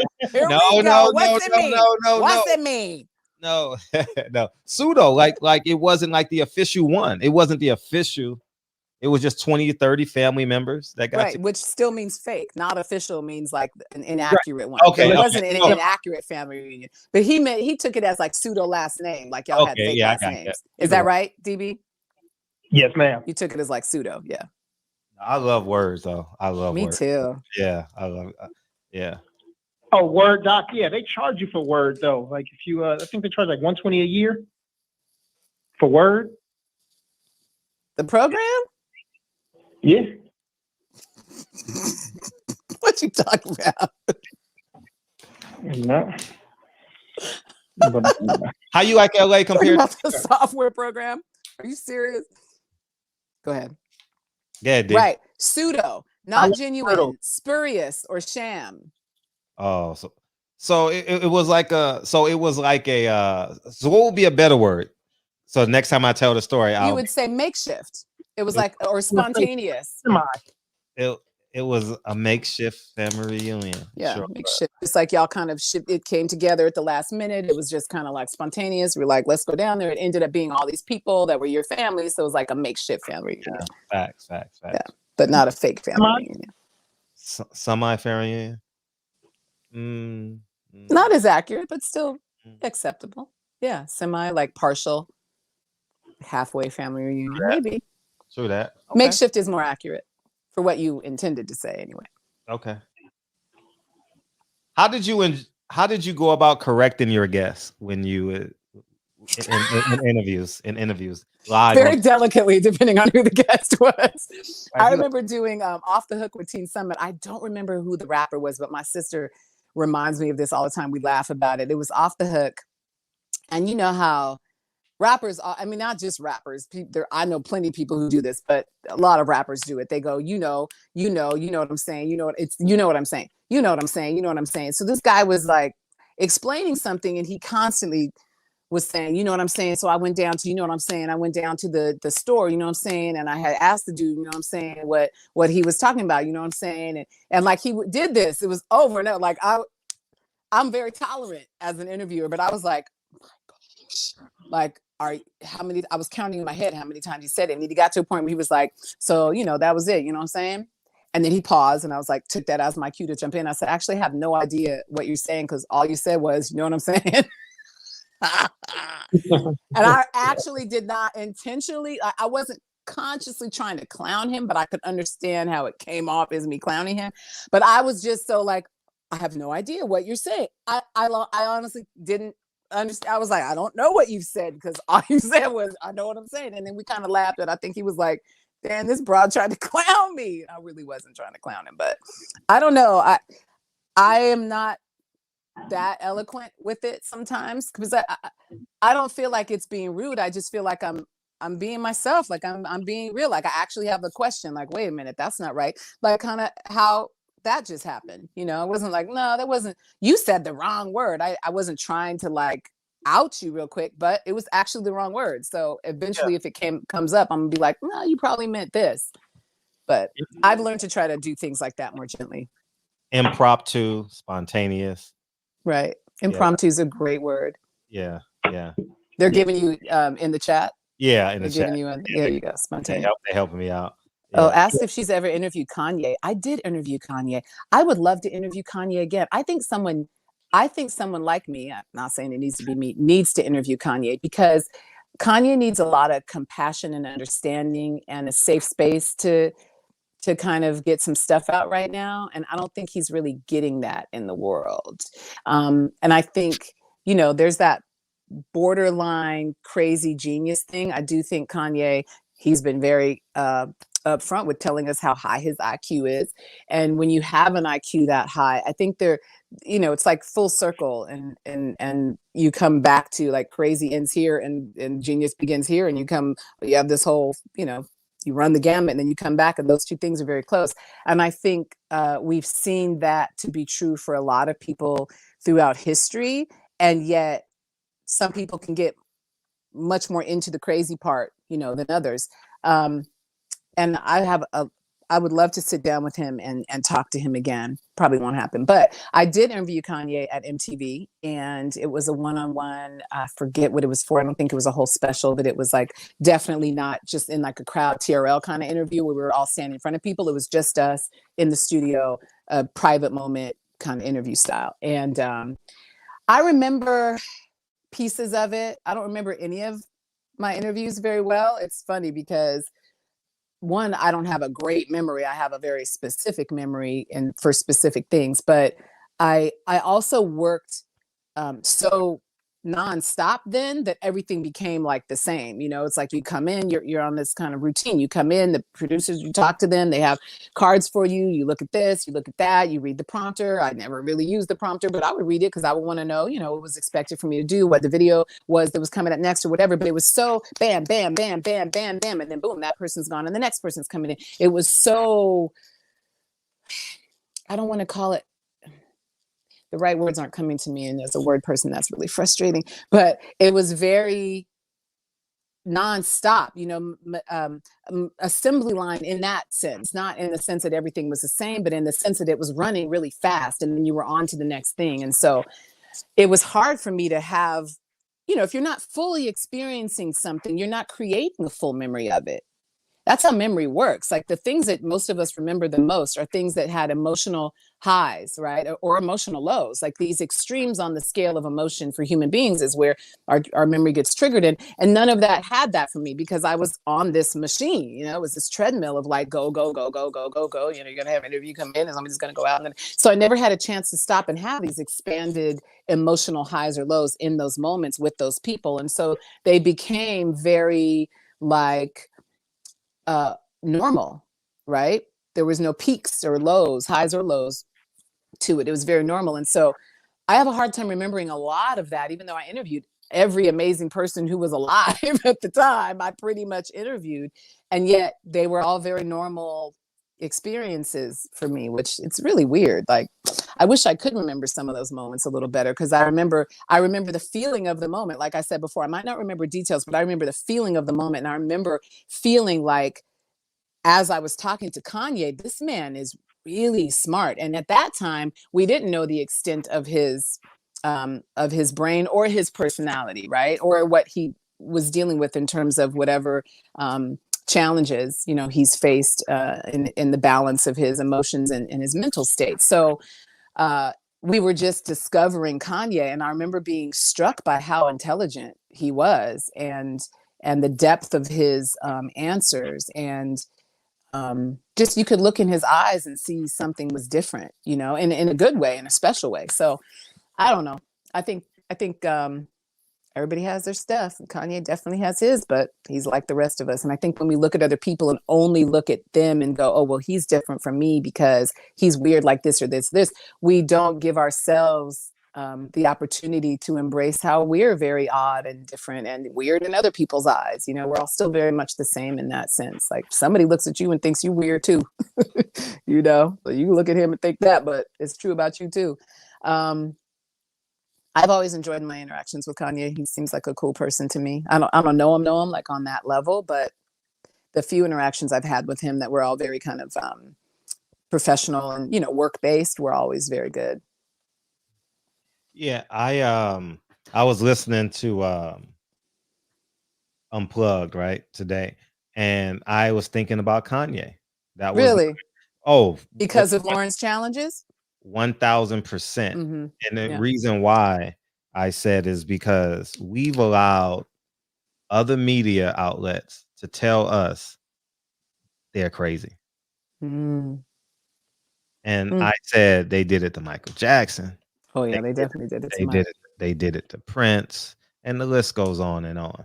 Oh, yeah. And here is my thought. Conformity is a sin to outliers. Conformity is a death sentence to outliers. And when you have people who have the courage to be an outlier, our job is to either get out of the way and or be quiet, because they are in a stratosphere that goes well beyond fear, you know, like, and I think Kanye is one of them guys, and he's the guy that's not afraid to say slavery was a choice. You understand? He's not afraid to, if I can't hit you from this angle. I'm not saying his point. I'm just using that as an example. Right. Yeah. Because we know that was ridiculous. Yeah. Crazy. Not true. But I see what you're saying. He wants to shock us with crazy shit like that's that. his. He's willing to pull those shock cards to do that. And And I think that's what makes him unique, because I was listening to Lauryn Hill and I was like, the fearlessness to be vulnerable in front of a gazillion people and to tell, oh man, and to just have started figuring out the guitar for herself, like to be vulnerable as a musician in front of people, knowing it was being recorded, knowing it was going to be saved for forever, you know, like to still get up there and be like, yeah, but here it is. That is the genius. That's the genius. It's the fear. You're so right about that, Frederick. That's the genius. Yeah. And he continues to do it over and over, and so does she. And every single time we label them as crazy and dismiss what they're doing and what they have to say, because we've been taught to dismiss people who are crazy. But that could just be how they get us to dismiss people who we should give more, you know, more airtime to. I don't know. It's interesting though, because conformity really is what is being forced down our throats, and what has always been. But you know, the stakes are higher right now because it's the conformity with the vaccines, with all this stuff, with it's all conformity, right? And some of it makes sense, and we should abide by it, and we should do it because as an individual, it's actually what's best for you as well. But some of it is really just about getting us to even further buy into the sheep mentality of just do what you're told and just go this way because that's the way everybody's going. And what if they're all about to fall off a cliff? You know? Yeah, the last years of Michael Jackson is a great case study for this.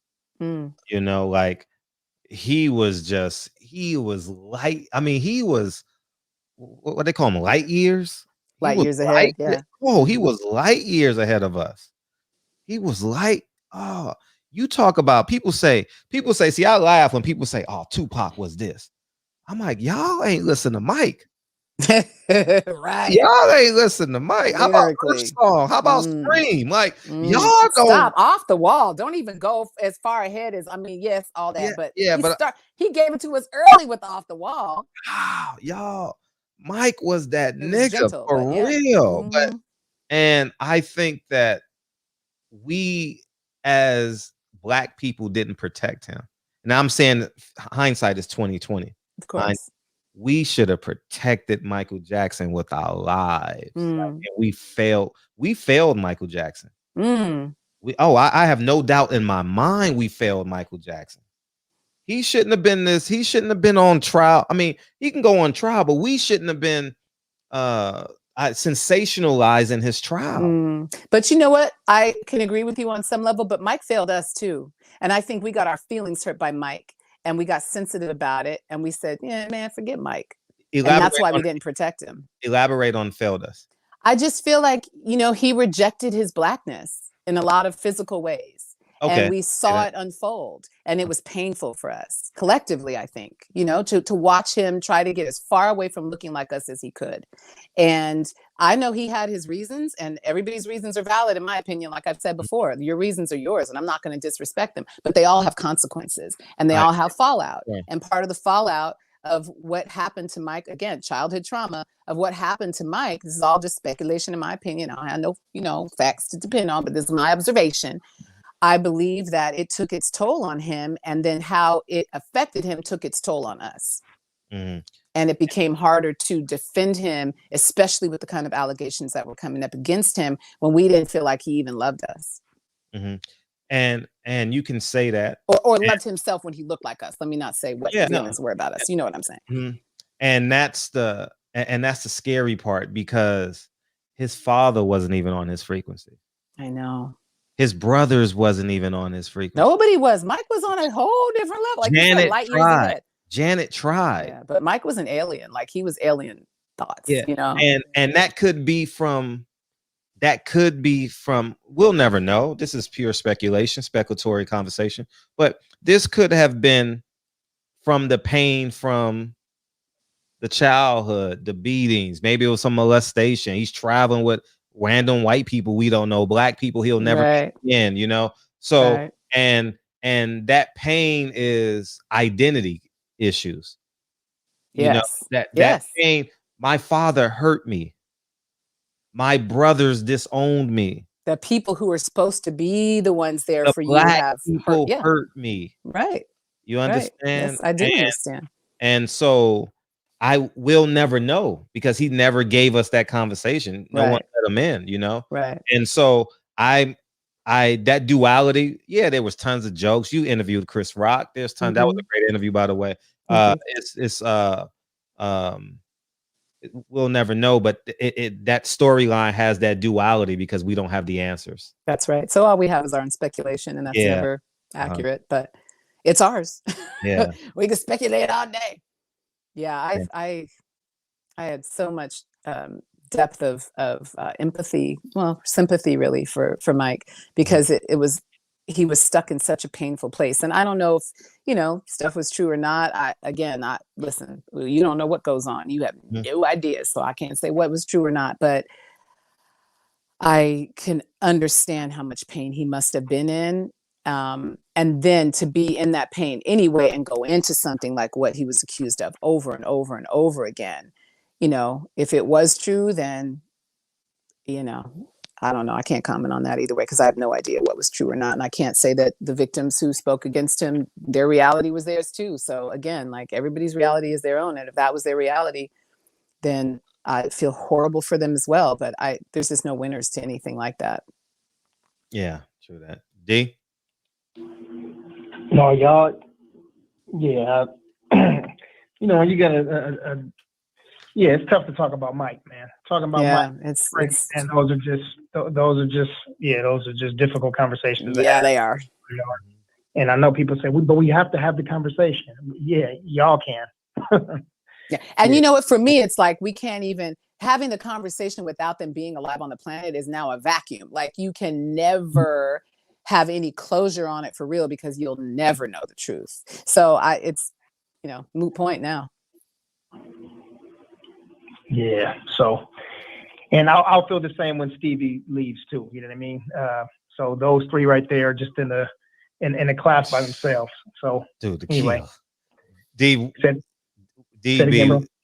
we've had this conversation before. If you ain't made love to a woman the key of life, you go jump off the Santa Monica Pier. Like the key of life is dog. Like, I mean, or driving everything that's coming after though, or driving down, or just driving down a boulevard. You know what I mean? Like the level. I mean, the key of life is just the most amazing album. Like it really is. Like I don't know the secret life of plants, secret language of plants. I forget the actual name, but that was a good one too. That's the one I grew up listening to. Okay, yeah, but it's just, man, key of life, yeah. Oh man. So wait, it wasn't a. Let me go back because now you got me wanting to look at the comments and we've been ignoring them. Wait, it just says Scrabble players. So we were talking about board games. DB, she's catching everything. Good sign. I don't know what that meant. What am I catching? What did I catch? It wasn't a genuine family reunion. I didn't know you were an English teacher either, Fred. That's dope. I wanted to be a teacher. That was a joke. That was a joke.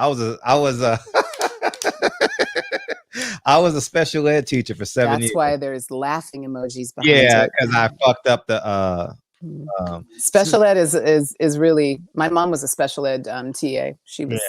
Yeah, it was. That's a gift to be able to do. Bootleg family reunion. That's another good one. Yeah, another good. Yeah, they were clowning me on that. That's fine. Mm-hmm. Okay. Yeah. Impromptu. Yeah. Okay. Yeah, being kind of spontaneous, right? At least you caught that. It'd be perfect to interview Kanye. I would love to interview him again. It would be interesting. We'd have to do it outside though, which would be great because walking around stimulates brains like that, and I could probably get much better stuff out of him than stuck in a studio. He's one of those smart, dumb people. Yeah. Oh, do I speak? Well, I had a speech impediment till I was 8, so speaking well is like always been a challenge for me. So thank you for that. It's a big compliment because I worked on that. That's true. That's why we don't know phone numbers anymore. I don't know anybody's phone number. I'm so terrified of losing my phone or having something happen to my phone because I depend on it so much with maps and everything else. I wouldn't know how to get anywhere but home. Like I would be lost without my phone. It's so sad how much we're dependent upon it. I still know my grandmother's number by heart though, because I knew that when I was little. It was programmed into my brain. Facts, Ananda, my coworker called me weird yesterday. So you probably super smart. Yeah, it was tripping. Dr. Sebi, they said Dr. Sebi was crazy. We know that's not true. It's certainly not true. Although I got to figure out what he said about broccoli, because I don't know if I agree with it. But here's one thing I know. No matter how right somebody is, they're also wrong on some things too. So we can never put somebody on a pedestal that says they're never going to be wrong, because everybody's going to be wrong. And that's our fault when we do that, right? So when people fall off these pedestals that we had them on, it's our fault for putting them on the pedestal to begin with.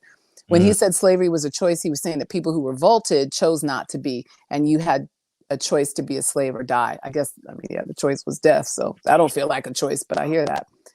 They don't really care about us. Yeah, Mike had some great songs. Leave Me Alone. Pac died at 24, Fred. So that's why people always praise Pac. Probably true, because we lost. He put out a amazing body of work by 24. Facts. Michael denied his blackness. He did, until he needed us to support him. And he was like, my people. We was like, Mike, have you seen yourself? Speak those facts. Fair to say, that's real. Yeah, no strange kid sleepovers. My 7-year-old daughter was talking to me about a Michael Jackson song and asked if a particular track was from Black or White Michael. Right. Because there's a distinction between the Black and White Michael. Right? There is.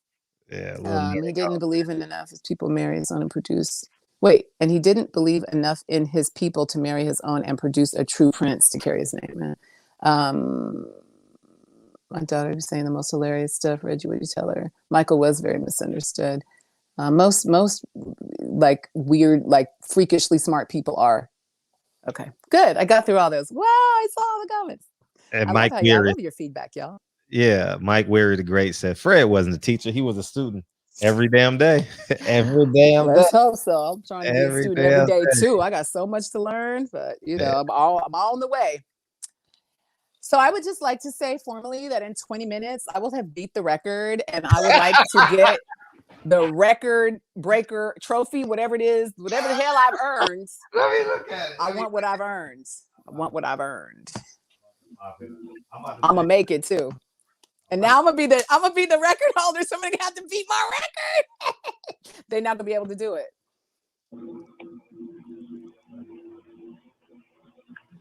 Anyway, while Fred is looking at that, I have a question in the chat. I thought you guys read through all of them, but yes, Ananda about her thoughts on several holistic doctors mysteriously dying years ago. Years ago, that's been happening up until 2 years ago. There were still people being killed. I think there is probably I don't know. I've heard all the conspiracy theories. Again, I don't know what to actually believe. That's like a sticky, like you're sitting on this point. I don't know what's true or not, because I obviously am not involved in it. But I think it is very interesting that so many people who believe and are helping people with the natural protocols die in such weird ways. Like something has to be up when so many people in a particular group are just dying. Like there's nothing normal or right about that, but I don't know what's happening with it. I think it's scary, and I think it's the reason that it's harder to find information that we should have free access to if we're a free society too, because people are afraid to talk. And I know that in my own kind of cancer journey, the editing and the silencing of naturopaths is very real. They're scared. And whether or not we can prove something is going on, they definitely believe something is going on, to the point that they won't talk about certain things with you, and they won't, without having doors closed and being very weird about it, honestly, they won't have certain conversations. And I think that's exactly the opposite of what kind of country we're supposed to be living in, obviously. But there's so many things that are the opposite. So much of that is BS. But I think, for me, the information is still out there. You may have to dig a little deeper and go to different sources, but the information is still out there. And I'm more concerned, not more concerned. I mean, that's very concerning, but I'm concerned about this thing I keep hearing about, them removing our ability to even have access to like certain vitamins and stuff, like clamping down on what can be accessed by American citizens. I just feel like if you're a truly free society, you got to be wide open and let people make choices and have the consequences of those choices, period. Like, obviously we can agree like murdering people is wrong. These certain things we can get a consensus on. Outside of that, if we're really free, let's make it like really free. So it's somebody always trying to control what you're doing. That's not free. That's somebody controlling what you're doing. We need to let people make their choices and see who they are as a result, and let them see what life does as a result. But That's not what we're dealing with right now. Yeah. Go ahead, D. What do you remember about any conversations that you had with Lisa Lopez? I never really did get to have in-depth conversation. I probably interacted with her very briefly a few times before she was taken.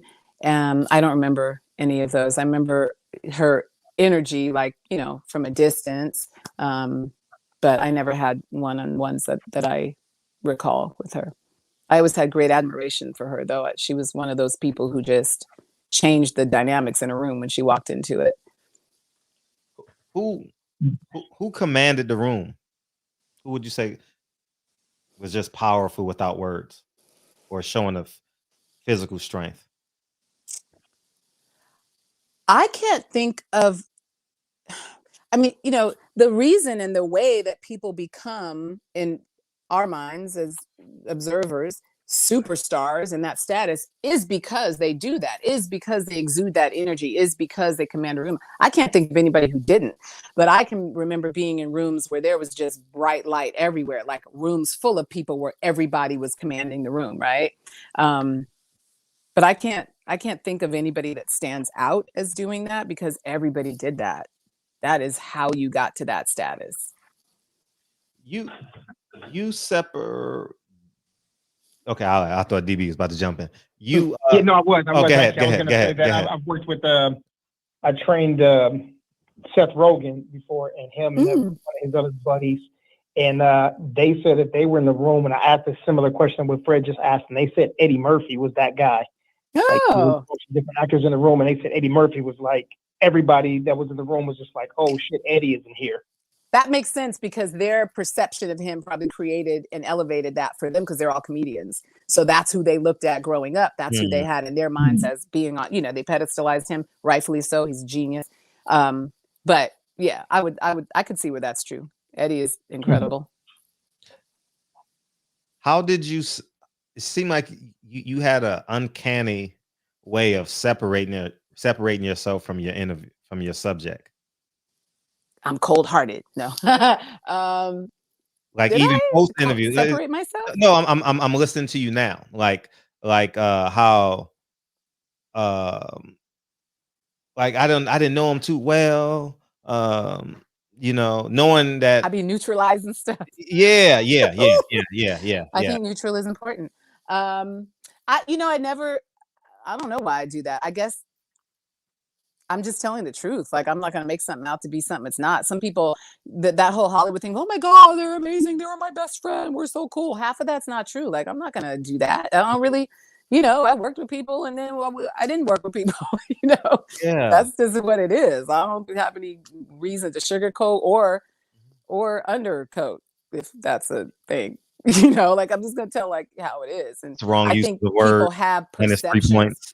Yeah, right. Like the thing, or bunny ears. I think people have a perception of how it is that is skewed, right? They think it's a certain way, and I can't play into that. I don't have any responsibility for like supporting that, because that's not how it is. So I'm just, I guess I'm realistic about stuff. I mean, there are definitely people who I had deeper friendships with, who I did spend more time with, who I did have, you know, relationships with in some instances, but because I don't talk about that stuff, it isn't something I would play up. And I definitely am not like a name dropper or any of that. So that's just not my way. I just don't do it. It's just not normal for me. And I grew up around people here and there. Like, I remember Luther Vandross being at my Aunt Sissy's house, because my uncle, she was married to my uncle, who's my grandma's brother, who was a physician, and had this beautiful big house in Beverly Hills, or some part of town that had big houses here in LA. And we would come up for certain Thanksgivings, and like Luther Vandross is sitting at the table. I didn't know who he was as a kid, but I heard other people talking about him. I knew he was somebody important. He lit up the room. You knew he was somebody, even as a kid, you know, just him being in the room, because she was his travel agent or some kind of, you know, friendship they had. So he would hang out with the family. But I never was taught to elevate people beyond, we're all human. Like, they can mess up too. They go home and take a dump and they go to sleep. Like, everybody is the same in my mind. And yes, some people have taken better advantage of their gifts, and some people haven't, but that doesn't change their humanness to me. So I think maybe I normalize it, because in my mind, it's very normal. Like, I'd hate to be cliche, but people are people. And I think it's dangerous when we give certain people the right to be like elevated or better in our minds, because it minimizes our ability to understand that we're the same as them. And the things that separate us are probably things that you can control. The people that I know very well who are like famous, or that you would consider somebody you've pedestalized, right? That they're this and that in your mind. The biggest difference between them and the people I know who are not accomplishing the goals they want in life and consider themselves very normal is that they don't work as they don't have the same work ethic. They don't have the same drive. And drive is not just something inside of you that makes you want to go do stuff. It is also that, but it's also the taking of that feeling and doing something physical with it. And what evens the playing field is how hard you're willing to work for what you want. I believe that to my core, because I've seen the difference in myself when I wanted something but did not work for it and just was like, oh, well, I'll only manifest it. I'll only know. You can't just sit here and have thoughts about it. You have to have those thoughts and then go do something. I wanted my body to change, but I wasn't doing anything about it. The minute I started doing something about it, i.e. working out the right way and actually lifting weights and being proactive about it, my body changed. The difference was me. It wasn't the person who was guiding me through the workout. I got a box I'm looking at right now. You can't see it. There's like 6 or 7 different workout systems in it. Years ago, I bought every Beachbody workout. I bought all the equipment. It didn't do anything for me while it was sitting in the box. It wasn't until I took it out of the box and actually did the physical work myself to do the workouts that my body started changing. And I believe what stands between people and what they want is them.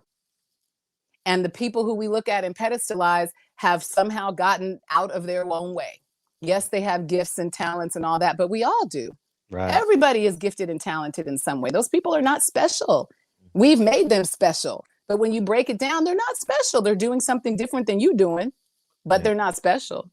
They've just tapped in a different kind of way. And I think because I think like that, nothing, and maybe that's why, I did so well in my profession. Like nobody could walk in the room and throw me off. You could literally ask me to interview anybody and I'm gonna be the same person, whoever I'm interviewing. There's nobody that could make me shook, because in my mind, I'm looking at them on a toilet. Like, you the same as me, Our bodies, we're in the same kind of bodies. All these bodies do the same thing, and you're not gonna make me feel lesser or crazy or tripped out, because we're the same. So I don't know. I just literally have always felt like that.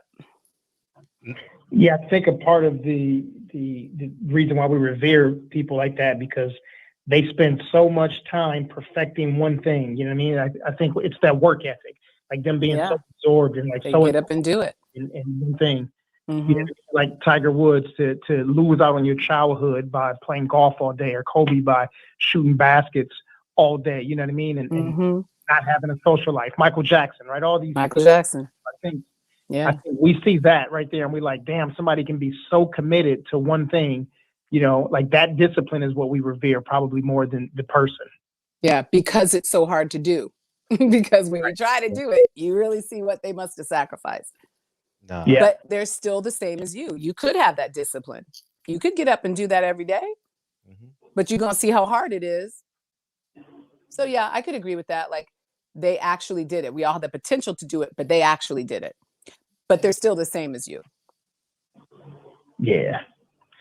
I was thinking about, I don't want to switch reels, bro. I just wanted to talk about this real quick. You know who Sean King is, of course, right? Yes. Yeah. How do you feel about Sean King? Oh, the activist. Background.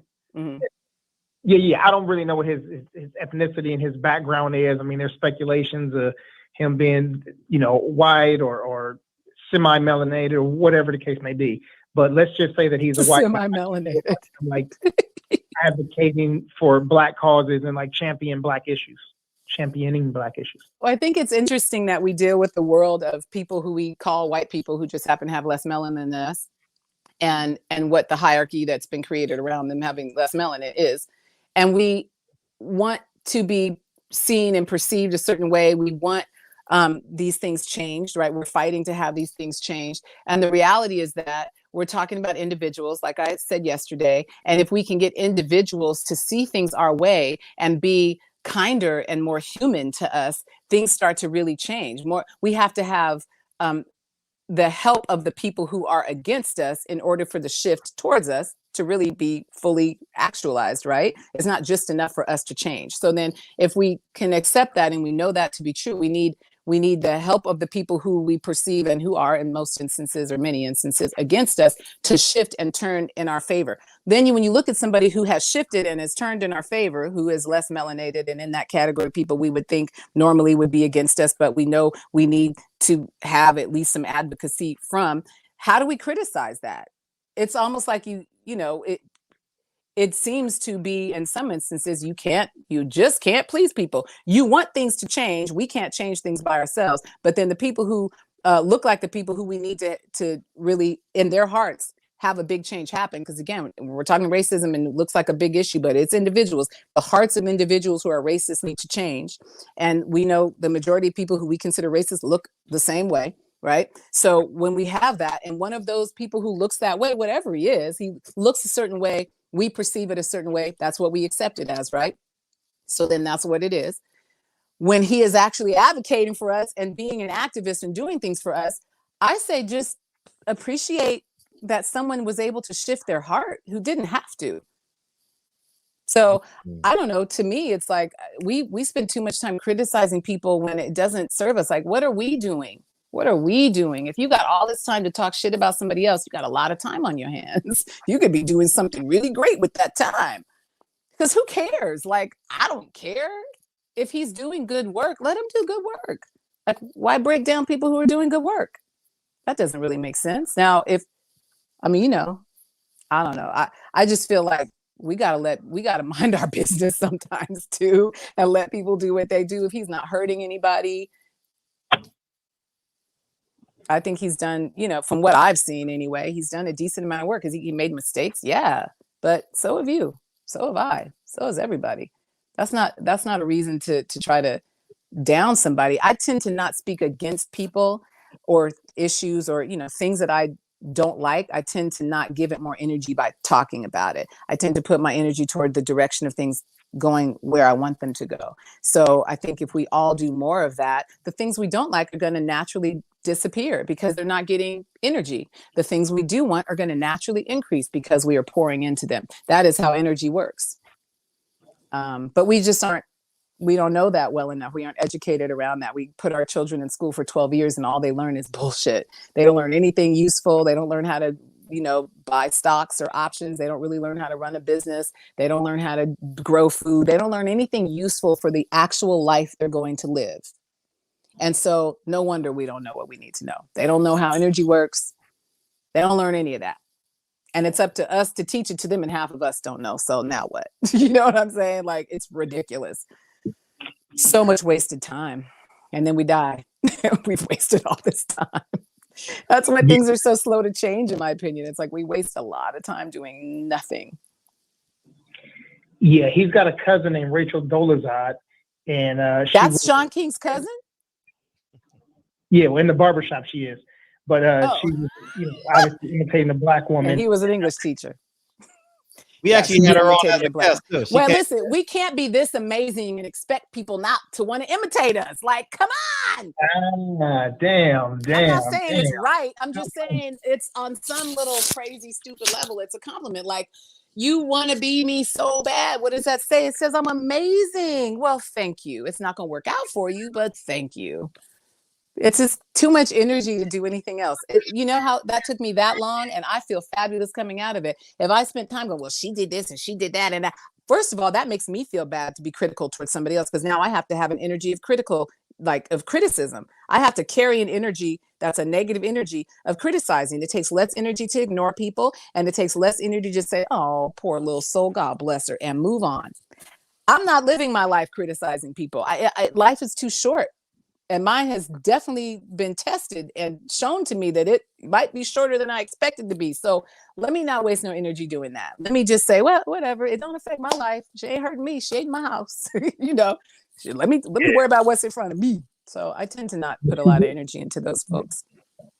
She did mess up one house with the her own. That Derek Jacks thing. Ugh.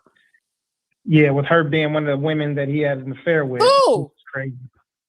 Rachel Dolezal, you lying now. What you lying for, DB? Why you lying? Are you joking me again? Yeah, but it sounded juicy though. Oh Jesus! Oh, look, my heart rate went up. Hold up. we got actually upset for a minute. We actually had her on sometime last Did year. you? How was that? It was interesting. It was interesting. She was interesting. She's very I don't know if it's empathy or sympathy, but she's committed. She's, whether you like her, love her, or hate her, she's committed. You ain't getting her off of it. You know, I asked her, you know, she's definitely committed. You know, you gonna have to live and die with your opinion of her, but she's committed. And look, see, that's one thing to take away from how committed are we to the things that we could be wrong or not, but we got to go 120%, 150% commit. Yeah. I can't knock that. I don't have to agree with it for me to be able to see the value in somebody being that way, right? So I don't know. I guess I'm just, I don't know, non-judgmental in that sense, or accepting of, like I said, I have said a million times now on this show, everybody's reality is correct for them. And mine might not be correct for them. It doesn't have to be. It's not theirs. And theirs doesn't have to be for me. And I can still have love and respect and a neutrality around people that doesn't block what they're trying to do just because it doesn't agree with what I'm trying to do. And we all need to get there. That's that tolerance that we want from the world that we have to give to the world as well. It's a process of exchange and reciprocation. And we didn't create it. It's not our fault, but we can be part of the solution regardless of if it's our fault or if we created it. And if we want it to be different, we have to choose to be a part of the solution. And the solution is neutrality. You got to know how to leave people alone and mind your business. That is neutrality. I'm neutral. It doesn't bother me. I don't care. Like, don't hurt me. Don't tread on me. Don't cause me any harm. And we cool. As soon as you step over here, we're going to have a problem if you're hurting me and causing a difficulty in my life. But if you're not, do what you're doing, homie. Like, do whatever you want. It's a free world. That is how I support the freedom that I seek, by offering it to other people. That's the only way for me to receive it. As soon as I start condoning, criticizing, and stopping it, now that's going to happen to me. I'm not giving anybody license to do that in my life, so I don't have license to do it in someone else's. That is the process of reciprocation we need to get really comfortable with. If everybody could do that, racism goes away, classism goes away, people blocking anybody for any reason goes away. Imagine that world. That's where I'm trying to live. Don't block me. If you don't like it, leave me the hell alone, and I'm going to do that for you. I don't have to like it, but I'm not going to do anything to harm you or block you or stop you as long as you're not doing that to me. That's that do unto others golden rule. Yeah, I think it's just tough for our people to trust anybody because we've been bamboozled and manipulated and over and over again. Hoodwinked and bamboozled. That's right. But, you know, listen, in any war, any battle, you know, you have to have allies, you know, if you want to be successful and win these battles. So that's if you look at everything like a battle in a war. That's the only time that's valid thinking. But I hear you when you're looking at it like that. Yeah. Yeah, I mean, it is war. Shit, I come from South Central LA, so yeah, it is a war. You know, we got to find a way to make it not like that. Yeah, well, individually, if we change that, it changes collectively, instantaneously, if we individually decide to. Because that collective of what is the war is made up of individuals. I always come back to that because that's the truth. But we still want to have that agreement. Like, we want to be in a reality where everybody's agreeing with what it is we're doing. And maybe that's part of the problem, because these realities get set up and then we buy into them and they're bullshit. You know what I mean? They're bullshit. We keep saying it, we keep repeating it, we keep creating it. But if we want it to change, we have to say, repeat, and create a different reality. So yes, that's true, but only if you want things to continue on that truth. If you want them to change, we change them by literally changing them. And it is easier said than done, but it's also easily done if we just do it. I keep having that conversation with my dad because, you know, older people, and my dad's probably almost 80 now, they have a mindset that's very stuck. It's very rigid because, again, the way our humanness is built is that repetition is how we learn. Repeating things is safe for us. Whatever we're used to, we have to repeat because our survival depends on it, right? That's this reptilian brain, what's programmed into us as just human beings. And so if you understand the thinking and the way that we are set up, you can what do you call that? You can hack it, right? So you're set up to repeat. And for older people, they're repeating the world they lived in. It was valid. I'm not diminishing anything that has happened in the past. It's all very real. And again, someone's perspective is their reality. I respect it and I can have it with them, right? But if we're talking about change, we have to be talking about, oh, are you counting me down or are you counting me up? I did it. I broke the record. Oh my God, I wish I drank alcohol. I would take a shot. Let me take a shot of water. Take a shot. Cheers.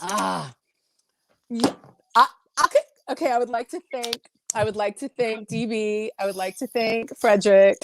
I want to thank you guys for having me and letting me come in and break the record.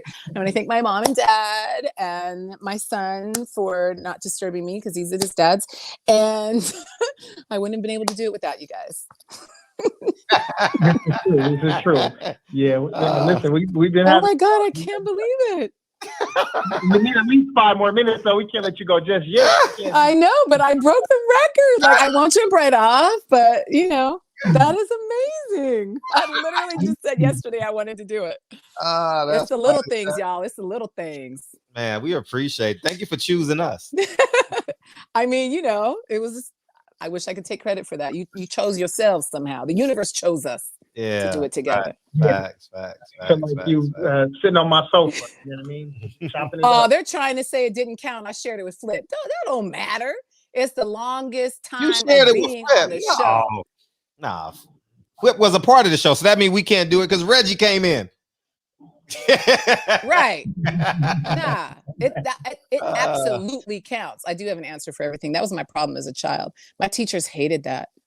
Rachel wanted to be black, seen as the center of black, and only rejected her whiteness. Yeah, see, that's that self-hatred. Rachel Dozell had it too. She hated her white self. I was tripping when I saw her parents, though. I really needed to see her parents to believe it, and then I was like, oh my God, how does that work? Okay, now there's a. She rejected her. I never saw it from that. Reg, that's a good point. Isn't that interesting? I never saw it from that perspective. She rejected her whiteness. Wow. Yeah. Childhood issues. I'm telling you. Reg says we need a celebrity dance, a celebration dance. My celebration eyes dance. My eyes cross when it gets late. I don't know why. You really? Because your body needs sleep. I'm serious. Yeah, Team Aries, Patty. Hey, I be reading shit and I be like, man, I tell y'all, I go, oh, she could dance too. Century Club. I used to get my little oh man, you would have you would have been on my futon for sure. You were your best friend. I don't know which one was it, man. Century your futon. Oh, that's all I had. But hey, shit. Hey, I've lived with many a futon. Century Club. What was it? Did you go to Gotham while you were here? No, I never went to Gotham. Hollywood Athletic Club. No, remember I didn't live in LA. You didn't I live just in LA. visited every now and then when I was working. So I didn't know all the cool spots. Yeah. I didn't get to hang with the cool kids at the cool spots. It's funny because PPD, I didn't meet PPD either. She said she was at Century Club too, and we all in the same age demographic. We were probably there the same night. Yeah, right. Yeah. It's just amazing. It's amazing. I didn't meet her there either. She said she used to go there often as well. But yeah, the good old days, man. The good old days. Drunk standing in the corner. Man, I said when I get 80, I have a drink and I'm gonna smoke a blunt when I get 80. Because you're like, I made it. Forget it. What am I holding out for now? I did it. You did it. I'm 80. Do you have a goal? Like, is that your goal to I'm dead ass.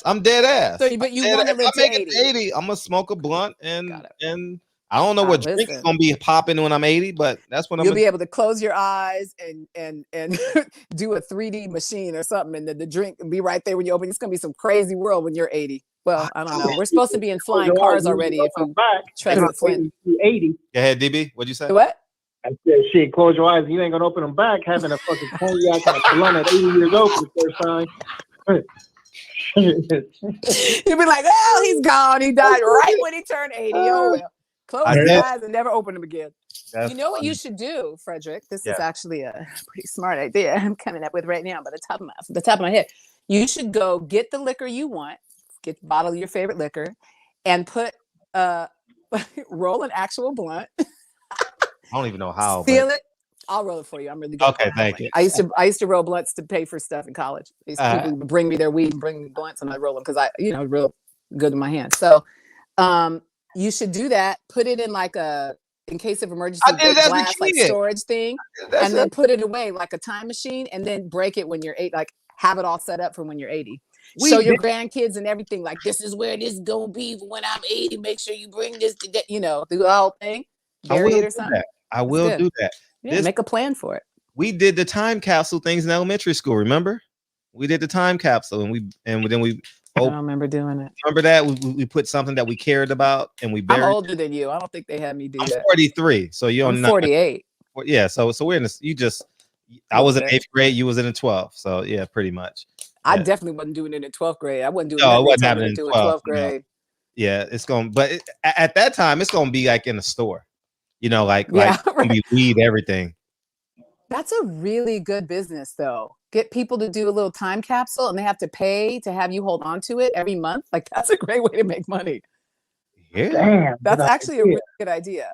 A time capsule. Well, a company that does it. So they would tell you what they want in their time capsule. You put it together, and then you store it for them, and they pay for you to hold on to it for them every month. And then you develop. Why am I giving y'all this brilliance? Anyway, you develop an idea. So they have if they die before that, they have a little list of people you would call or that you would give the time capsule to or whatever, like what happens to them if they don't make it to the end date of the time capsule. And then if they do make it to the end date of the time capsule, they also get like $100,000. It's like insurance, but with a time capsule. It's actually a really good idea. I don't think anybody would pay for that though, because they could do it themselves. But you know what I'm saying? This is how my brain works. So you see this bottle of water I paid for? If people selling if people selling water, you know what I mean? Mm-hmm. When you got a faucet right over there. America bought the Statue of Liberty. Yeah, that's true. I thought that was a gift. Oh, it was a gift, but yeah, it's the same thing. Hey, history major are you? I don't know, the one you correct. And there it is.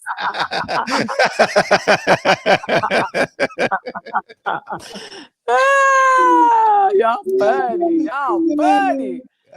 all get this part of you. Wait, we all get this part of you since you started the show. Oh yeah, y'all can get it for free. Yeah, I got a bunch of good ideas though. So yes, I said 48. I am 48. Yeah, that's what we do. We humanize. We attempt to humanize the guests, like make it have like casual, and I don't think we've ever I've never fanned out for a person. You know what I mean? Good. And I think that it's important to humanize the experience. And that may be reason why you back for a second night. Maybe it was something DB said. It was a presentation by PPD. Maybe. You know what I mean? But at the end of the day, it was Reggie. It was definitely. Reggie is. It was Reggie. Reggie is a huge asset, and now that's your family. He wears V-necks every night. He wears V-necks every night. To sleep? And, he wears. He's part of the crew. You part of the crew now. You part of the crew. Oh, this is a good crew. I like this crew. Yeah. Now we can do part of the crew. So we snap on each other. Every night. Someone gets picked every night. Last Tuesday it was me for some odd reason. I forget what it was. Me some odd reason. Tomorrow is somebody else. And y'all gonna snap on me when I'm gone, or you gonna snap on me right now and do it to my face? No, it just happens organically. It happens organically in the show. Somebody says something stupid, and then they become the clown of the day, donkey of the day. You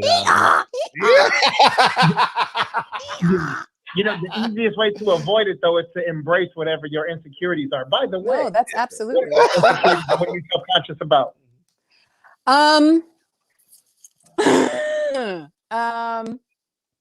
She's still. I guess my lips, because I'm always on lip gloss duty. Like I'm constantly putting lip gloss on. I don't know if it's an insecurity. To me, it's a nervous habit. Like it gives me something to do, and I'm like, always doing it. But what am I insecure about? I am insecure about stuff. Just give me a minute. I've worked on a lot of it. So I can think of a lot of stuff I used to be insecure about that I've done a lot of work on. So I It can be a used to long be, list, that's fine. huh? What? It can be a long list, that's fine. Oh, okay.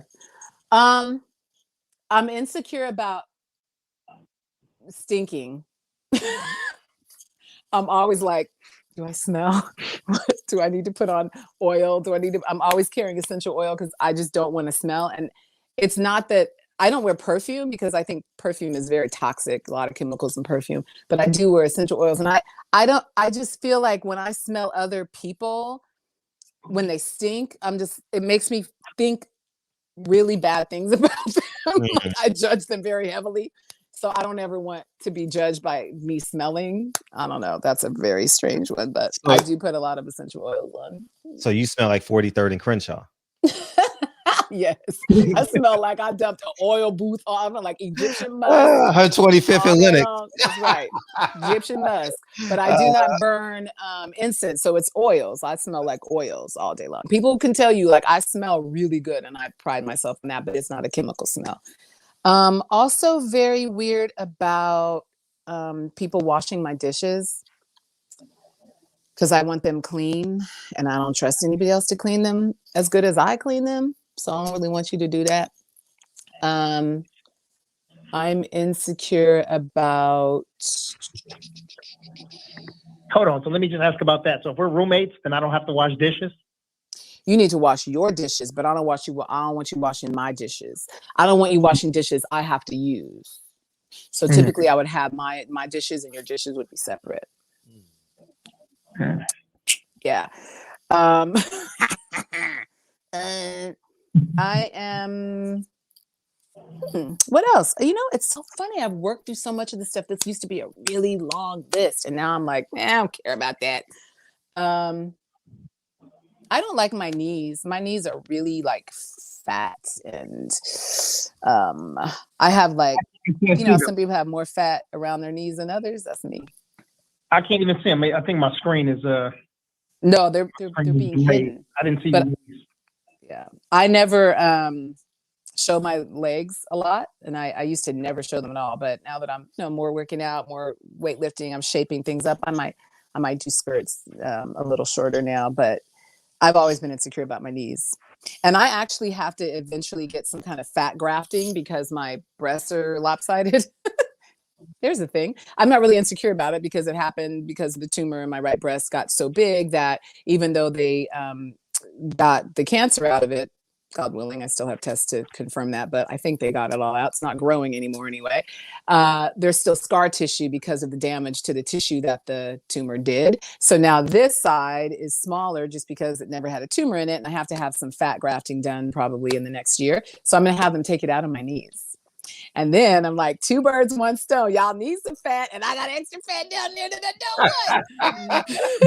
So this is gonna be perfect. Man. And then I did it for, I had to do it. It's not like I just went and got plastic surgery because that's not really me. But if I have to do it and I want to feel normal and balanced, I'm probably going to do that later.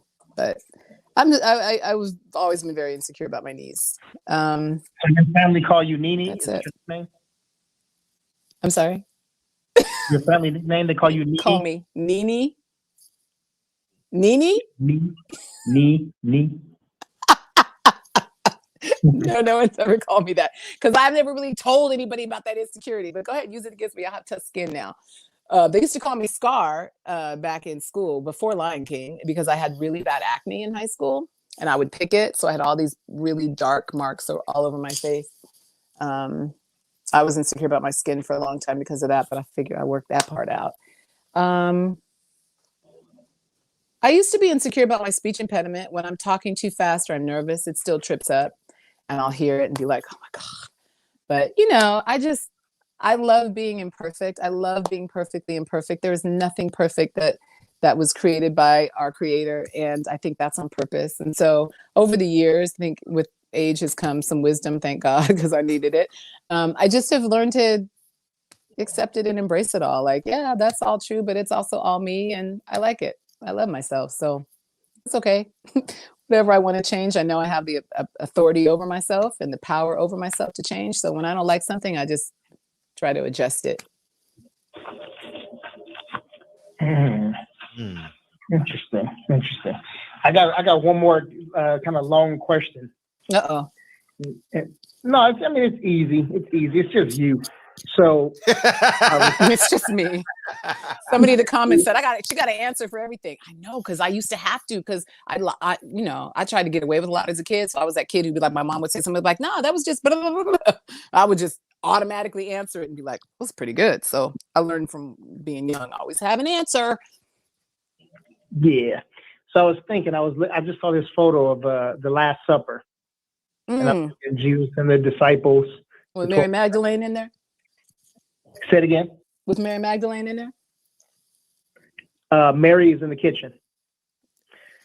So the hell, Mary is sitting next to Judas. Actually, if you look at the real Last Supper, Mary is in there. They have written the women out of the Bible and everything else because y'all can't stand our power. She's in there. Why you say y'all? I just mean the general men that have written us out. It wasn't women who wrote us out. It was men who wrote us out. So I meant y'all because, you're in male bodies. I'm not saying you specifically, but men wrote us out. It was part of the, effort to erase and diminish us. Anyway, what's your question? So, people always say, if you could have dinner or have the evening with anybody, dead or alive, who would they be? So there's since I was looking at the Last Supper and there's 12 people, who would those 12 people be with? That I would have dinner with? Yeah. Dead or alive. Okay, well, Jesus is definitely one of them because I need to pick his brain. I want to have one more dinner with my grandma. I took care of her for the last 2 years of her life, and it still wasn't enough. It was kind of like what Flip was saying. Like, no matter how much time you get with them, no matter how much of somebody who really, really, really meant a lot in your life, you just want them one more time. So my grandma would be there. She'd probably be wanting to cook because she was an amazing cook. My pit bulls would be there. Can I count them as people? They were people to me. Prince would be there. I would want Malcolm X there. We never talked about Malcolm. Wow, DB, we got to talk about Malcolm. I would want, who else? Who would I want? I would want like my grandmother's parents there. I never got to meet them, but they were always the people who my grandmother talked about. Like, I knew I came from them. I knew they were already deceased, but the way that she portrayed them to me, they were incredible. And like, they ran their own business and they were badass. Like, I really want to meet my great grandparents. That would be cool to have them there. And gosh, living or dead, this one's hard. How many people is that? I already said 5. Well, that's 5? 5 or 6. Jesus, grandma, Malcolm, and the great grandparents. I would want Aaliyah there. I just want her to be able to come back real quick and see everything that's all this love. It's beautiful. Now they could be alive too. Now dead or alive. Well, if they're alive, I can already have dinner with them. Right. I mean, this is a hard one, y'all. The person who has an answer for everything. Everybody I'm thinking of who is alive, like I have dinner with them. You know what I mean? Like, there's nobody who's alive that I haven't had that experience with that I really am like, oh man, I would really want to. Sometimes I think about a person who would spark the conversation of a question that you may ask Jesus, the person that may spark the question to get Malcolm X going. You know what I mean? Oh, that would be me. No. I'm the question asker.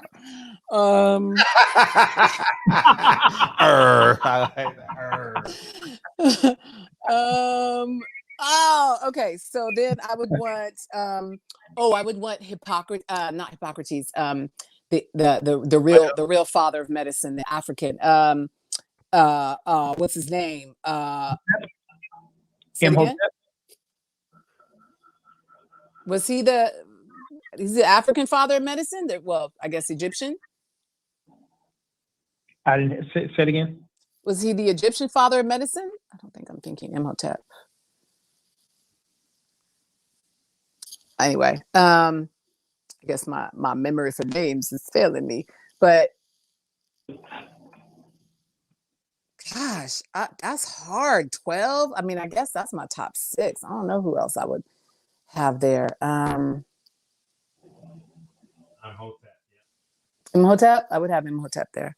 Got a lot of questions for him. I would have. Can it be fictional people too? Yeah, if you want the Black Panther there, he could be there. I want the Black Panther there.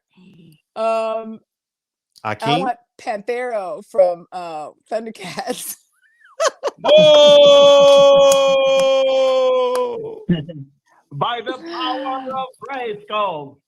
Yes. Oh my God, I love that cartoon. That Gilligan's Island, Jetsons. We should already be in flying cars. They lied to us. We just had that. We just had a show on the Jetsons. You did?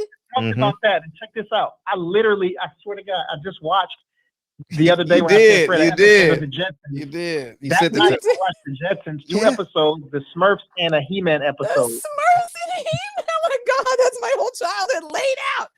Wow. It's on YouTube. I know. But And you you don't know, have that's YouTube, the beautiful thing about all this. You can access all the stuff. You don't have to just live with your memory and try to remember. You can just watch it again. But I'm afraid that it's going to be disappointing. I think my memory of it is much greater than what it actually would be now. Facts. And I don't want to be Definitely disappointed. is. So I just like to Yeah, stick with it. Yeah, it's like, oh, really? I watched that? I don't want to ruin it.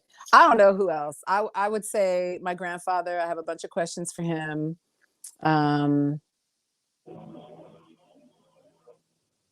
Harriet Tubman, Sojourner Truth, Maybe. Rosa Parks, MLK. Those are good ones too. W.E.B. Du Bois. That's a good one too. Maybe Langston Hughes. Langston Hughes would be great conversation, right? Yeah, he would be amazing conversation. James Baldwin would be great. Oh, yes. The Fire Next Time. He's buried in the same cemetery as Aaliyah. Really? And Malcolm X. Yeah. Wow. Who else? Yeah, I don't give her no answers. Let that woman think.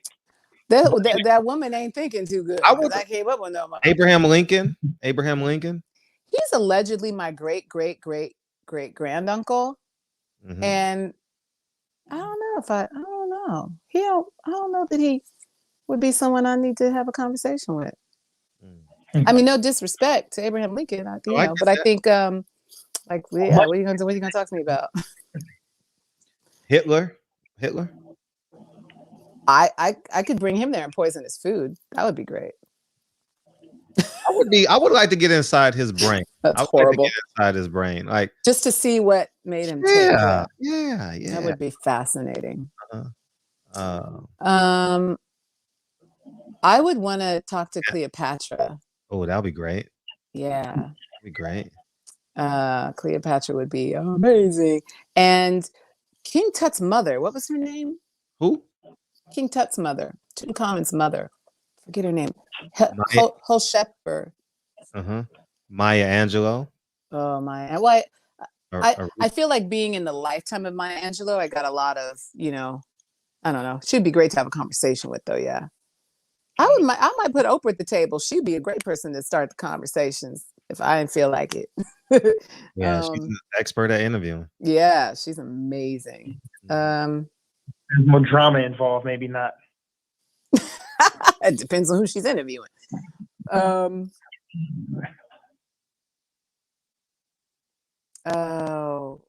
I was gonna say Emmett Till. Yeah, so young. So young. But putting him at the table with all these other people, he missed so much because he was killed so young that it would be interesting to. I mean, you know, it depends. So in my mind, I'm like, wait, are the people that are coming that I'm bringing back from being dead, like, do they know they've been dead and they're coming back? Like, are they coming back with this wealth of information that you get when you go? Or are they just coming back like they were when they were everything that's here? happened over the last 50, 60, 100, 1,000 years. Oh, that might be a whole nother list. That's a whole different thing. They've seen it all. They have something to share with me about. Wow. Yeah, I'm gonna need more time. That's Reggie, deep. There's a lot of people I would want. One more. I just need one more. That was 11. Yeah, we got Malcolm X, Grandma Jesus, Imhotep, Aaliyah, both grandparents, Cleopatra, Nefertiti, Langston Hughes, and Emmett Till. You forgot Prince. That's 12. And Prince. There it is. All right. Why Malcolm X? Because to me, I need to hear his story from him. And I need to, his mind was so, from, you know, obviously, but from what I've read, from what I've experienced, from the legacy he's left through his children, one of whom is a friend of mine, I just need to hear his thoughts on stuff. I really want to know where his mind was in that period of time where he was murdered, because you hear so much about how he was evolving and how he was growing and expanding. And I think both he and Martin in those times of expansion, and I think we have a misunderstanding of who Martin Luther King was too, when you look at what he actually said about what was going on and not just the story that, you know, we've been led to believe. When you look at it for yourself and you really read his stuff yourself, he was much more radical than we ever have given him credit for. And I think they were both doing what human beings naturally do. They were evolving in their thought process. They were amazingly intelligent men who were evolving. And I just want to, I mean, if they could really tell me this whole, you know, period of time that they've been gone too, if they could speak to that, I just really want to hear what they, I know Martin wasn't on my list, but I would really want to hear what Malcolm X has to say about where he was headed in his thinking. So. What do you think happened February 21st, 1965? I don't even speculate. I don't know. I know for a fact we lost one of the greatest minds we've ever had. That's a fact. So that definitely happened, but I don't know the details of what was behind it. I don't even speculate on stuff like that. For sure. Reggie Owens got something for you. Reggie Owens always got something for me. What's up, Reggie? Oh, I'm supposed to read it. Sorry. I thought he was gonna pop back up on the screen. No. He's always popping up on the screen when you say his name. He's like the genie, Reggie Owens. Blink. The lights in my eyes. Damn, Ananda. The conflict of having a crush on you and your vibes of a cool ass. I think he meant ass, but he said ass. Vibe of a cool ass homegirl, the essence of a true Cali girl. Yeah, I'm West Side all day, baby. I'm all Cali. Yeah, Cali girls. Cali girls are the coolest. Yeah. I see you. I saw you wipe your nose a couple of times during the interview. I was like, oh, okay. Okay. Like, okay. Yeah, okay. What we doing? Like you said, I'm from LA. Nah, West Side's the best side. I'm so happy to be from Cali. It was hard for me. Like the East Coast was hard for me because so Cali in my heart. Like I need to see trees. I need to be able to drive and park somewhere. I need to have space, you know? So I was like in a box and I was like, it's concrete. It's no sunshine for 6 months. I was like, oh, I did it and I enjoyed it just as the experience, but I really can't like live and thrive on the East Coast like a lot of people I know can, that just they're built for that. I'm built for that. I'm built for sunshine and the beach and grass. Facts. Yeah. That's why it's important for us to do our own history, because it's so easy to pin and say, "Oh, MLK wasn't tough." Shit, he was tough as nails. He was tough as nails. Even to just do what we've been, told that he did, he had to be tough. But it's a different kind of tough. But when you really get into who he actually was, right? He was so bad. Come on, now. It's bad, man. And that's why it's important for us to learn and love our history. Yeah. You know, I remember as a kid in New York, and I tell this story, and one time I cried about it because I had a friend named Kenyon. Kenyon. I think I told this story on the show before. I had a friend named Kenyon, and society taught us to tease him because he was a Rasta and he had dreads, and you know what I mean, and he wasn't cool, and you know, we cracked jokes about him and all that, and I says, damn, it's funny how, and this was like second grade, third grade, it's still inexcusable. I'm just saying how the societal norms or this, you know, cultural norms that they teach us that we gotta look a certain way, act a certain way. He had a strong accent too, you know, and yeah. So you put him in a category, in a box, and was like, yeah, because he didn't wear Nikes and didn't have no you know, whatever shoes, you know, whatever. So, and he had a lot of hair and didn't get a haircut and shit like that. You know, it's just retarded. The things that are the best way to live. Not worried about that stuff. Facts. Big facts. Big facts. Big facts. Big facts. There's some great options in here about who should be at the dinner. Also, Reggie said he's gonna be there. I like Stallings. Like they say Stallings was worse. I would. Stalin is worse than Hitler. No, strike one. The dog answer. Whatever. My dogs were my babies. Sure, I miss them. How can you kind of inflict that much pain and torture? You know, like why? Childhood trauma. I'm telling you, it all starts then. And some people are just born.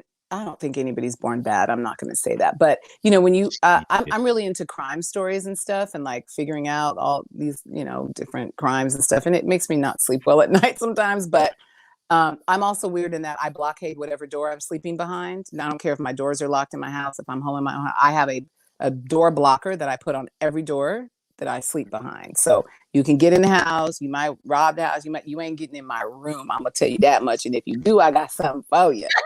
So I'm weird like that. But I really think that like in these crime stories, sometimes they talk about how a serial killer, let's say, is created, right? And how they develop. And Dahmer's parents or somebody was interviewed, and usually the parents are like, we have no idea how he got like this. You know, there wasn't any signs or any, but if you don't know the signs, then how do you even know what you're looking for? And there are signs to people being like cold and removed and callous, but they're also having experiences or having things happen to them that their parents don't know are happening or recognize are happening. And the effect on them is that it turns them against human beings, like it turns them against society and people. And it seems like there's this window of opportunity for it to go that wrong, like a certain age period, like an age, you know, bracket, where if some certain things happen during this time of development, like there's this whole like perfect storm of combination of things that has to take place, but it happens so much.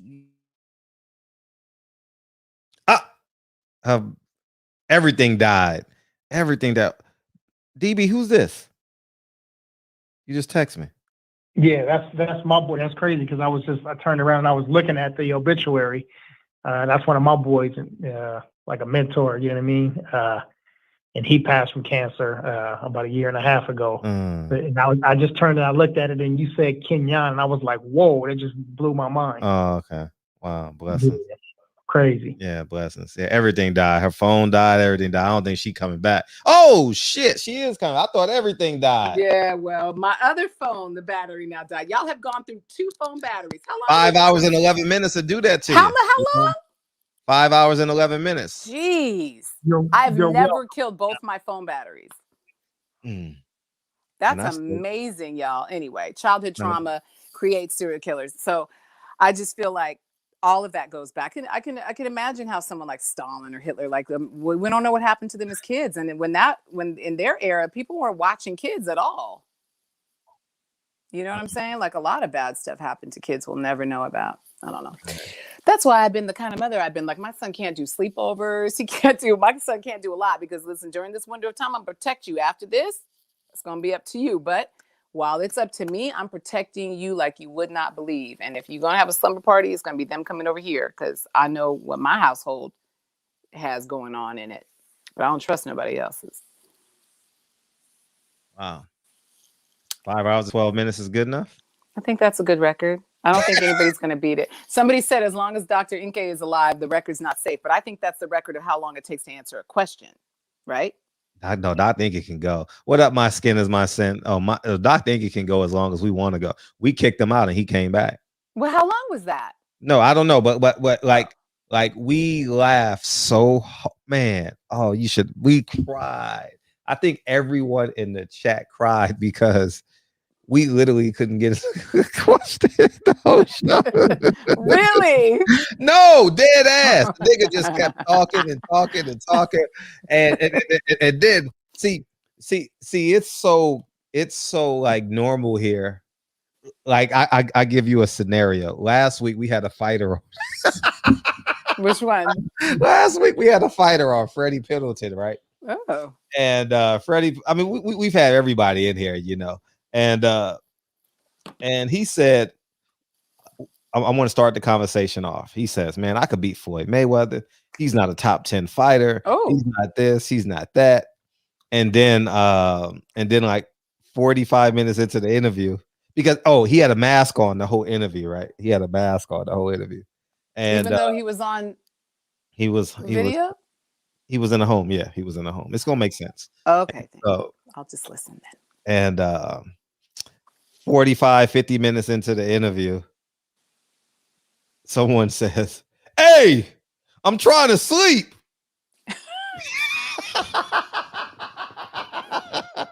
And we were like, hey, and we cried laughing, dog. We cried laughing. So we have fun in here, man. We humanize everything, dog. Like by the way, you know a joke? We used to have that segment. Not any good ones. I don't know any good ones. All the jokes I know are derogatory. I know a joke my son used to tell me when he was 2. He says, "What do cows do on Saturday night?" And I was like, "What?" He says, "They go to the movies." So that's about the DB has a good child joke. DB, you had a great child joke about 2 months ago. Damn, I don't remember. It was a freestyle. That shit was good. Yeah, that was good. Yeah, that shit was good. Yeah, he had a good. A kid joke. Oh, it was funny as hell though. It was funny as hell. It was good jokes. It was funny as hell. Why is 6 afraid of 7? Because 7, 8, 9. 7, 8, 9. I like that one. All the kids know the same stuff. How does that happen? Because they at school talking. Yeah, public school. Hey, I'm a product of public school. So am I. I don't believe in paying for it. So no, me either. Like, what y'all gonna teach them that they ain't gonna teach them over there? Y'all still ain't teaching them nothing. Why am I gonna pay you for it? Right. Couldn't you already making me pay taxes. That's enough. Right. Yeah, facts. Now, if a part of it, if there was a school that taught stocks and investing, property purchasing and ownership, if they taught realistic life stuff, I'd pay for that school. I would pay for that school. But it doesn't exist. It's a good idea though. What did Bruce Lee order from Burger King? Oh no. A racist joke? What? Whopper! Got him! Thank you, Hustler Slim. Thank you. Man, he slipped you that one, huh? All right. Yeah, we were just crying, laughing over dumbass jokes that night. The show just fell apart. What do you think of Coming to America 2? Well. Okay, good. Next one. All right, good. I mean, I loved the nostalgia. Yeah, the nostalgia was beautiful. We'll keep it there. DB, what's the name of that movie that we absolutely love in here? I'm drawing a blank on it right now. Color Purple? Yeah, Seeley. No, Seeley. Nothing but that can keep me from it. I will recite American Skin. Have you seen American Skin? Oh, American Skin. No. We had Nate Parker in here. Nate Parker is. I know what movie it is now, but I haven't seen it. Nate Parker is a genius. He seems dope. He got a scene in that movie, man. I don't know what I think about them allegations, but he seems dope as a performer. They were fake. Did you see One Night in Miami? No. You got to see. I'm actually not a big movie buff. Actually, I don't, because I don't study it like Lil Flip does. I don't Game use over it for that. I just feel like sucking up my energy that I need to be doing something else with. I can't stand sitting still and just watching something for hours. I can. I mean, I've done it, obviously. And I do have movies that I like, but I don't do it often enough to keep up with the stuff that's out. So I'm high and low with movies, you know. I've done a handful of movies and like been in them? Like directed and produced it. Oh, dope. Yeah. A lot too. Look at y'all all over the place. I like this. Yeah, and multifaceted the movies too. Yeah, DB's done some movies. Yeah. Okay. Yeah. Thank you, PPD. Thank you, S. Dot. It's I've won a few awards, you know, big awards. And but okay, so brag on yourself. Tell me what those are. Brag on myself. I've won the big biggest awards. I've won the biggest Black film festival in America. With the one in the African American Film Festival? I've won the Pan African Film Festival. Pan-African top Film 5, Festival. top 3, top. Depending on your perspective. If you on the East Coast, you might say that one. Right. I'm Emmy nominated, and I've done a handful of films. So, but look it's at you. Yeah. Look, ow. Yeah. So you forgot to make the sound, and it was in your head already. I didn't make it. You made it in your head. See how that works? And but I'm big on like Flip say, like the cinematography. Like I like transitions. Transition scenes fascinate me. But you understand? I could agree with that. Depending on the movie. You know what movie I liked for the transition scenes? I think Sugar. What was the one that just came out? That not just came out last year. And they robbed the place, but it was an accident. And the guy from Get Out. I'm horrible with the names of movies. DB's a thesaurus of everything. DB, was that enough description for you? When they robbed the bank, they didn't rob a bank, but the whole thing of Slim and yeah, see, I told you.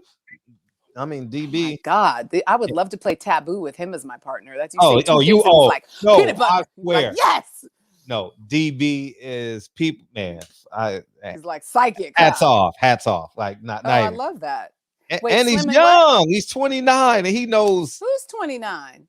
DB. He's DB's 29. Oh, I'm not hating. I'm giving you a compliment. Like you're well beyond your years. You're ahead of the game for 29. Oh my God! Wow.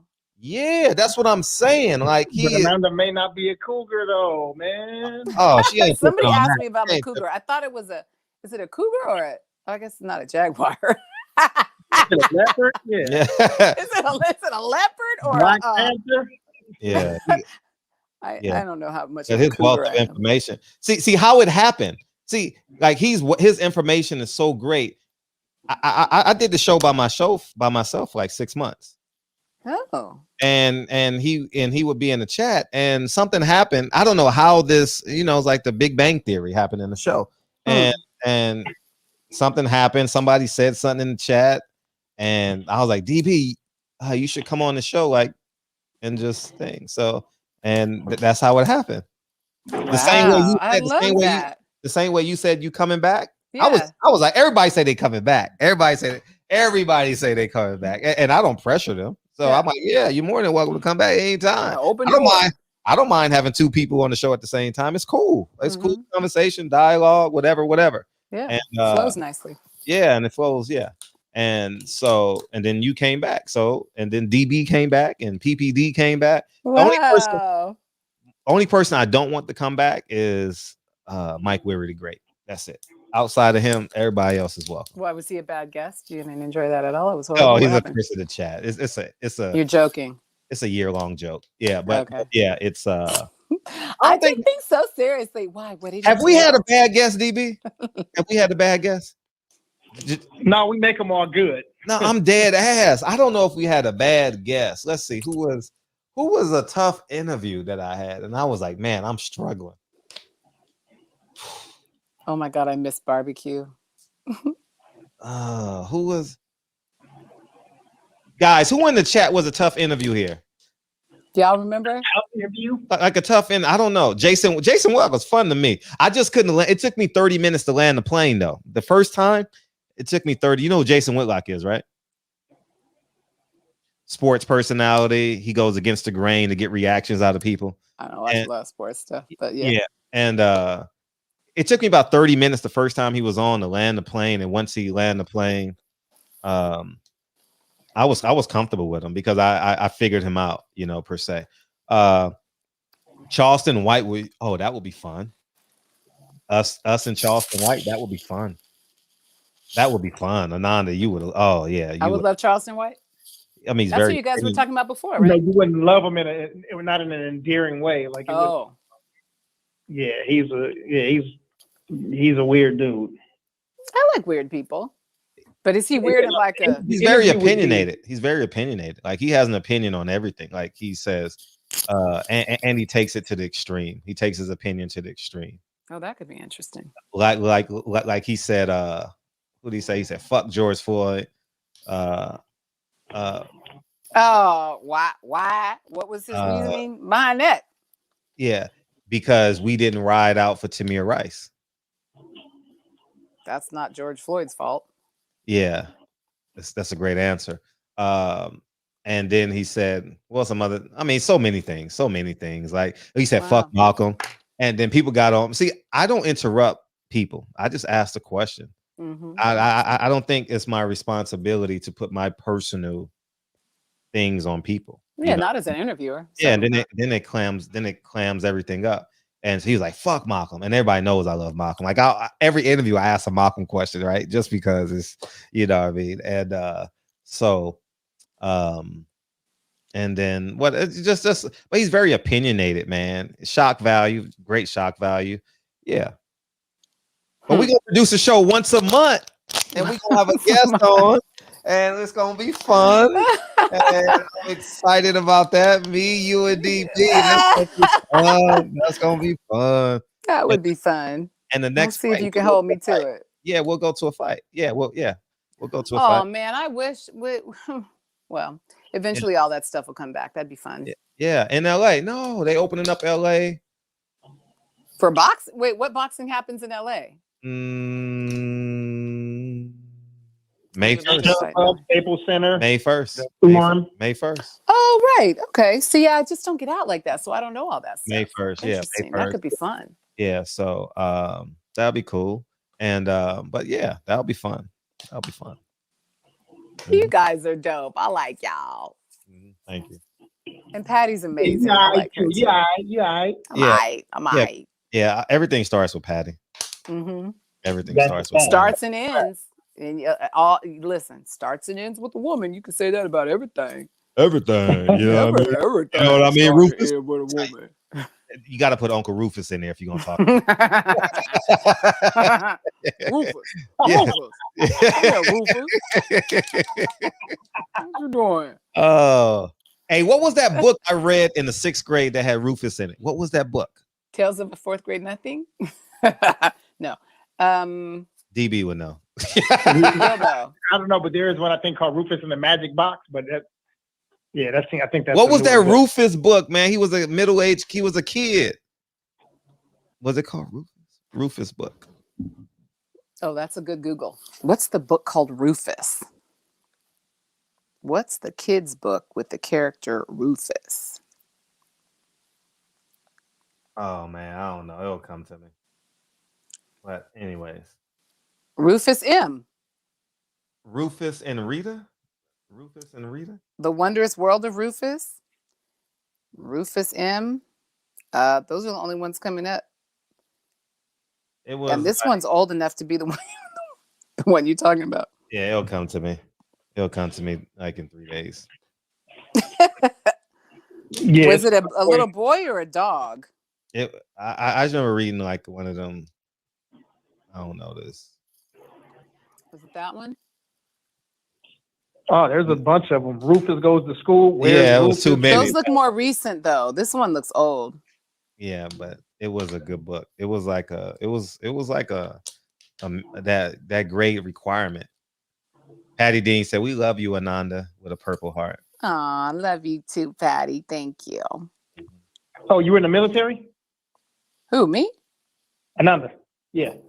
She didn't give me a purple heart for that. Oh, okay. Oh, you got him now. See, now she's getting it. Rufus Goes to School. Was it Rufus Go? It was something. Rufus. It might have been Rufus Goes to School, JJ, because we went to the same schools. Rufus Goes to School looks new, but maybe not. That one? That's definitely not a 6th grade book. Nah, it was like Rufus M is more of a 6th grade book. Anyway, you might be misremembering. Yeah, we'll figure that shit out in a heartbeat. So I love that everything you can think of wanting to know is right at your fingertips. That's why I'm like, I have very little tolerance for excuses. And I'm just saying from myself, like when I find myself stuck in these kind of, I don't know, I get in these weird ruts where I don't feel like I'm doing enough. And I do find myself being kind of lazy and like, it's not quite depression, but it's just like I slow down a lot. mm-hmm. But I have dealt with depression before, but I don't feel like that's what I'm dealing with now. But when I catch those times, I'm always like, everything I can possibly want to know is right here. I have no excuse. There's no reason I should not be doing what it is I need to do. And then I get mad that there's internet because my excuses used to be good. No, you're right. No, I don't have no more. And we don't exercise our brain. That's true. Yeah, that's true. Because if you have to look for it, it's so much better for your brain. It's almost too easy. I'll figure it out. You still thinking of that book? It got to come. I'm looking dead at. He was a troubled kid, and it was like a 5th or 6th grade book, 4th, 5th, 6th grade book. I had my first panic attack last Friday. Did you?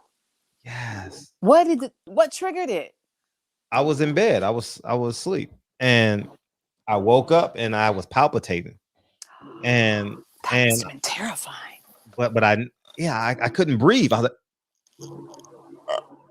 no lie, swear to God.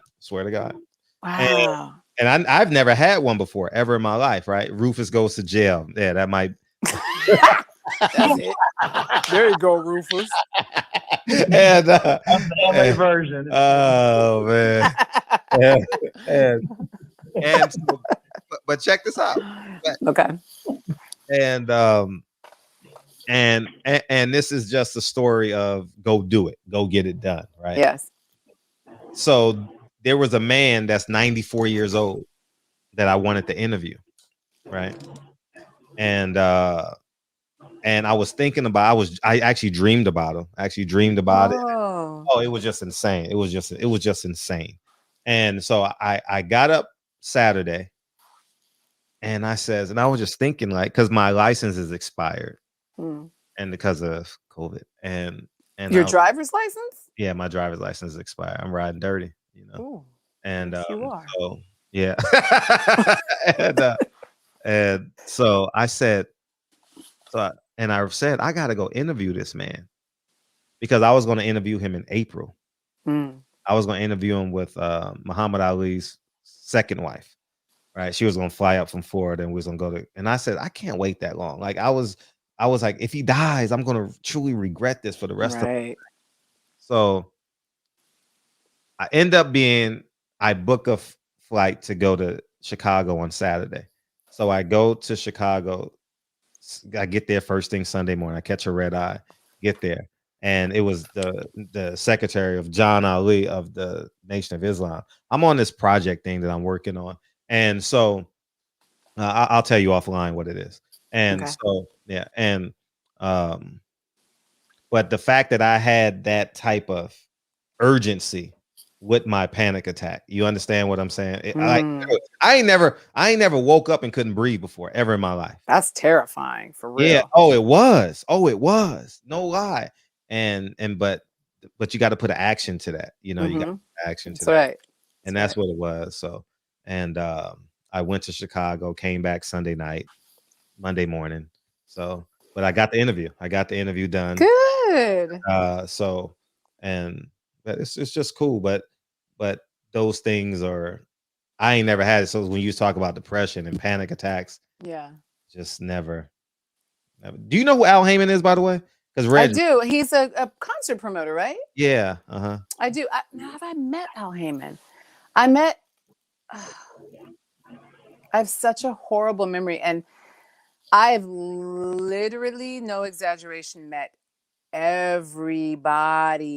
And I mean, I have had instances where I've had full-on conversations with people, and then it'll be like 10 years will pass, and I'll be like, I don't remember that conversation.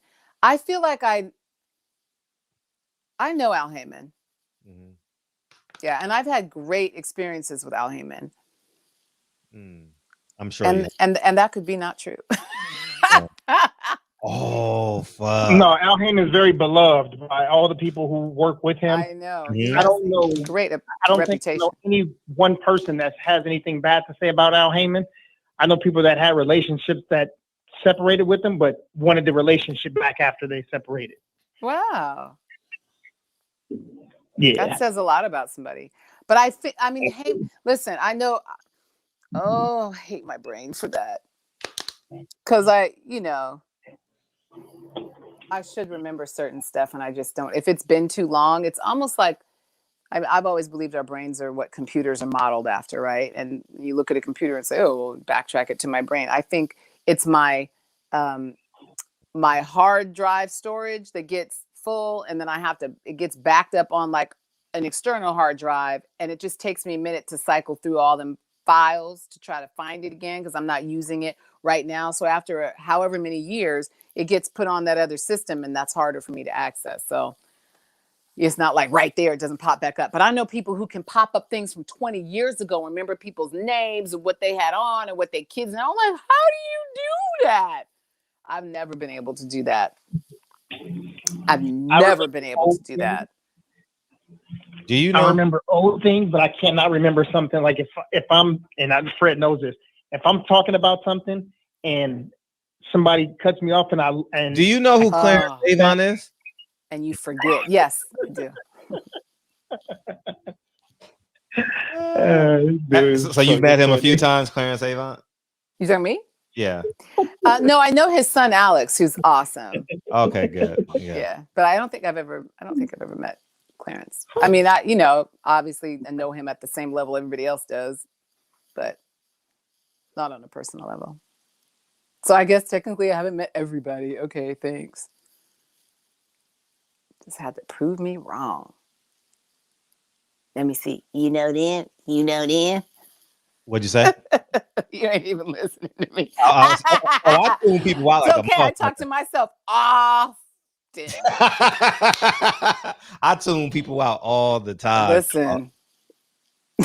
Hey, a nigga was talking to me yesterday or 2 nights ago. And I was like, man, I wasn't even paying attention, man. What'd you say? You're like, huh? They go on. The whole show just fell to shits. You know what I mean? Listen, it depends on who it is, because that's one of those things. If your man ain't listening to you, I know I and most women I know are very bothered by that. So you better pick and choose who you do that ignoring people too. Record breaking. Oh, we broke a record tonight. This Another record one ain't gonna be broken because Fred ain't about to be sitting there for no fucking 6 hours for no nigga. I tell you that fucking no nigga. So your record is safe. You know what I mean? I mean your record is super safe. You know, I mean, maybe we can get Rihanna. You know what I mean? Some of your homegirls to come through. Shit, they ain't gonna sit on here for 5 hours either. Oh, what the hell's wrong with me?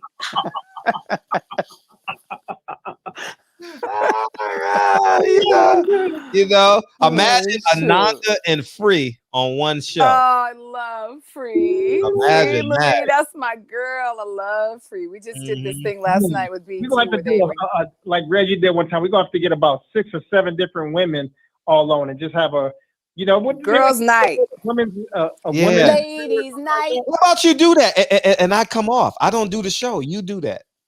Yeah. What? Do a ladies' night? Yeah, because we've always wanted to do it, but I don't have a woman to do it. I don't think I know 7 famous women. Can they just be like regular women? We don't give a fuck if they famous. Oh, good. Okay. Well, you said Rihanna and Free. I thought like that's what we was doing.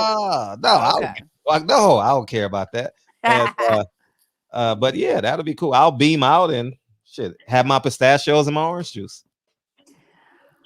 And we'd be in the chat going crazy. Yeah. You're like, what? If you could pick our brains, what y'all want to know? Well, this is the one time you can ask anything you want.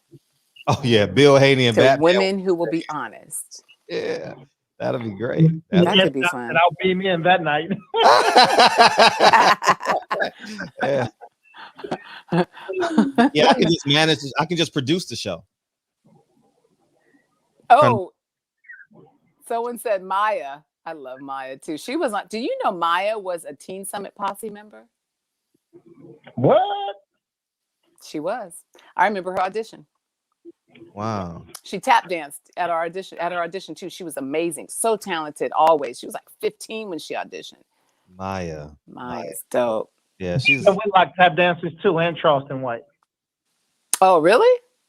Yeah. Yeah. That's cool. I can never tell when you're joking now. I was like, really? Oh, you're serious? Okay. Oh, I'm dead serious. Those dudes tap dance like nobody's business. Oh, okay. That's dope. That's a skill, man. I remember trying to tap dance. What the hell? This is not fun. Legs hurt. That's why my knees are fat, probably, because I never liked to do anything that was a good workout for my legs. So, woo, no, that's too much work. Mm-mm. That would be fun. So that's the live says 5 hours, 38 minutes. Oh That's a long ass time. That's as long as I usually sleep. You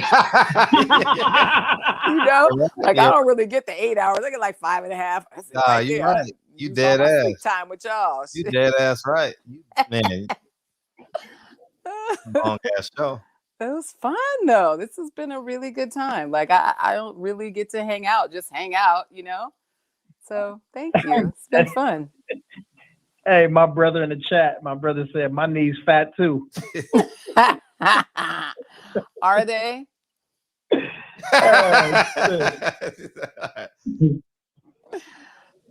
Yeah, I don't think yours are as fat as mine though. Cause I don't know, guys get away with fat knees better than women do. Unfortunately. Fat knees. What? No such thing as fat knees. Okay, if I don't even know how to show this to you, but let me just look. You're not supposed to be able to grab that much fat on top of your knee. Look, that's a fat knee. No, that's your thigh. No, that's my knee. This is my knee. This is my bone in my knee right here. Ain't no such thing as a fat knee. Well, let me tell you what. That's a fat knee. No, that's called skin fold. Mm-hmm. I ain't no skin, but I appreciate you trying. But it's a fat knee. Oh, that's skin fold. I've dealt with a fat knee my whole life. I know what a fat knee looks like. Fat knee. It's weird though. I'm telling you. And my father will not take credit. I'm like, well, look at your knees. He gave you everything else, goddammit. Hey, this yours too. Your processor is quick because how you catching on the DB? I mean, you missed a couple. I but did. You because I was taking them. But I did too, though. But I did too. Okay. I did too. I don't feel so bad. And now I get them. But I mean, we're a year in now, so it's a little bit different. Yeah. So then you actually were slower than me because it took you longer. Oh, definitely. I've only been here for 5 hours.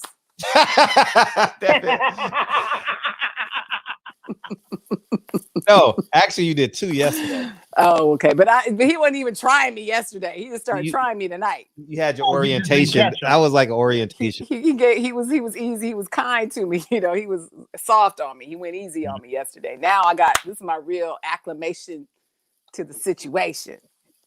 Favorite restaurant in LA? I mean non-vegan time because we got just like regular restaurant. Yeah. I used to love Houston's. Houston's was my favorite, and they closed them all down. You know, well, there's probably like one or two open, but one in Houston's Pasadena was still open, right? Is the one in Pasadena still open? But the food's not the same. And the one in Century City was the bomb. Like that was the one. That was the one to be. But you know, I like the worst foods for me to eat. And so I really like San Diego. There was this place in San Diego called I don't remember it now because it was so long ago. Huffman's Barbecue. Oh my gosh. I would like leave campus to go get Huffman's Barbecue and sneak back to school. Huffman's Barbecue was amazing. So you know, I used to like meat. And I don't miss it now, but I really just like food. And I never got into like, oh, this food's so much, but like, I'm just like, it's food. Let's eat it. You know? So like pizza, I really like Italian food, but it's, you know, way too much for me now. But you said before all this, so sushi, definitely. I really like Mexican food. I grew up in San Diego, so that's the best Mexican food anywhere in Cali. Old Town San Diego. Oh man, so good. And I really used to like my drinks, so I would definitely be having my drinks with my dinners. So I had probably a little too much to drink a couple times there. Yeah. So, we can't leave out I'm knowing a foodie. choice. Tell us about those drinks. Are you a Mai Tai kind of girl? Are you I'm a Hennessy shot kind of girl. Straight. Straight. Yeah. Straight? That was my drink. Straight Hennessy. Or I would also drink I drank Jack Daniels. Or is it Johnny Walker Black? Is it Johnny Walker Black? Black label. I know they got labels. With my grandfather.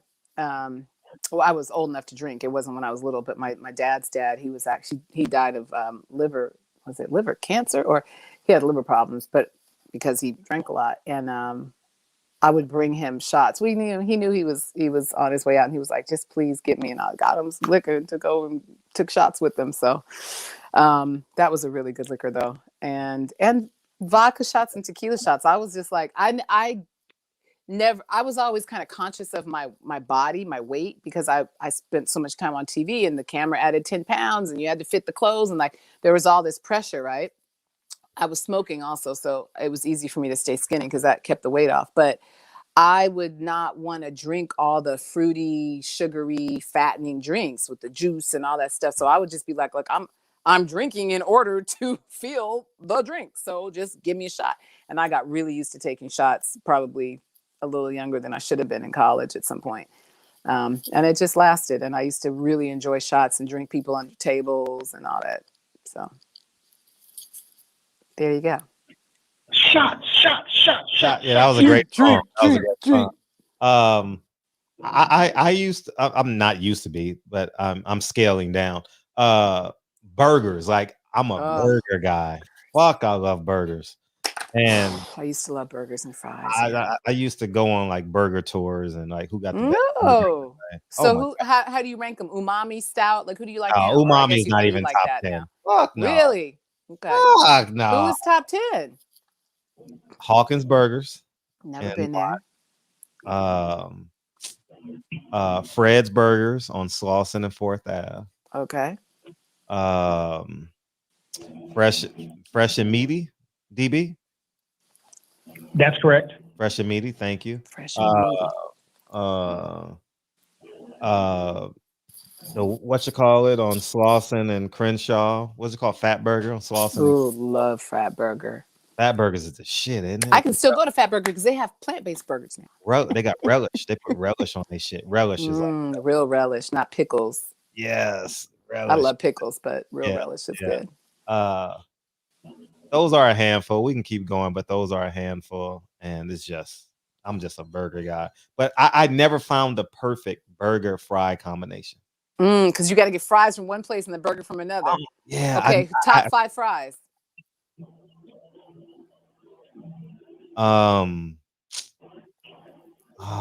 man, I'm a shoestring guy. I like fat burgers. I like In-N-Out because I can put 10 in my hand at one time, you know. And, I don't like the fat fries. So Hawkins got the best burgers because they got the best bread, and you know who has good the best hamburger fry combination that I had, Shake Shack, because they got the crinkle fries. Shake Shack. Shake Shack is good, and it's Five Guys is good, but their fries is too soft. I don't like soft fries either. I like crispy fries. Yeah. Do you like the fancy restaurant fries that are like Parmesan garlic? They put the stuff on them, and it's like there's one restaurant in Northridge that I used to go to a lot. Oh my God, they're the best fries, and they were Parmesan garlic sprinkled on top and a whole plate of just crispy, skinny fries. It was amazing. I like skinny fries. I can eat skinny fries with anything, basically. Yeah. Like the potato. I don't want to feel like I'm eating a potato. Right. Although you want a potato, you get a baked potato. Absolutely. I like mashed potatoes though. Me too. But sweet potato fries? That was a really cool dance. No, the mashed potato. I like sweet potato fries, but I want fries. Like I'm not wasting calories. I'm not wasting calories on. No. That's a good philosophy. Like if I don't like it, I won't eat it. Like I can bite something up and say, yeah, that's not worth it, and I'll waste it. That's the only time I waste food, because if I don't want to eat it, I'm not gonna waste the calories either. DB, you do fries? Yeah, I make my own though. Oh, okay, you don't eat out. Okay, yeah, DB. What do you have, an air fryer, or you use them and you deep fry them? I do have an air fryer, but I don't really like to use it that often because of the high heat. So I don't really like to compromise my food that much. So yeah, I'll bake them sometimes. I'll use the air fryer different ways. That's nice. Yeah. Ooh, need to try apple pie moonshine. I will try. I mean, I ain't supposed to drink no more, but I do miss liquor. I used to really enjoy drinking. He said he got some apple pie moonshine in Alabama, DJ. Oh, DJ? Yeah, DJ cool, man. If he's offering me apple pie moonshine, he cool as hell. Look at the last comment. McDonald's, Hustler Slim, wait. Turkey burgers, Wendy's fries used to be bomb.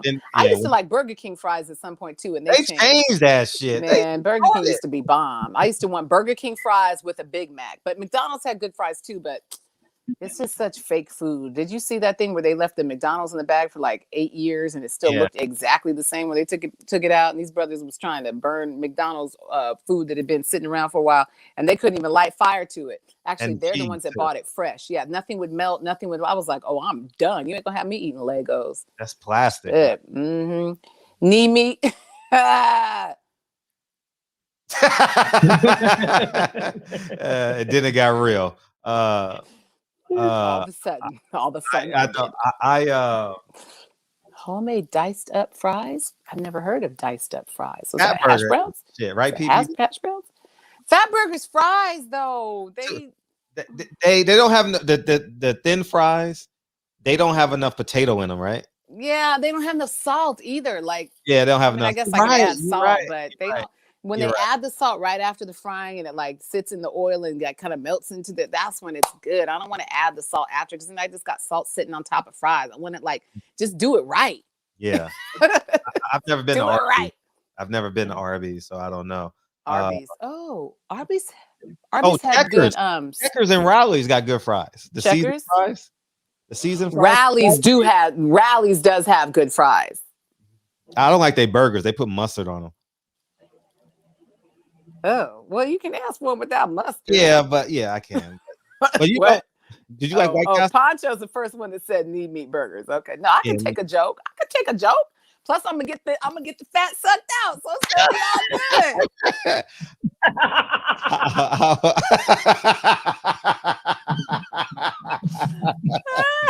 all good. Okay. Funny as hell. Hey, what did I say? Oh, do you like White Castles? Oh my God. When I lived in Jersey, and I was so miserable doing that damn talk show.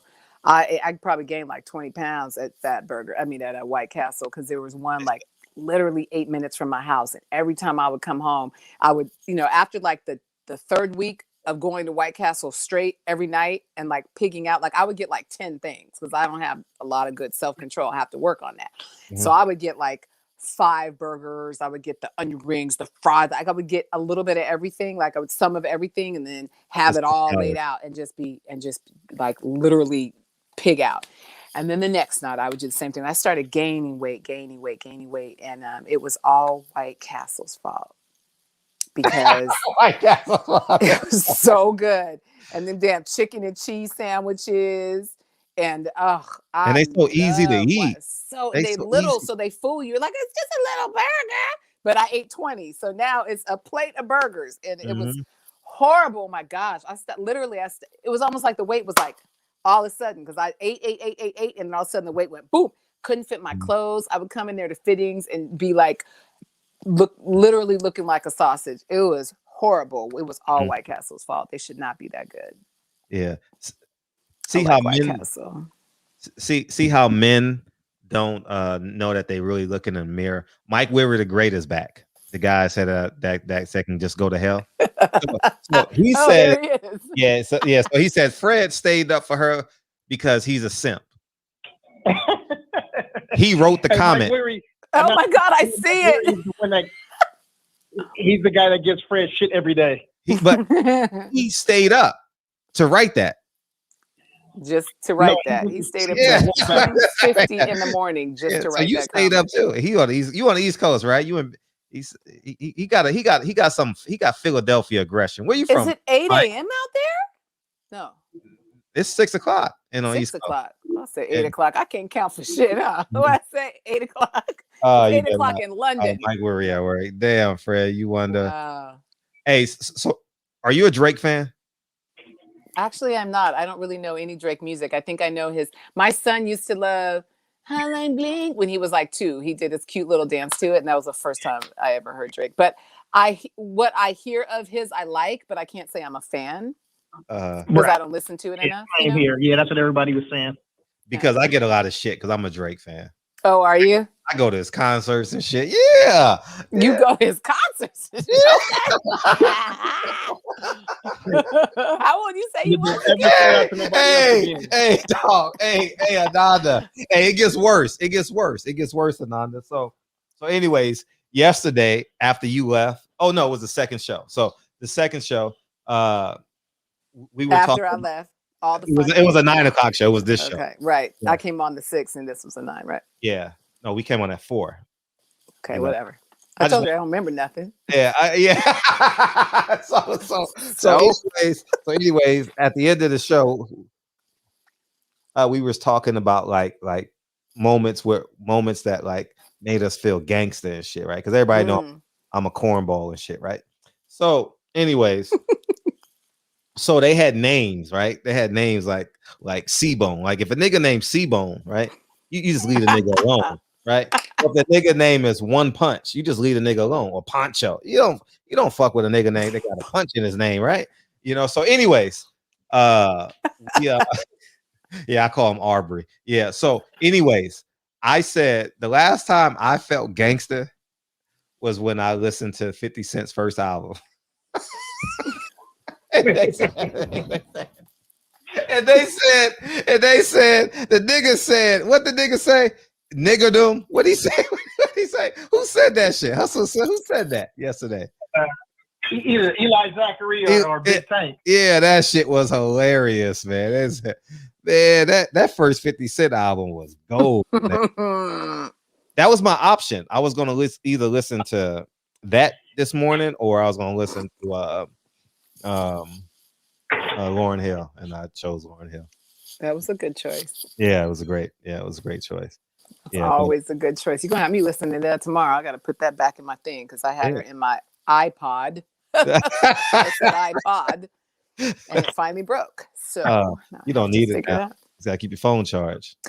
That's not gonna happen. And these phones break too. I had another my third phone literally died. They just pop off and now there's just a black screen. Nothing will turn on. It's crazy. And I did all the push the buttons, hold it for 3 seconds, push it, nothing worked. So I don't trust these phones either. You probably gotta go on the T-Mobile or AT&T or whatever you go to. Mm-hmm. But then they're gonna tell me to reset it and all the information's gonna be gone anyhow. So I don't even know where that phone is. Where is that phone? That's crazy. I should be able to find that phone. So I get a lot of shit for that, man, because it's all fun. It's all fun and games. Did you grow up in the suburbs, Fred? No, I grew up in the hood. You know, I grew up. I had urban living, but I grew up. But I was artistic. But I was a great athlete, right? So see what I'm saying? So I didn't. I read in my free time. You get what I'm saying? Mm-hmm. Like I wrote poetry. You were smart. You were smart. And shit like that. I wouldn't. I mean. But I didn't really like shoot guns and rob niggas and shit. You know what I mean? So do you shoot them now? I mean, I go to the gun range. How many phones you got? I had 3 phones and now I have 2.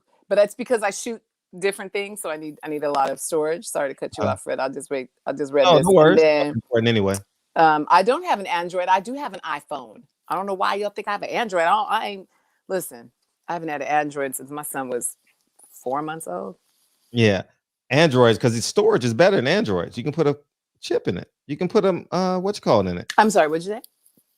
Oh, okay. Storage is better than Androids? I've never heard that. Yeah, because you can put a memory card. A memory card. Yeah. 128. Well, I didn't know that, and now I'm Team Apple, so I'll just have to keep paying It's them too for late more now. storage. I know Yeah. it is too late. I'm not changing back over. Plus, all the creative stuff I do, like editing stuff, Apple's the only way to go for that for me. Oh, I definitely got it, boxing and barbecue. That's why I just kept it pushing, right? You know what I mean? Boxing and barbecue. Yeah. I was about to ask you. The Lake. Are you a Laker fan or a Knicks fan? I don't really do sports. Really? Yeah. That's interesting. Yeah. Being at the line of work you were in, like I would think maybe I had enough of it. Like I had to go to all the All-Star games. I had to go to all. I was like, oh, enough. I just changed everything. Did you ever get tired of hopping on planes and shit? I did, but that part, I don't fly very well, or I didn't then. I get really motion sick, and I get motion sick in cars too. So I can't ride in the back seat. Typically, if I'm in a car, I have to be driving, or I'm going to get really sick.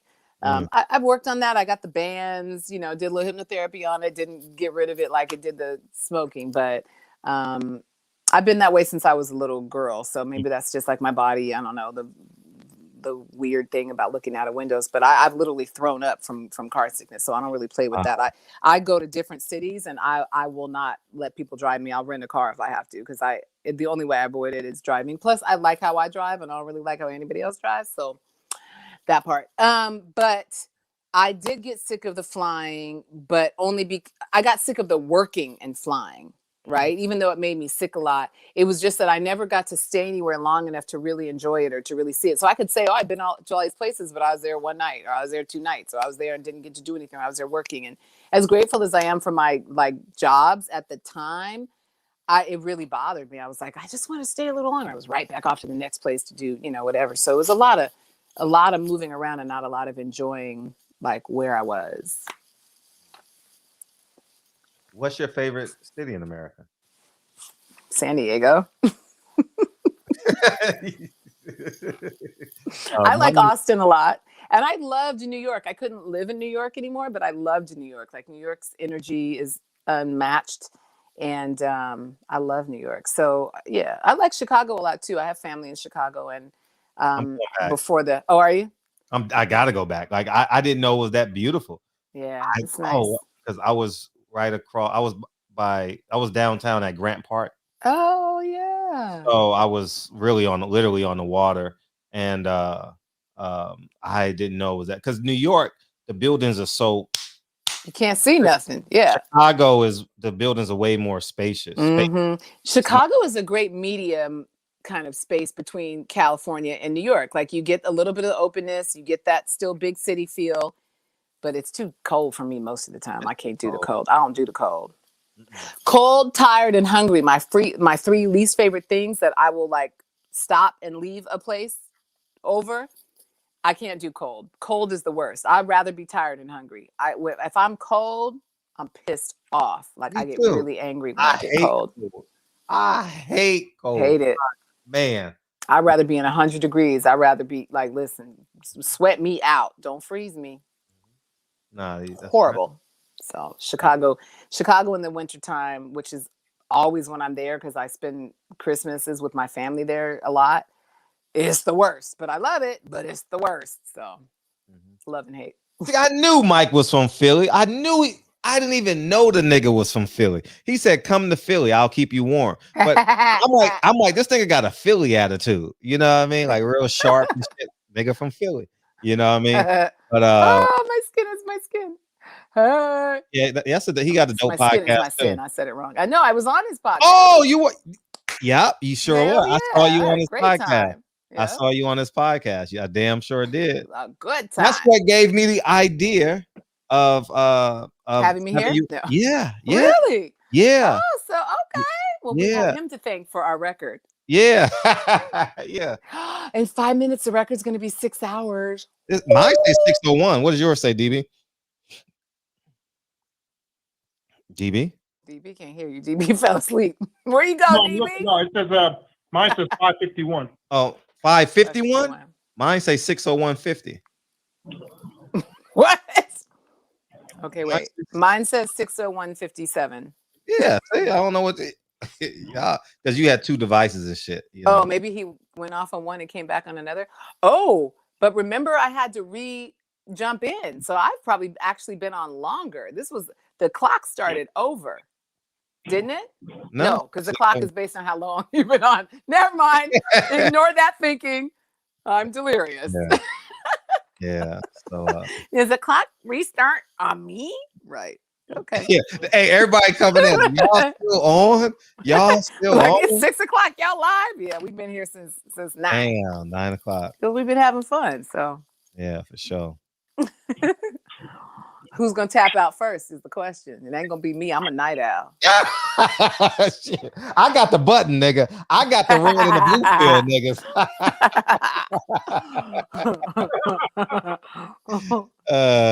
Oh man. Now it's a contest. We'll be up here 12 hours later. I ain't tapping out.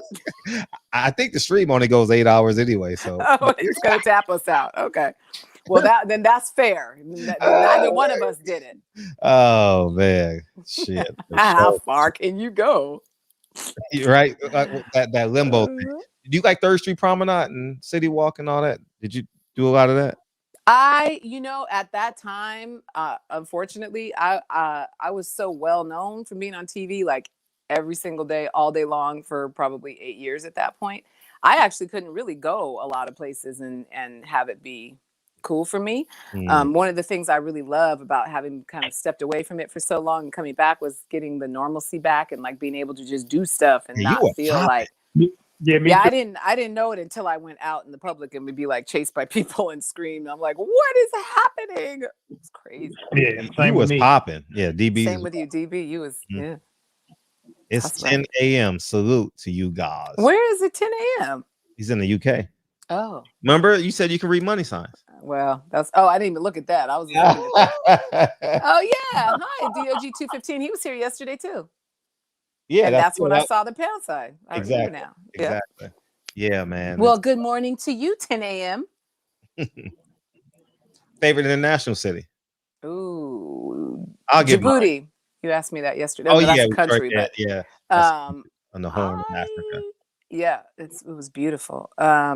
Ambo, Ethiopia. I went there in 2002, right before I left to go home to take care of my grandma, and I was there with a nonprofit called NAPS, and we fed orphan kids in Ethiopia, and it was just beautiful. I mean, beautiful in the sense that it looked like original man land. You know what I mean? Like it was like stepping back in time, literally, because they were on a different calendar. So they count the years differently. And it was 1996 on their calendar when we went in 2002. And that was very, very strange. But it was also like stepping back in time in terms of the very limited infrastructure, and everything was just kind of bush and, open. What part of Ethiopia? Ambo. That was the city. Ambo. Okay. Yes. She's Ethiopian. She wants to know. Oh, I'm sorry. I thought you were asking. The Ark of the Covenant is in Ambo Ethiopia. was amazing. They say the Ark of the Covenant is in Aksum. Oh, really? Yeah. So what they say is someone has a dream and they go in, and then the man dies. They drag him out on a string, or I don't know, something like that. Only one man gets to see it a lifetime, and he guards it and protects it. What a life. Who would want a that? life? I mean, it's not much of a life, but somebody has convinced them that is extremely important to do, and they committed. Okay. Some of us got to work for the white man still. That's your own fault. No. Woke up to Cali people talking about Cali shit. Guess I'm a simp. Never spent this much time with a woman this late at night, early in the morning, and not even got a hug. Silly. This show is so 90s. Yeah. Those were the best years. Thanks, Ananda. Y'all got me through my morning workout. My first hour drive to work. Yay! Well, you're welcome. I'll have to visit Africa. What part of Ethiopia? Ambo. Who wins the fight? Prince or Michael Jackson? Definitely Prince. Okay. Thank you. Hey, DB. Yes, sir. What was your favorite 90s TV show? 90s TV show. Probably A Different World. Oh, I love The Different World. Yeah, that was it. Seeing these folks at the HBCUs and having all of them different black women having shots of the caramel or vanilla. You know what I'm saying? And the representation of the brothers, Dwayne Wayne was cool because he was smart. You know what I mean? Like, it was just, that was dope. You know, and it also had the connection to, you know, being a little kid and like seeing the Cosby Show on VHS tape and all that. And having that connection. Normalize being smart and black and young, fly. I like the Different World more than the Cosby Show, and I loved that was 80s though. Oh, was it? Yeah, that was 80s. 90s. I like New York Undercover. I like that was a fun show. I didn't like Malik Yoba. I didn't. Oh shit! What a disappointment. No, why? Because he was so masculine on the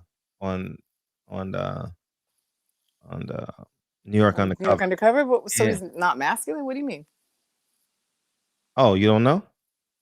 I must not know because I'm confused. He's bi. Really? Ain't no such thing as a man being bi. I'm just saying. Yes, there is. No, it's not. No, it's not. No. Bi means both, so that could go. No, he ain't. No, he ain't. You have he's not. your man ideas about that because it challenges the whole masculinity thing. I get it, but it is valid for both sides to say bi because it's a description. Yeah, he's not only with men, and he's not. He's not. Huh? Only time a man can be bi is if he by his damn self. That's it. You buy your damn self. That's clever. Oh, I didn't know. When did he come out? I mean, it was big news. Like, well, you're not in the vlogger sphere, so yeah, I'm in the vlogger sphere. So I get my YouTube feed and I read the title. I didn't watch the interviews or nothing. I just saw him in paint. What do you call that shit? Makeup. I saw him in makeup and shit, and I was like, whoa. Well, okay. And the title said, I love when people are just themselves, though. But he was so masculine in New York Undercover, man, and it's like, damn, you know. How was Chris Rock? So you guys were disappointed? I mean, that's such a guy thing. He played a cop. He played an undercover cop that could fight, can figure shit out. You know, that means he can't be bi. Like in New York, so limiting. In New York, he has all the stereotypes. You know what I mean? When it gets all the stereotypes. It was my favorite show. Yeah, what's not to be disappointed about though, Ananda? I don't know. I don't think him saying he's, first of all, that's a character and not him as a person who you were so who was so all those things you just mentioned and you know living up to that masculine standard. That was the character. But also it doesn't change. I don't know. I just feel like it doesn't change who he is. It just changes how you see him. Because if you think about it, that must have always been the case. You just didn't know it. So your perception was affected by how much you knew. And that's what I was saying before, like pedestalizing people or expecting things to not be true about them because we believe we know what is true about them is just, it's wrong of us to do. But people are going to be who they are regardless of what we think. That's our whole Derek Jackson thing has just messed me up because I feel exactly like I just said I feel, and yet I'm still super disappointed. So I can understand how you feel about it. I just feel like even with the Derek Jackson thing, like I didn't have a right to pedestalize him like that, right? So plus it's not my business, he ain't my man, but I shouldn't have believed that he wasn't capable of that. It's just that all that mess he talked made me feel like he wasn't. But that's not his fault. That's my fault. Yeah, I think that some of the disappointment may come from, you know, we are a small percentage of the population, and they have all of these different ways of depopulating, especially with things like this vaccine and whatnot. But you know, in this, and you mentioned me talking about war and comparing things to that, using that analogy. I feel like it is a war, whether it's a war against us, our people against law enforcement or the so-called law enforcement, us against the devilish folk that have less melanin, whatever it may be. But this is a war, and we need our people here, and especially when there's somebody who, I don't know what they would call it, affluent, maybe. You know what I'm saying? A person who who is as talented and You're an influencer to a certain extent. right. Yeah. Right. So he's, now that automatically takes not him, but he has no seed now. You know what I mean? Like this doesn't allow him to have a seed. Him and people like him. We need our soldiers. But I hear that. I mean, if we're talking about religion and science, I think that'll take us into a whole nother. We break another record with that. So we could finish that conversation on another day. But yeah. I hear you. Like everybody has their perspective, and their perspective is right to them. I get it. Your whole perspective is whack. If you can't understand that, your whole perspective. That's what Jay-Z. Pink, but I love that you have a pink lighter. Oh man, and it's just so. Anyways, I was gonna say you have a great bladder. I just thought when you got up, I was like, I bet you he's going to pee. I haven't peed in 6 hours. That's what I was like. She got a great bladder. And I've been drinking the water in my tea this whole time, and I have not peed in 6 hours. I don't know if it means I have a great bladder. There might be a problem. Like, what's the problem? But I can't hold it very well. But I carry a urinal in my truck because I can't hold it that well. And when I'm out, I don't use public restrooms. As much as possible, I will not use a public restroom. I'd rather pee in my car, in my urinal, in my whole little bath, like toilet setup. That's way too much information. Wow. And then just deal with it when I get home. And, I keep it clean, but I don't do public restrooms very well. So I was like that way before COVID, though. I was spraying stuff down, cleaning all the hotel rooms I would stay at, like spraying everything, my own cleaner that I brought. And I've always been very germ kind of conscious. Not always, but more like in the last 15 years. What's a good hotel chain you preferred? I never really got to pick, but I love the Four Seasons. Snooty Fox. Huh? You been to the Snooty Fox? No. The Mustang? The Mustang Bar and Grill? Oh, in Nevada, you think I'm going to the Bunny Ranch? No. There's a luxury hotel in Los Angeles called the Mustang. Oh.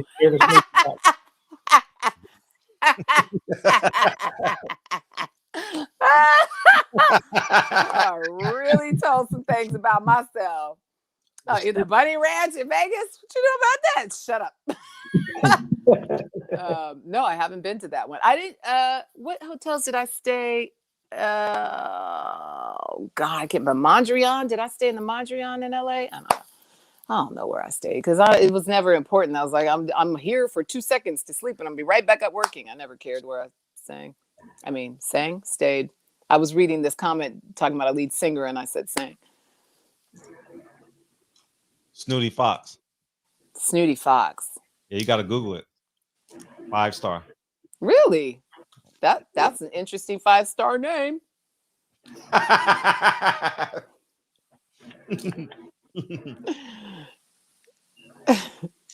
I'm reading the comments. No, I did a video with Malik. He was a good friend of mine back in the day. Malik Yoba? Yeah. Yeah, he's different now. 20 years changed. 20 years people listen. I love him. I've always thought he was a fantastic person. He's always done great work. And yeah. Beverly Hills, 0.5 star. TB, a damn fool. Okay. DB, you a damn fool. They keep calling you a damn fool. DB funny to the motherfucker. Snooty Fox. That was like the ditch in. The ditch in? That's where you go to ditch.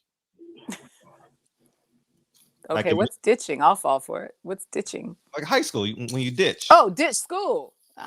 Okay, see, again, I heard the same. She waiting for the DB punchline. Wait, ditch? I'm suspicious of y'all now. Like, what you talking about? Why are you talking about? Yeah. I used to ditch school and go 4-wheel driving. Laid out answer and shit. I know. Actually, skipping school. Skipping school. When you did not go to school. Mm-hmm. Ananda and DB 100. Ananda and DB 100. Okay. Who are they asking? How old are you? Me? No, they know me. The nigga in here every day. Why the fuck would you ask me how old I am? Nigga. Ask me 3:15 in the morning. How old are you, nigga? How What? old are you? What or who you talking? So you must be talking to me. I already said my age. Should I say it again? Because I just said it so easily. I never say my age out loud like that. But it's easier to remember because I just turned it. So I'm 48. What up, Mike on sports? DOG 215. Oh, that's our friend in England asking that. 48? Don't look a day over 47. Thank you. So Ananda, so here's what we want to do for the fight. See, for the fight. So this show is a real popular show in boxing. Like when say I do it. Sorry. Mike Weary said 48 look 58.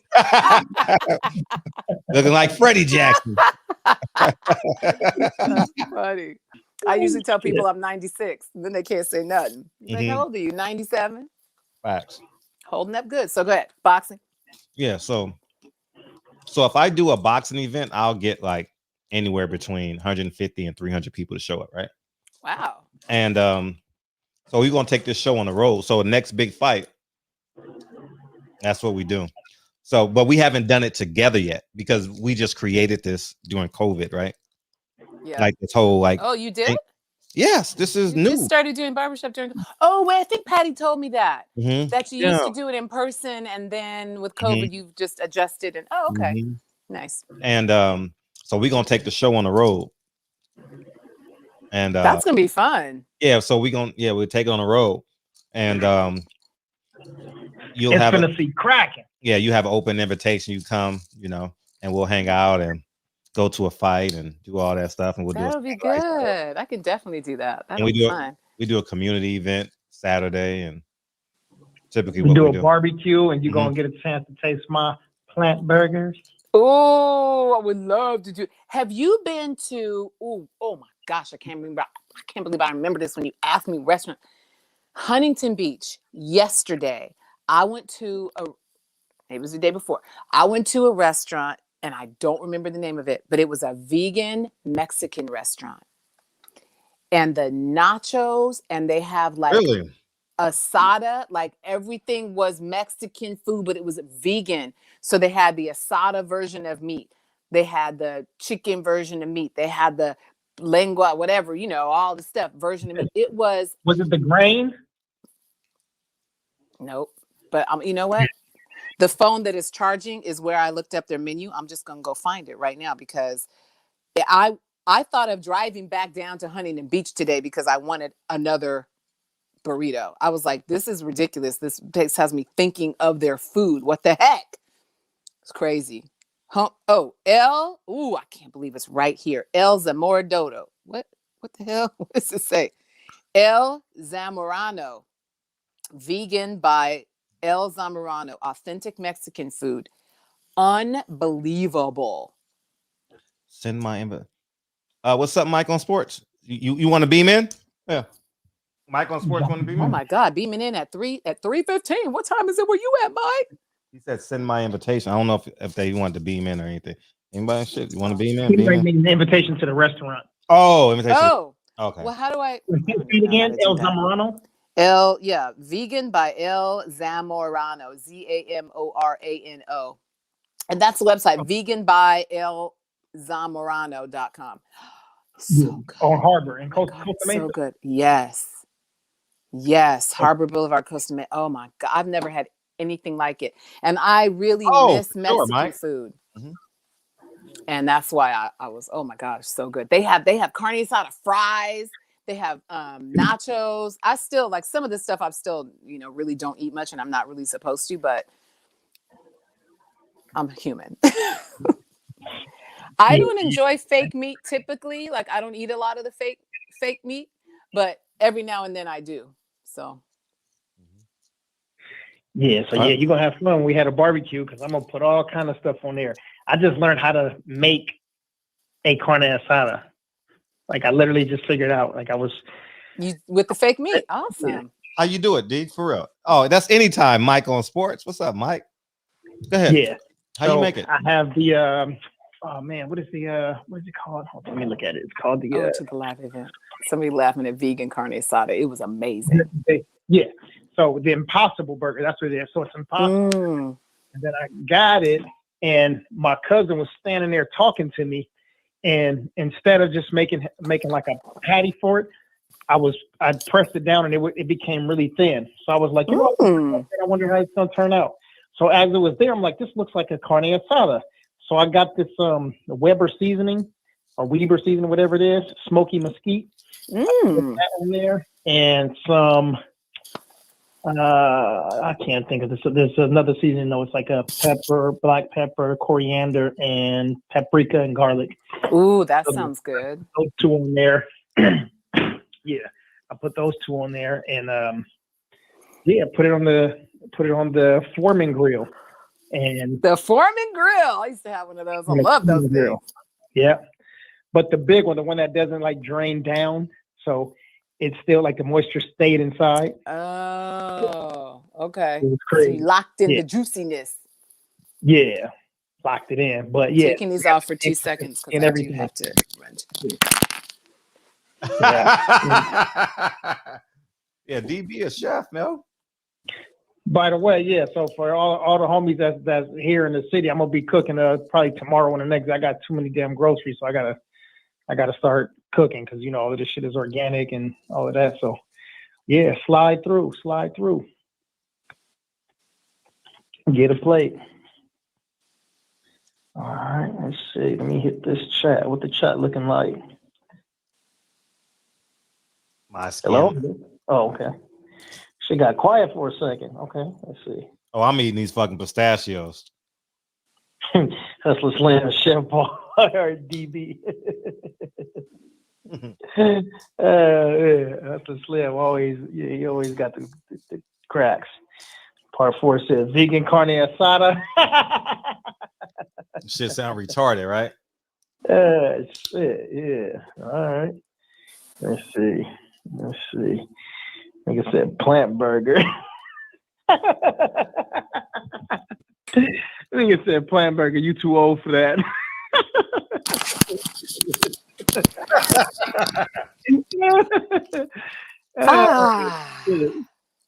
It says so y'all enjoy fake meat. No, you enjoy roadkill. you eating a dead animal. That sounds goofy. I was going to show you guys something really inappropriate, but I'm not matching. But look, these are those leggings that I couldn't resist buying on Amazon. You see them? Wait. The little stretchy leggings. Were they $200? No, they were like $30. But I don't pay that kind of money for clothes. Crazy? No, they're the ones that are supposed to like really make your butt look great and grip you up, make you look thick. But they're good leggings. I actually thoroughly enjoy them. Yeah, the leggings changed. Now they got like threads on them now. Like on the outside?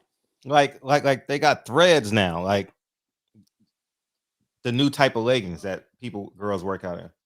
What you mean threads? It's fabric. It has threads. Yeah, it's fabric. Yeah, it's fabric, but they got waves on them now. Oh yeah, that's what these are. These the weird. They have like the little pockets. I don't even know how to describe it, but it's like textured. You know, it's like textured. The gym's opening back up now. Planet Fitness opened back up. Really? Planet Fitness opened back up. I don't know how I feel about that. I'm at a private gym now, but I want to go. Planet Fitness is opening back up. I don't know about LA Fitness and all them. You guys let me know in the chat. I don't do gyms very well. Hey, Bo said I woke up and clicked and thought I was watching a rerun. Hey, this shit we've been on here forever, y'all. This shit is like 3 shows.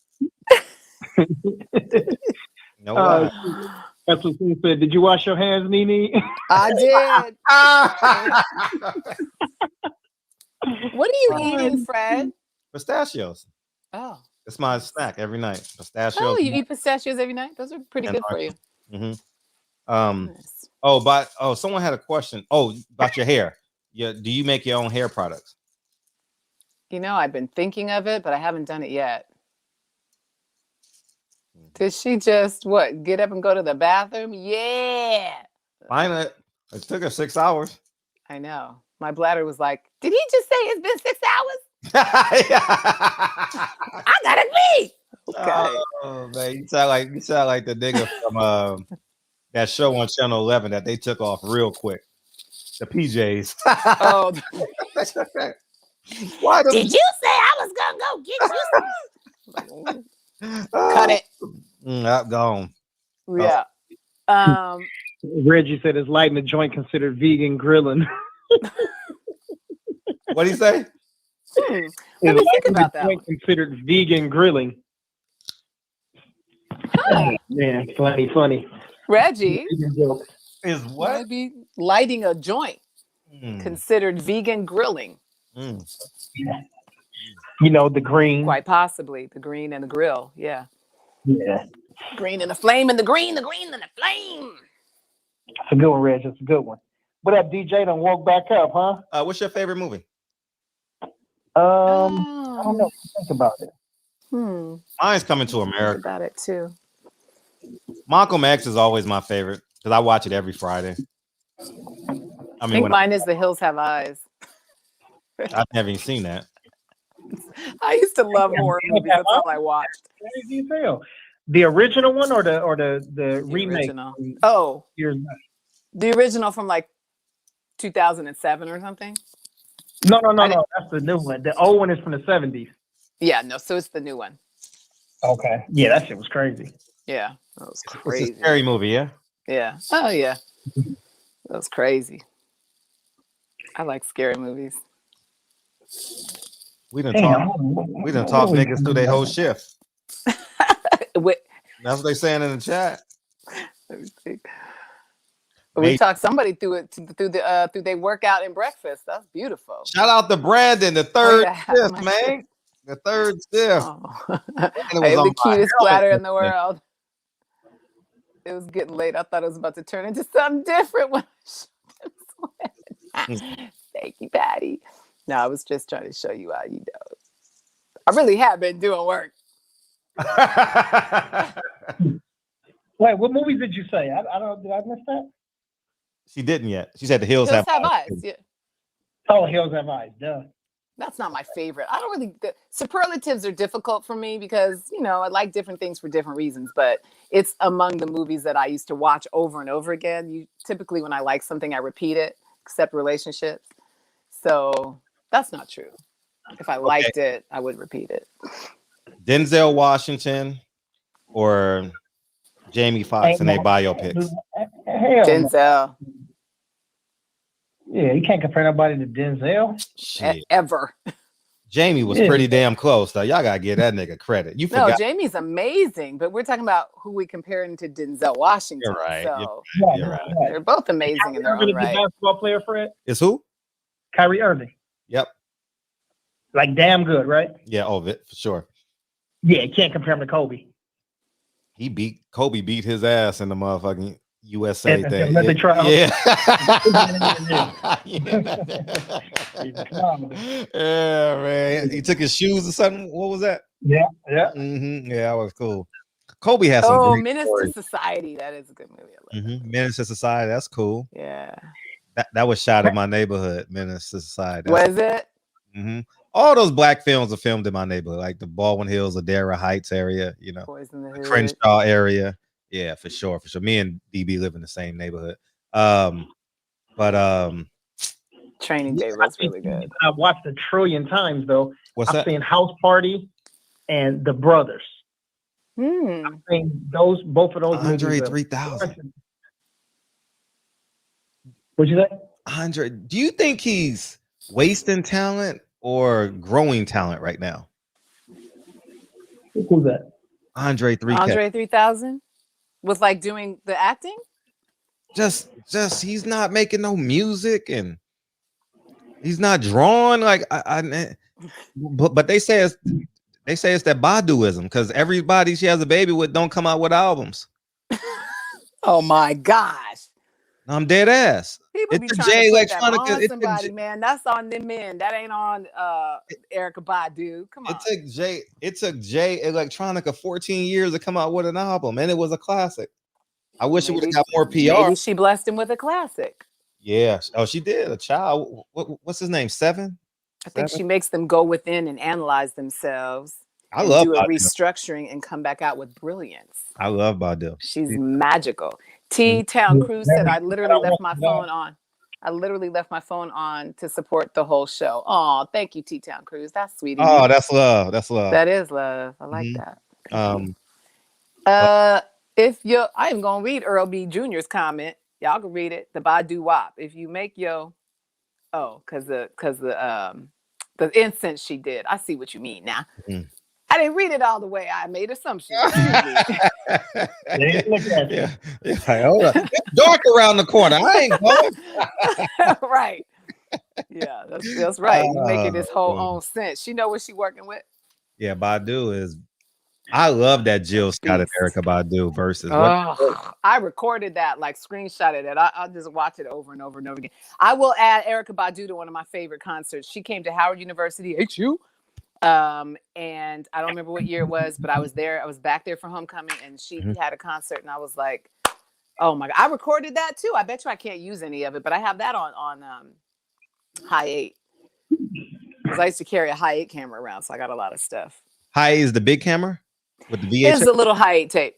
Oh, okay, yeah, okay. I got a bunch of those too. I got to look at them. Yeah, you got to transfer them too because they're gonna degrade in a minute. Celluloid, not gonna be worth nothing. You won't be able to even see anything. Really? Yeah. All tape, all cellulose does that. I'm gonna do that. I'm glad you told me. Yeah. I'm glad you said that. And just don't pay somebody to do it. Just get the little system. Wow. The irony of me having mine right here because I was just about to do this. Get a little box like this and just plug it into your computer and take it right to digital yourself. They're going to charge you an arm and a leg to try to do this, and it's very simple. So it's just I use this Canopus box, and it just transfers right in. How much is that box? Like $100? Maybe even less now on Amazon. Let me look, because I bought it I think I bought that one on Amazon. And what's let me write this down. Because I got a bunch of tapes, man. I have. Man, from vacation. You don't even want to know how many I have. Man, well, I mean, you had a different type of life. I didn't. So mine is normal shit. You're like, oh, no. Yeah. It's not even, what is it called? They have ones that look sleek. I mean, I've had this for like 6 years. Canopus video. So they have it easier device now. It's just one little cord and it's 20 something bucks. I don't know if I trust that, but maybe. A cord? What do you mean a cord? It's just the cables you plug it in. You have to have the VHS player. I don't have. You can plug it into the camera. You have to have the camera. Oh, I don't have a camera. I just have the tapes. Oh.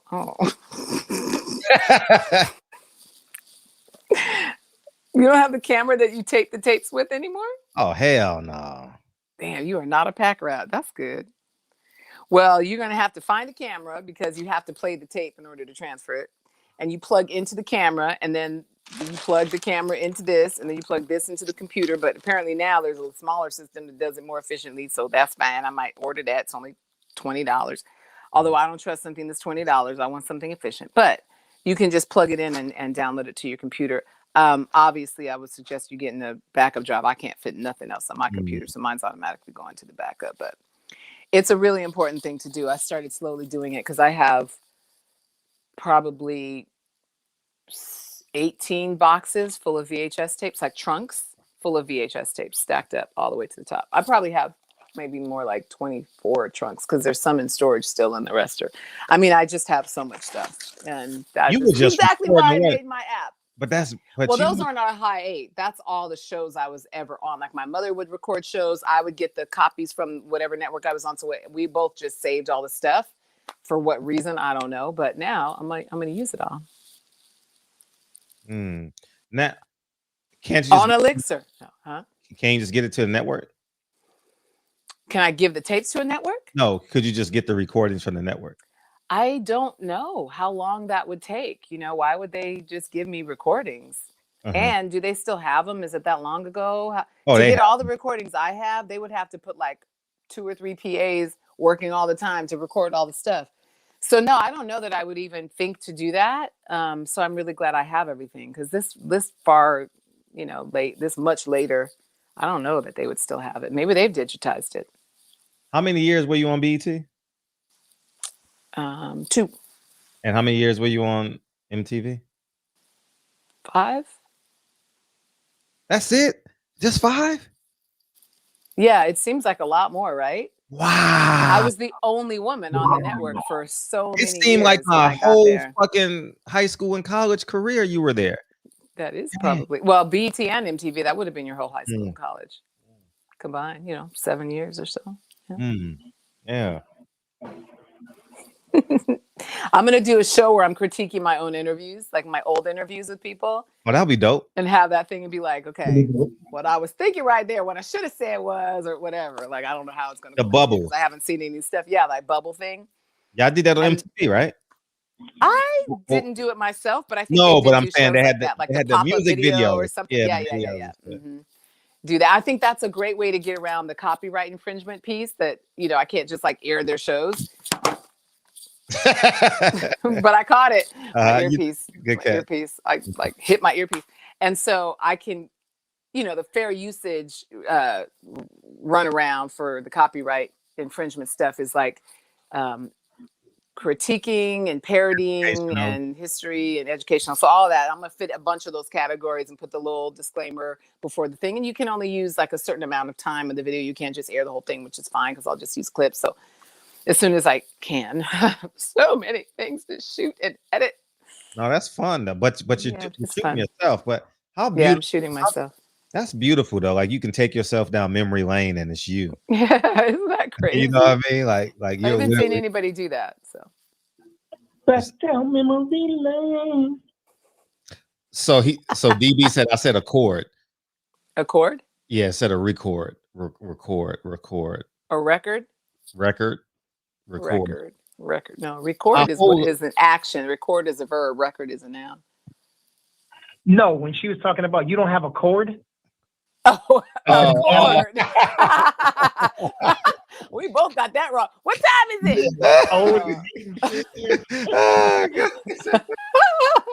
He said a chord is a Honda. It's an adverb. Oh, whatever. It is an adverb for real? No, I was being funny, Fred. No. Oh, okay. I'm done. Y'all niggas got me. But Hampton University, the real HU. First of all, Hampton is an institute. Y'all just changed your name. Don't start with me on Hampton. Sorry, distractions. What was your favorite school to visit when you were there? FAMU. FAMU. You went down to the football games and stuff? No, I swam for Howard on the swim team, so we had meets against them a lot. Not a lot, but enough. How many years you swim there? Almost 3, so like 2.5. I think I stopped halfway through the 3rd year. That's dope. Yeah. What about a non-HBCU? Maybe San Diego State. I had a lot of fun at San Diego State when I was in high school. That's a nice looking campus. Yeah. The show was a nice looking campus. How old were you when you got your fake ID? 16. Yeah. Sounds about right. Spent a lot of time down in Mexico. Yeah, Mexico for sure. What'd you say, DB? Sorry, DB. I'm sorry. You could probably fit SDSU on UCLA's football field. Yeah, probably. Yeah. He went to UCLA. He has plenty of me on VHS. You better put that stuff off the cellular. Yeah. Oh, you say he has plenty. Someone said they got stuff of you on the VHS? Yeah, on VHS. Send it to her. You got a P.O. box? I have it. But you ain't. Oh, no, but they don't pick up the audio from the. I'm thinking it. How many artists shot their shot with me? Well, shit. That would be a hell of a list. Yeah. But I'll never make that list.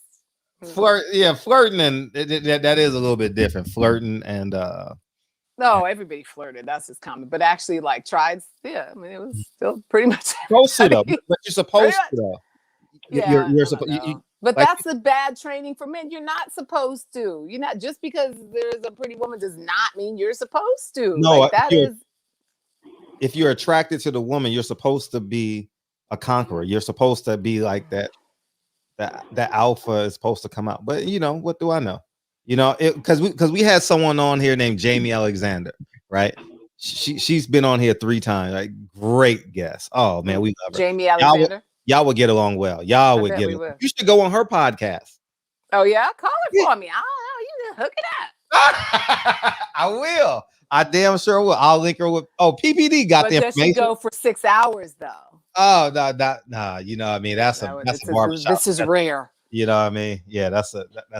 So, it's getting late. She said, "Why are you still here, girl? Thinking of your mind." Oh, guys, I love that song. Yeah. Oh my gosh.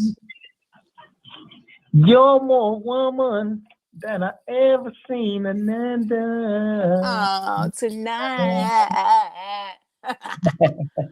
It definitely goes down at SDC. San Diego State. Yeah, I was like, I never called it SDC. It's the SDSU. I called it San Diego State, but that's San Diego State. Yeah, I was a high schooler. Should not have been up there. Marshall Falk. You was Marshall Falk's time, right? LaDainian Tomlinson, Marshall Falk. Yep, I remember all their commercials. I never knew them, but why are vegans 300 pounds? Because meat is not the only thing that makes you heavy. Yeah, who said that? Let me scroll back up to the top of the thing. T-Town Cruise. Why are vegans 300 pounds? Because a lot of people look at veganism as just don't eat meat. But the way the human beings need to eat is eat a lot of vegetables and plants, even if you eat some meat. And so vegans go right to it doesn't have meat, so I can eat French fries. It doesn't have meat, so I can just eat Oreos all day. It doesn't have meat, so I can. And the things that the vegans I know who are heavy, the things that they're choosing are unhealthy food choices in general, whether you're vegan or not. So, you can eat meat and kind of animals that they don't really have they don't have a healthy plant-based diet. They're just they're just not eating animals, right? So it's not the same thing. Like healthy plant-based diet is not the same as not eating animals, and that's why they're not healthy, because oils make you fat. Think about it. You put an oil in your body. Oil is fat. Oil will make you fat. So fried foods are the worst. When you overheat your foods, DB, I'm glad you mentioned that, because that overheating is a real problem when you're creating poisons in your food by putting too much heat on your food. And so there's a lot of reasons why our bodies malfunction, even in the way of like obesity. And it's not just meat's fault, Yeah, there's a bunch of different things, but it's funny because for a person who's not plant-based, they'll always look for all the reasons not to advocate or push for it. But I mean, there's different ingredients. You got red dye number 40, you got high fructose corn syrup or other corn syrup. You know what I mean? What's the burnt crisp? I don't know. I can't think of it. What is it called when it's the burnt crisp? Blackened? Yeah, but what is the? I'm trying to think of the carcinogens. The carcinogens on the crispy burnt part. Yeah, cause you to be unhealthy, to cause you to be obese, to be skinny fat, a bunch of different things. Diseased. Yeah, we're not going to talk about health and nutrition and physiology. I mean, we could. It's early morning. School them early, DB. Yeah. Because they're ready for that conversation. And also, too, I really don't like to push it on people, because I just talk about me being that way. But they'll tell you I don't push it on nobody, because people got to be ready for the conversation. If somebody come with earmuffs on and they going la la la la la la la while you're trying to tell them something, I'm not necessarily trying to educate you. I'm just trying to give you information. Right. If somebody's not willing to receive the information, why waste time? What they say, beating a dead horse. So, when somebody ready, they come to the table. Unfortunately, ready is typically when your body starts to fail you. And at that point, you have to do a lot more work to get it back than you would have to prevent yourself from losing it. And it's unfortunate, but it's true. You're right. You can't force anybody. You have to kind of come to it on your own. But to me, when people hear things like, I know each body is different, but when people talk about proof, like testing and stuff, and I think we talked about yesterday, all the extensive testing I did in Arizona when I was undergoing all this alternative and some integrative cancer treatment, like they tested my they tested me so extensively, and they did it every week. And I could watch the numbers of different toxins in my body come down as we were doing like chelation or apheresis, where they took my blood out, you know, little by little and circulated it through a machine and cleaned it and then brought it back in through this port I had that this is my scar from. So when they do that stuff and you see your numbers of toxic substances coming down, or I had 2 parasites. When I first got there were parasites that had been in my body probably for like 20 years, probably from this trip to Mexico I took where I laid in this river. So that had been weighing on my immune system. The toxins had been weighing on my immune system. All the chemicals that I was in, like, had infiltrated my body, been weighing on my immune system. You could see it all in the numbers of my blood work. And as we started treating that stuff and they did the blood work again, you could see the numbers come down. So what I really learned is that, one, it is real that toxins get in your body and will stay there. And especially if you're heavier, because your body stores toxins in fat, right? There's some things that you just learn about it. Then you learn the connection between like obesity and cancer. Why? Because you store toxins in fat. And the more toxins your body has in it, the more likely you are to develop DNA damage and a lot of the other things that lead to your body developing cancer, which is really just cells that refuse to die, right? Simply put, that's what you're dealing with. So you have to activate these things. You have to pull down the toxins. You have to bring up your immune system. You have to do all these different things so that your body can start to get rid of those bad cells and stop the cells that could continue to go bad, stop them from going bad. And it's a whole layered process. But when you're healthy, it's so much easier just to stay healthy. And that's one of the biggest lessons I learned. Like, I was unhealthy because of, in large part, things that I was doing wrong or just not doing right. And so learning what to do wrong and right saves you a lot of headache and stress and trouble down the road, and money. Shit is expensive to be sick. So when you're talking about buying organic food and spending that little bit of extra money, spend the money now or spend the money later. That's what I've learned the choice is. Like, you're going to spend the money. You're either going to spend it being healthy or you're going to spend it because you're sick and trying to get healthy again. That's right. You can take a handful of vitamins whenever twice a week, or you'll be forced to take medication every day, nonstop. Right. So, yeah, you got a handful of pills, which ones you want. That's right. And so that discipline of just like disciplining yourself to just drink the right amount of water every day, just drink enough water every day, the discipline of just eat your, plant-based, enough veggies, and 10 servings of fruit and veggies a day, heavy on the veggies, easier on the fruit, and fruits that don't have high sugar. Like, all those little rules that, again, we don't teach our kids nothing. 12 years of sitting in class, they don't even know how to take care of their own bodies. Like, the fundamental thing that is yours that you come in with, we have no clue how to take care of it after 12 years of sitting in class with people who are allegedly teaching us something. And that kind of stuff is super important, because it's just simple. You know, when you buy your car, you got to change the oil, you got to rotate the tires, you got to do all this stuff to your car. And they warn you, if you don't do this, this is what's going to happen. If you don't do this, this is what's going to happen. And then go ahead and not do it and see how far your car gets. We're lucky because the machines we live in, unlike cars, are self-healing and can accommodate a lot of the fuckery we do to them, right? But there is a limit to that. And when you hit the limit, you better get that discipline that you should have been doing all along in together real quick. Because if you don't, your body of a car will fail you and you'll be out of it before you know it.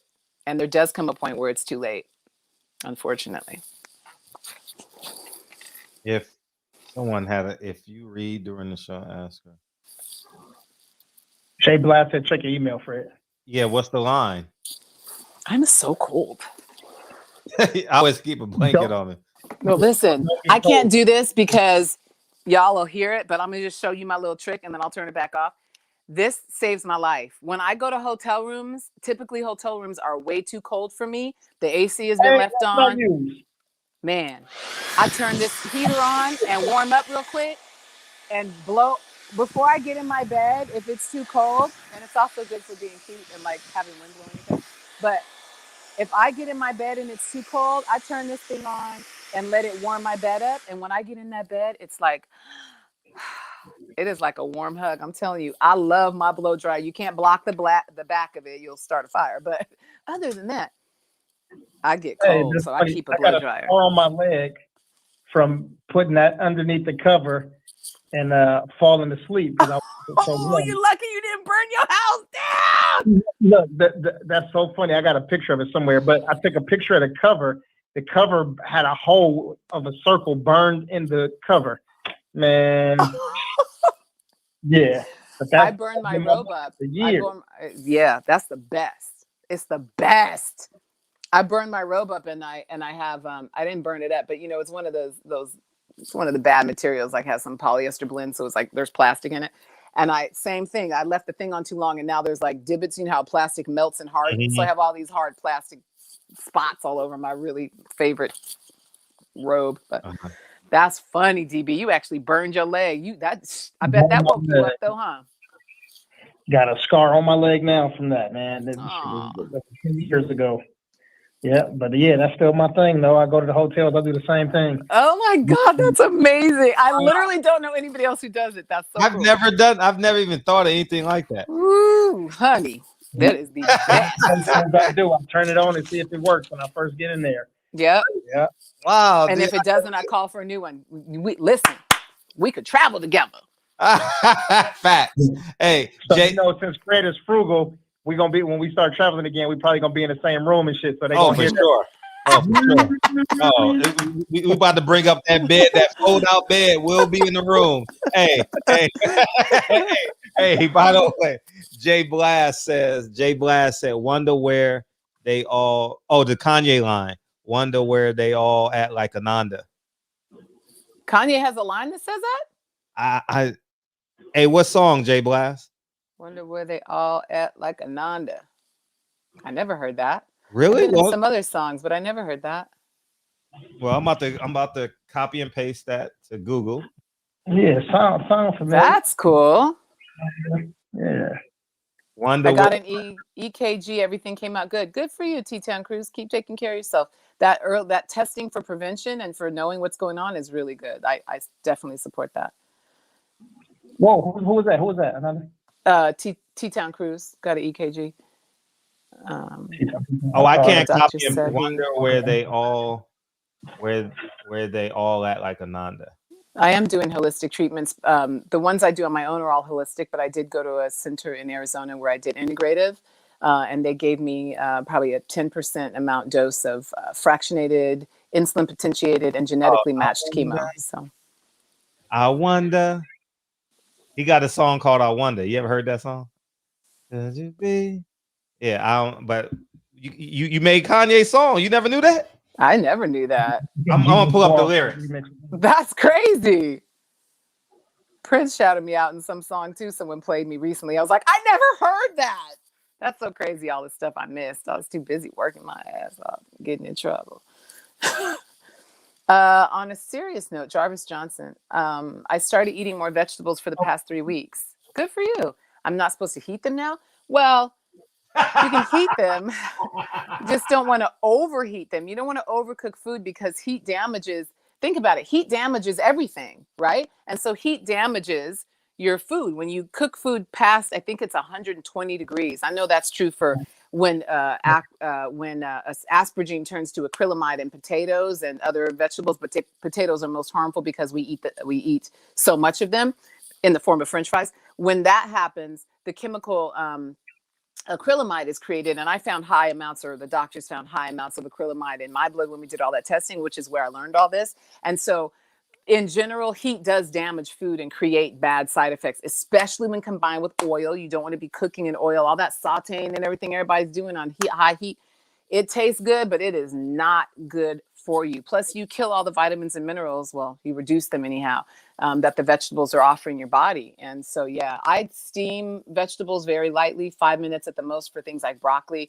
And you can do a deep cooking on like collard greens if you're going to also drink the water. Because a lot of the vitamins, minerals, good stuff leaches into the water. And then a lot of people I actually don't know who throws away good collard green with water. But anyway, the people who don't drink the water and eat the collard greens are missing a lot of the good stuff. So as long as you're going to eat it, like more like a soup, then that's fine too, to cook the collard greens longer, but still on a low temperature for a longer period of time. So I use a lot of crock pots on low to cook things because it's safer.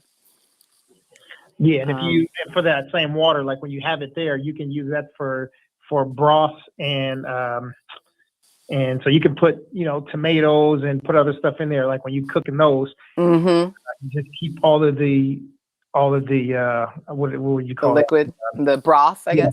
The renderings basically from the fruits or whatever. I mean, from the vegetables, and then you have vegetable soup. Yes. Oh, it's so good too. And you can just sip that like a just good sipping broth too, and it's really good for you if you put the right things in it. It's high in potassium, high in magnesium, it's high in all the stuff we need. We really can get everything we need from our food, but we have to choose good food. We have to choose the right thing. He said, y'all hotels don't have heaters, not ones that work fast enough. And when I walk in there, right? No, when I walk in there and it's cold, I need to warm up quick because I hate being cold. I get mad when I'm cold. I don't want to be mad. So yeah, people. If somebody's in a cold city, they won't understand it. But like if you live in a tropical, beautiful, euphoric utopia like Los Angeles, you have this incredible balmy weather that we just get used to. So when we go to a place like Chicago or somewhere on the east, we'd be like cold as hell. Even though the heater is on in the room, like the walls and everything else is still cold as hell. Freezing. Yep, and it's seeping through the windows and it's seeping. It's just everywhere. It's everywhere. Jarvis Johnson. Oh, Earl B said to Jarvis Johnson, if it tastes good, you're doing it wrong. Yeah, that's true with some food. Wow, we 10 minutes from 7 hours, y'all. I guess so. Sea moss. I love sea moss. I make my own by soaking it and then blending it. And I love cabbage too. Cabbage is great. I've really learned to just love the good stuff. When you know something's killing you, you better hate it or else your survival instincts are off. So I had to stop liking the stuff that was killing me and start loving the stuff that would save my life and extend it. And that's really what it is. Like I'm in control of my taste buds. I've been talking about all this self-control. I'm in control of my taste buds. I will make them do what I say. They will do what I say. Because if I don't give them anything else, they don't have any chance to do anything else but to adjust to what I'm saying they're going to do. So, you just fake it till you make it. And then all of a sudden you're there. Definitely got to keep the juices from the greens. Yes. I might know some. Well, thank you. I might know a few things. Maybe. Nigga, I don't see it, Jay Blast. I don't see it. I tried to. Bo said, what were your swimming events in college? I swam anchor on the relays because I was really fast, and I would swim like the 50-yard dashes, and the longest thing I swam was a 1,500-yard, and that almost killed me, and they never made me do it again. I literally was the last one out of the pool. I was probably like 5 laps behind everybody else. It was so embarrassing, and I told my coach, I don't swim distance, I swim fast. So after that, he just kept using me for the anchors and the fast things. I never could do butterfly very well, but I loved swimming. Well, I'm Californian, so I grew up in the ocean. I wish I learned how to swim. I never took the time. What about the Tootsie Roll? Can I do the Tootsie Roll? Yeah, you said you couldn't butterfly well, so I wonder if you could. I can do the Tootsie Roll. I don't do it well, though. I don't do I can dance because I like to dance, but I can't do the dances very well. I'm really not good at dancing. I did modern dance a lot. Like I was a good dancer. Like I can be like elongated in my ashantes or whatever they are really good. But I was never good at like dancing like what the kids do. LA homes don't have AC like that. They don't, thank goodness. Alabama has dry heat? I thought Alabama was super humid. Who said that, DJ? I've been to Alabama. How random is that? Oh, man. They said, holy shit, it's 7 a.m. on the East Coast and y'all still, they said they didn't actually. It is I shouldn't have actually o'clock. said it. Barbershop Conversations is a marathon for real. I don't twerk in public. There's a bunch of things. Like I'm the kind of, I don't know, girlfriend or woman, whatever. I'm the kind of person who definitely has a list of things I will only do for the man I'm with. And I'm going to have to like really know that I'm going to be with them too. Cause I'm not just doing it for any man I'm with. So yeah, that's one of them. I can twerk, but I'm not doing it on the damn gram. Save for my, person. Okay. That nasty videos. Like I do a lot of stuff. I think you'd be surprised, but that's only because you know this much of me, right? So my other side, like if I open up and I'm in a relationship, I'm giving him whatever he wants. from me, not like adding people to stuff, but whatever he wants from me. And I really don't do that. So Now, Israel, you can blend up your vegetables and your fruits together. That's cool too. Use the fruits to sweeten them up if you want to, and make it like that. Or if you want something that's earthy, you can just use the vegetables. Though you don't lose any of the nutritional value. I mean, you don't lose nutritional value, but you're not supposed to mix fruits and vegetables. That vegetables, like especially like watermelon, you're supposed to eat completely by itself because of the rate it digests that. So yeah, but there's a whole science behind that. But listen, I'd rather you eat them together than not eat them at all. So there you go.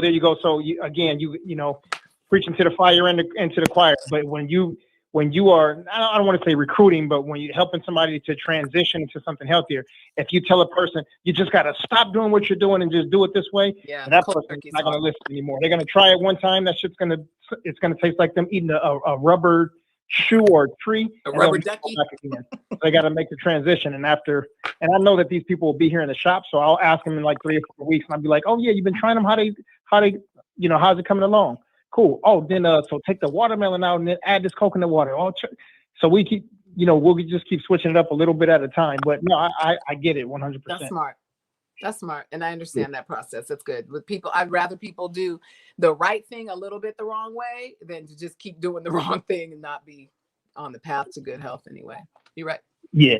But all those things though, immunity support, bone strength, and having a lot of those green vegetables helps with your digestive health. So yep, that's right. And your health begins in your gut because 80% of your immune system is in your gut. So taking care of yourself, beginning with what you eat, is super important. You found the song, Fred? Yep. Appreciate you, Jay Blast. Thank you, man. I had to take my headphones out because I had to put my plug in. I finally noticed my phone was going to die this time. Go ahead.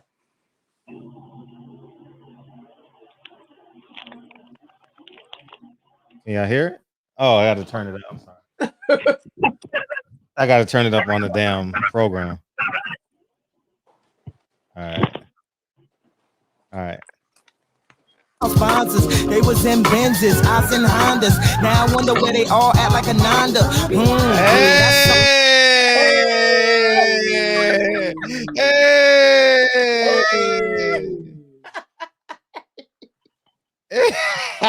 Oh my God. What song is that?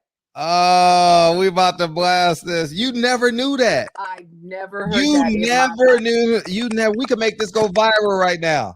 You That's never crazy. knew that. We're going to play it one more again. They was in Benzes, I in Hondas. Now I wonder where they all act like Ananda. Hey, I wonder where they all act like Ananda. Okay. That is so fun. Look at Kanye shout me out. Okay. That's 2011 years ago. What?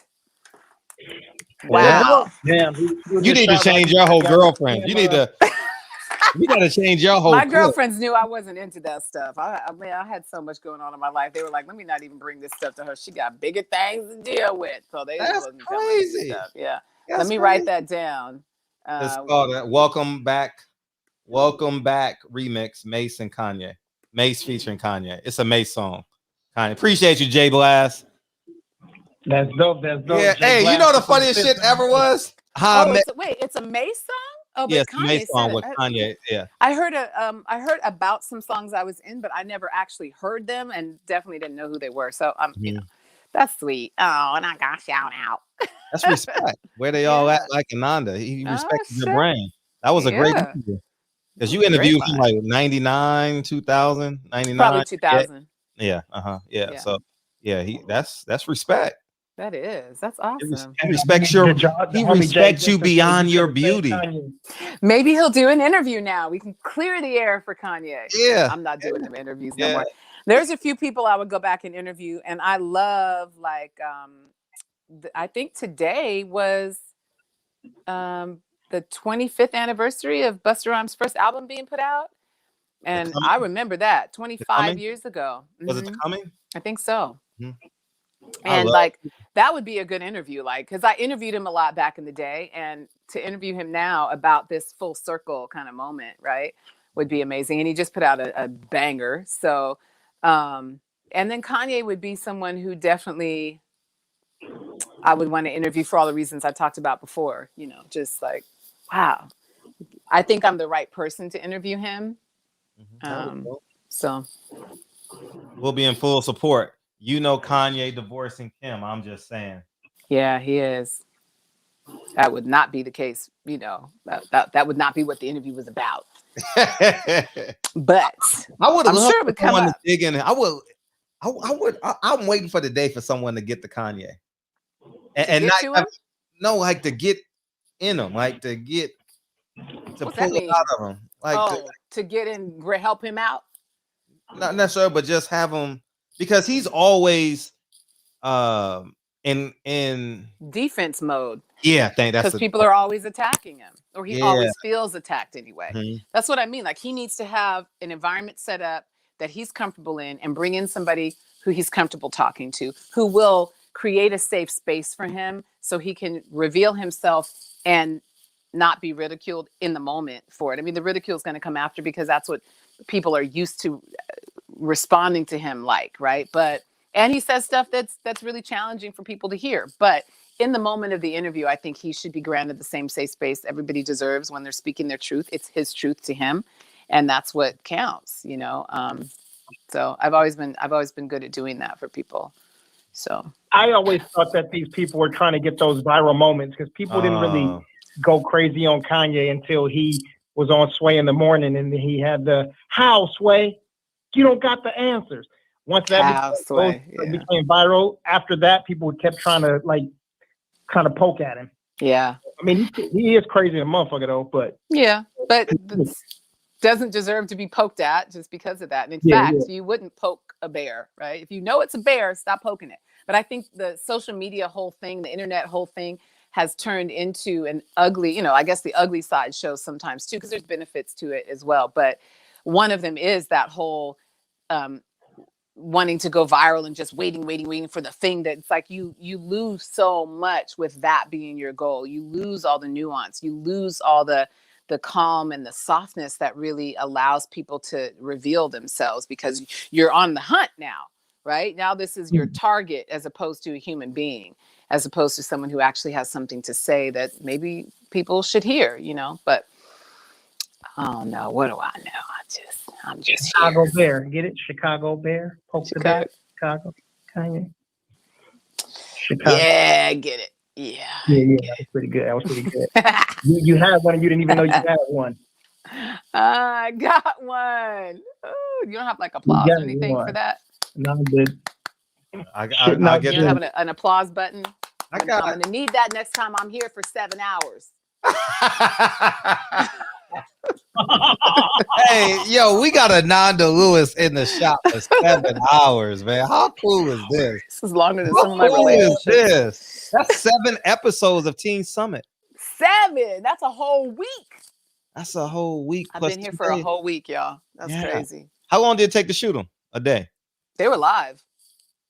Oh, yeah, live. My bus. So an hour. And so was MTV live, right? Yep. Yeah. Most of the work I've done has been live. And I think I did, you know, I probably have some kind of record, but it's probably been beaten. I mean, thousands and thousands and thousands of interviews. And I probably was the person who was on the air the most during the years I was on the air, because it was every single day.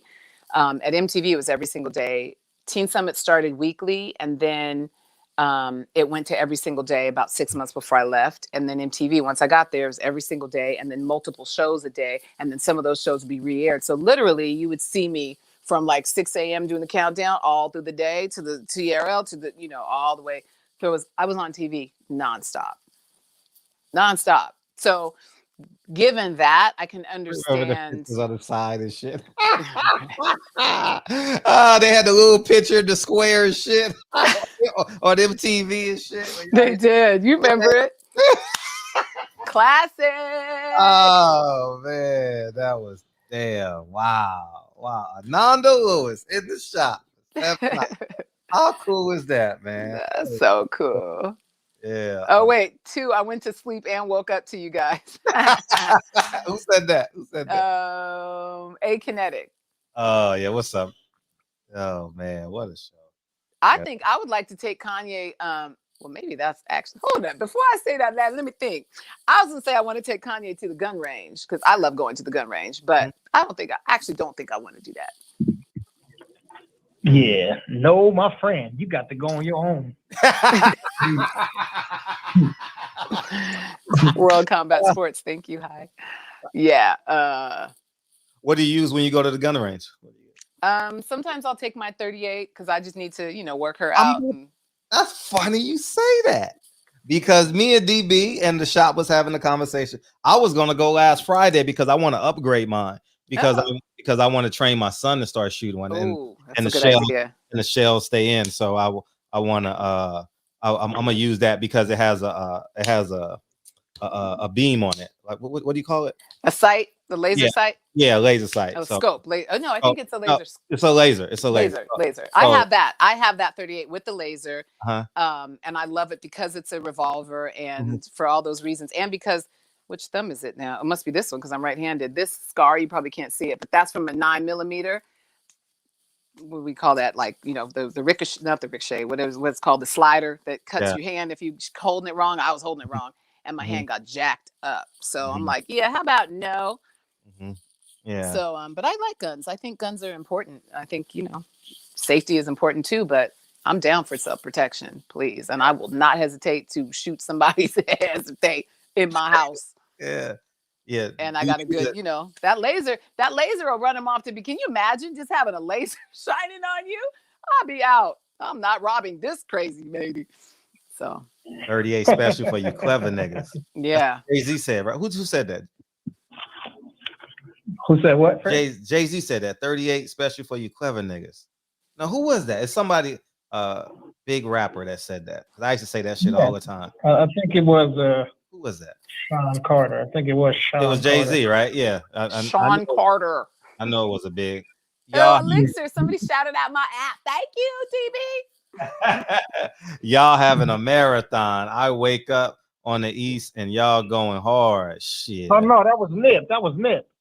Oh yeah, 38 special. I knew it was something. I knew it was a real popular. I say all the time. Who is it? Nip. Oh, Nip. Because I ain't stopped playing his album, so I know that's probably the only hip hop album I'm really playing right now. That Victory Lap album is so fucking good. Oh God, genius. Yeah, it's so fucking good. So, y'all been on here for 7 hours. Fred, write her a check. Fred, you can write me a check. Yeah, I can do that. Write me a check, Fred. Yeah, I definitely. Look at the haters. Look at the haters. Yeah, backdoor hating.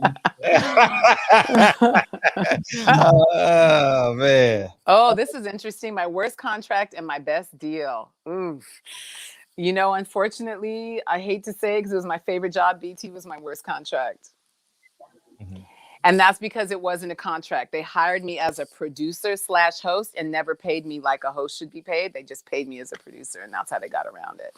So I just thought that was awfully slick. I was new. It was my first job out of college, first job in the industry, because I wasn't even trying to be in the industry, and I didn't know what to expect or what to ask for. And, they were still kind of up and coming. I think they could have paid me more, but it was what it was. The value of the experience I got from Teen Summit and from being a producer and learning all the things that go into that still helped me today. So I was well compensated for it in other ways, but it's always nice to feel like you're valued by the place that you're pouring in all this effort to, and it precludes you from feeling like that when they just are trying to get around giving you what you deserve. So that's unfortunate, but it's just what it is. I love BT. It's no issue. It's just, that was the answer to that question. Worst contract, best deal. The best deal was probably the talk show deal, if you just mean money. But I should probably say the talk show was the worst deal and the best deal all in one. Yeah, I take that back about BT because that wasn't a contract anyhow.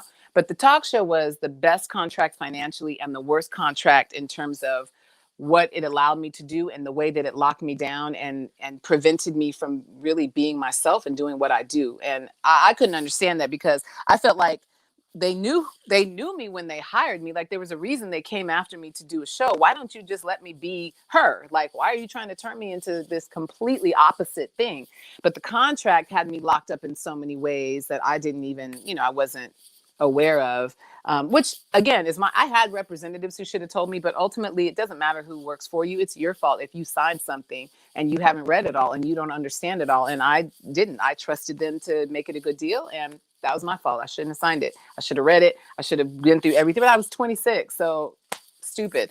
But anyway, I had people that were supposed to be looking out, weren't looking out, and it ended up being horrible. I couldn't have my own stylist. My makeup artist did. Like, they literally severed me from everything that I was comfortable with, everything that would have made the transition a lot smoother and easier. We were supposed to come back to California to shoot, and they said at the last minute, after the deal was signed and everything, they were like, no, and there was nothing in the deal that like guaranteed that. I just took their word for it, and it was crazy. I was like, and when I get betrayed, I get pissed off. So I probably became really difficult to work with at a certain point, because I felt like I kept getting slammed and no one was protecting me. And I was like, oh, I will protect myself. Are y'all crazy? I was like, man, it was crazy. I probably handled that situation very poorly in retrospect, in hindsight, but it's how I felt and what I thought they were earning out of me. Then I was like, oh, you're going to treat me like that? Cool. This is how I do that. Y'all think I'm just some cute girl who wants to be on TV. I'm going to show you exactly who you're dealing with, and you're going to want to let my ass go. Watch. So it was a trip. The whole experience was a trip. And the people, like the producers who worked with me, the ones who are still my friends to this day. Sorry to my audio. And I'm trying to not let my phone die again, but for some reason my plug isn't working. They were all like, oh my God, that was crazy. People validated to me that it was a really messed up experience. And so I'm like, okay, well then y'all deserve that, because you ain't gonna mess me over and not have me do nothing. That's just not who I am. They were like, well, you should be happy. I'm not. Well, you should be grateful. Well, I'm not. I'm not grateful for some shit where y'all, you you're editing me up like I said something to this person and I didn't. I actually said it to that person. It's a different response. Like, that stuff matters to me. I'm someone who knows exactly what I'm saying. I'm clear about my opinion. And if you change it on me, I'm going to have a problem with it, especially if you change it on me without asking me or even telling me. I have to go home and watch the show and now see that you did this and you're in my face. So now you're lying to me, basically, because it's something you need to be telling me and you're not saying it to me. That is a form of lying, period. And so, no, I couldn't get down with any of that. I was like livid most of the time. I was livid, and we launched the day before 9/11. And that had a lot to do with why the show didn't make it. But I was done with that show way before September hit. I was done by like July and we started in like June. So it was just, it was my first time really understanding the trickery of TV. I had been lucky with deals and I worked at great places who just let me be myself, and then all of a sudden here I found myself in what felt like a trap. And I don't do traps well. I get out. I'll be like, oh, you think you can hold me here? Watch what happens. So it was unfortunate. And I think I burned a lot of bridges that I didn't want anyway. So I didn't look at it as a problem. Like, you burned that bridge. Good. I'm happy I burned it. Okay, let's Guy Cayman. Because Fred, you are my hero. I'm in Antarctica watching the show in the most remote place on Earth, stunning Antarctica. Ooh, Antarctica is supposed to be beautiful. I have a friend who's going to Antarctica in like June or something. That's one of my regrets. Not going to Antarctica? Oh, I don't know why I didn't go. I was in New Zealand, and I was in Auckland. I was gambling in Auckland. Oh, gambling in Christchurch or Auckland. I'll forget New one. Zealand? Yeah, because when I used to travel, Qantas had a deal. You can go to 2 countries. So I used to go to Australia. You go to Australia, Fiji. Wow. Or you can go to Bali or some Malaysia, Bali, one of them, or New Zealand. So I went to New Zealand and they had a special. You could go to Australia for 2 days, probably for like less than $1,000. But I was on a teacher salary, so I'm still counting my chips, And I should have went, man. I should have fucking went. I hear it's amazing. Fuck. I mean, it's too cold, but you would mean, only be there for a minute. Yeah, I was only there for, and I would have been in. They got hotels there. Where I would have stayed. They have hotels. Like, why would they have? I mean, like, Guy Cayman, do y'all have hotels there? I want to say Antarctica has one of the ice hotels that are supposed to be super dope. Not that I would ever stay in something made of ice, but I've somewhere has the ice hotels. I want to say it was Antarctica. I mean, it would make sense, but or is it like enclosed underground, or like, you know what I mean, like encased? Because it would freeze, right? Wouldn't the pipes freeze if it's in a building? I don't know. I don't even think about cold long enough to figure that out. To bring this lady again, I will never watch Blue and Kurt. I don't think. Oh, I don't know what you're talking about. They mad. Somebody hating. Yeah. I'm asking about the hotel. We won't know about the hotels. We have the ice hotel. We have ice hotels. Ice hotels? Oh yeah, ice hotel. But they probably got blow dryers there for you. Oh, I'm sure they do. So you'll be they good. have blow dryers there, Fred? Yeah. Oh, your sound is bad again. I don't think it's my sound. It only happens when you talk. Oh, that's a damn whatchamacallit in my backyard. That's a damn possum. You heard that shit? Let me cut it off. It says many people are surprised to discover there are actually no hotels in Antarctica. Damn. No, that's you, Ananda. Remember when Will Flip was on? Yeah, but I mean, I don't know why. Because of the sound. Beat it. You have to beat it. Here, go away.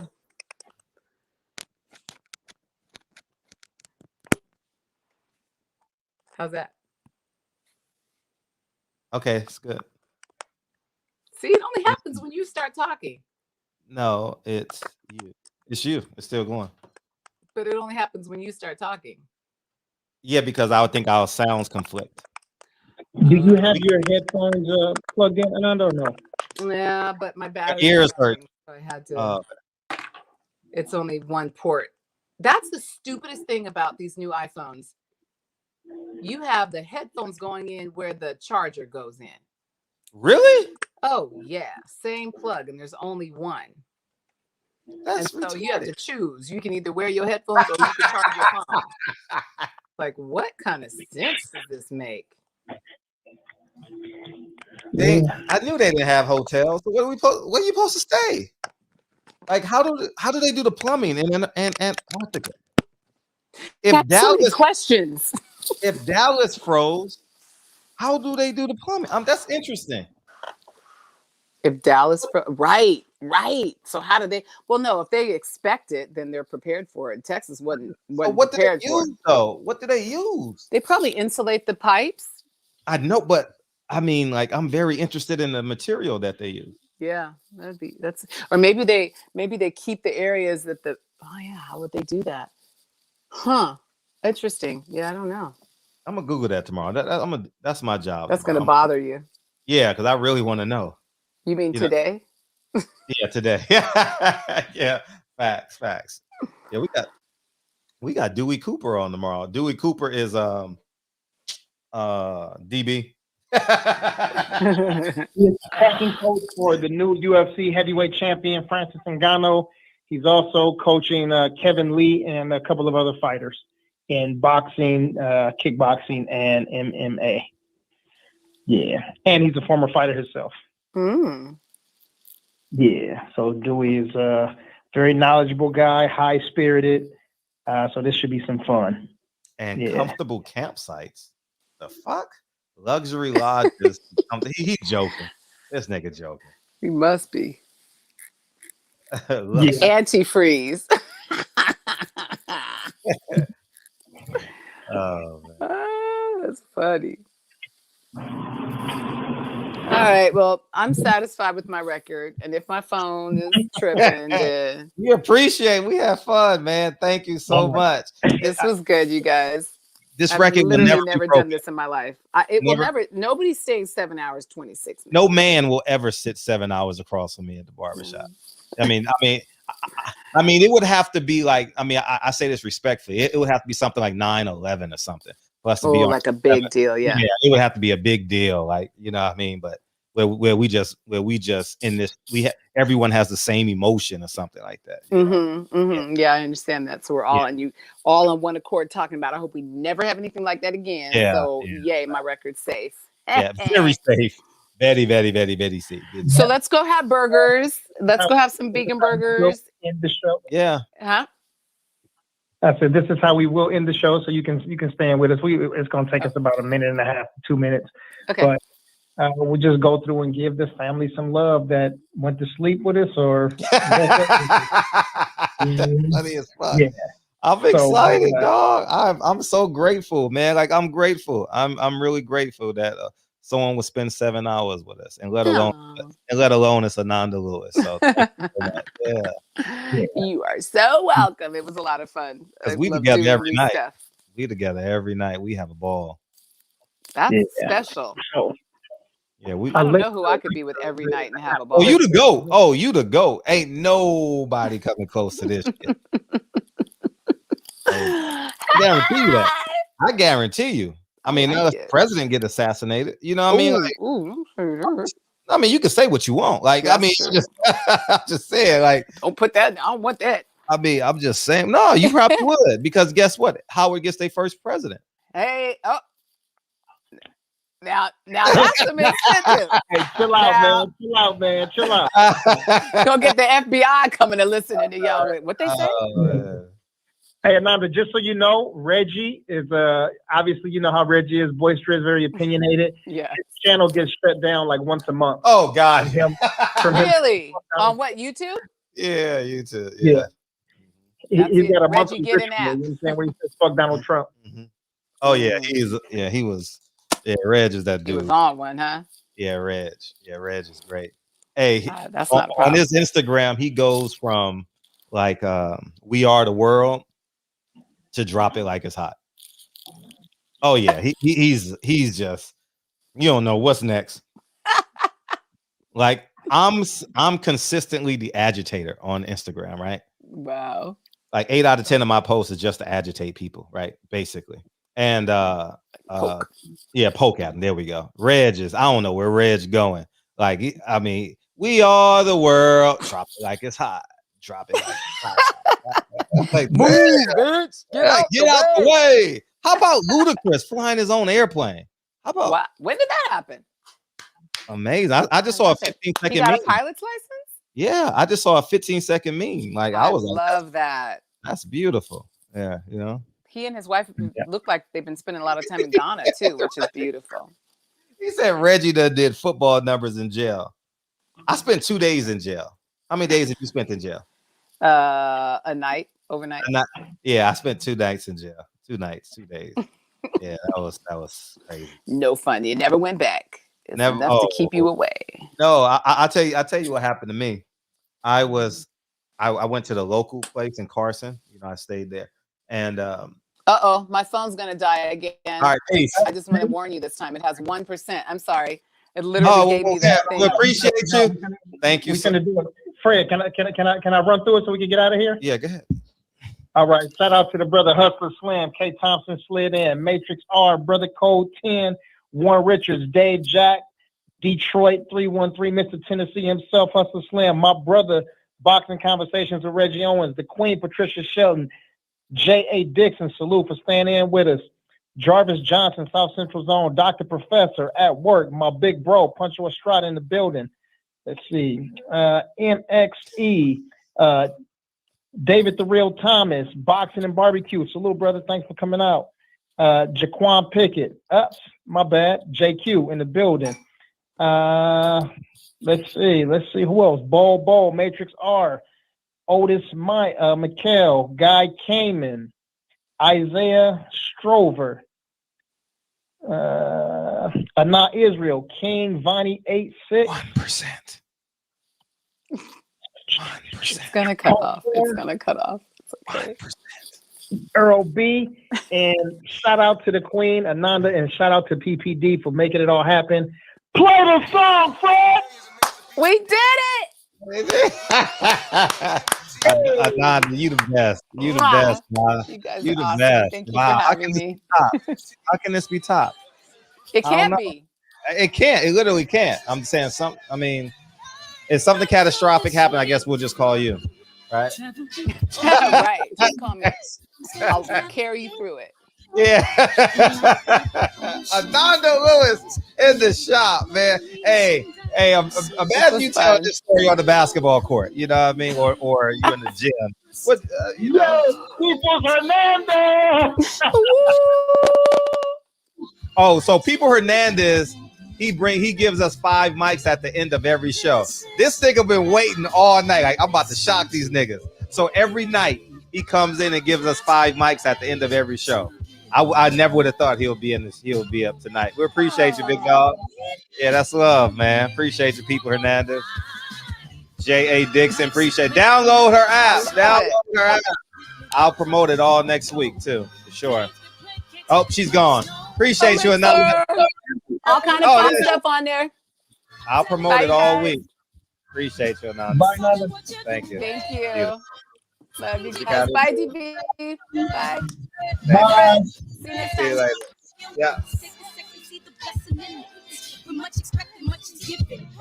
That was fun. Oh man, how fun was that, DB? This should have never be broken. Should have never be broken. Never, ever, ever. Nah, impossible. We won't let it happen. Man, David Scott the third. It's the moment of truth. My family.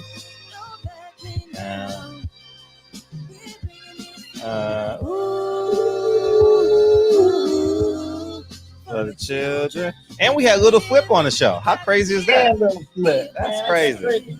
That's crazy. Thank you, PPD. My personal statement, running game like I'm ace. Appreciate you, Jay Blast. I'm gonna clip that. And we're gonna make that a maybe that'll get the Kanye.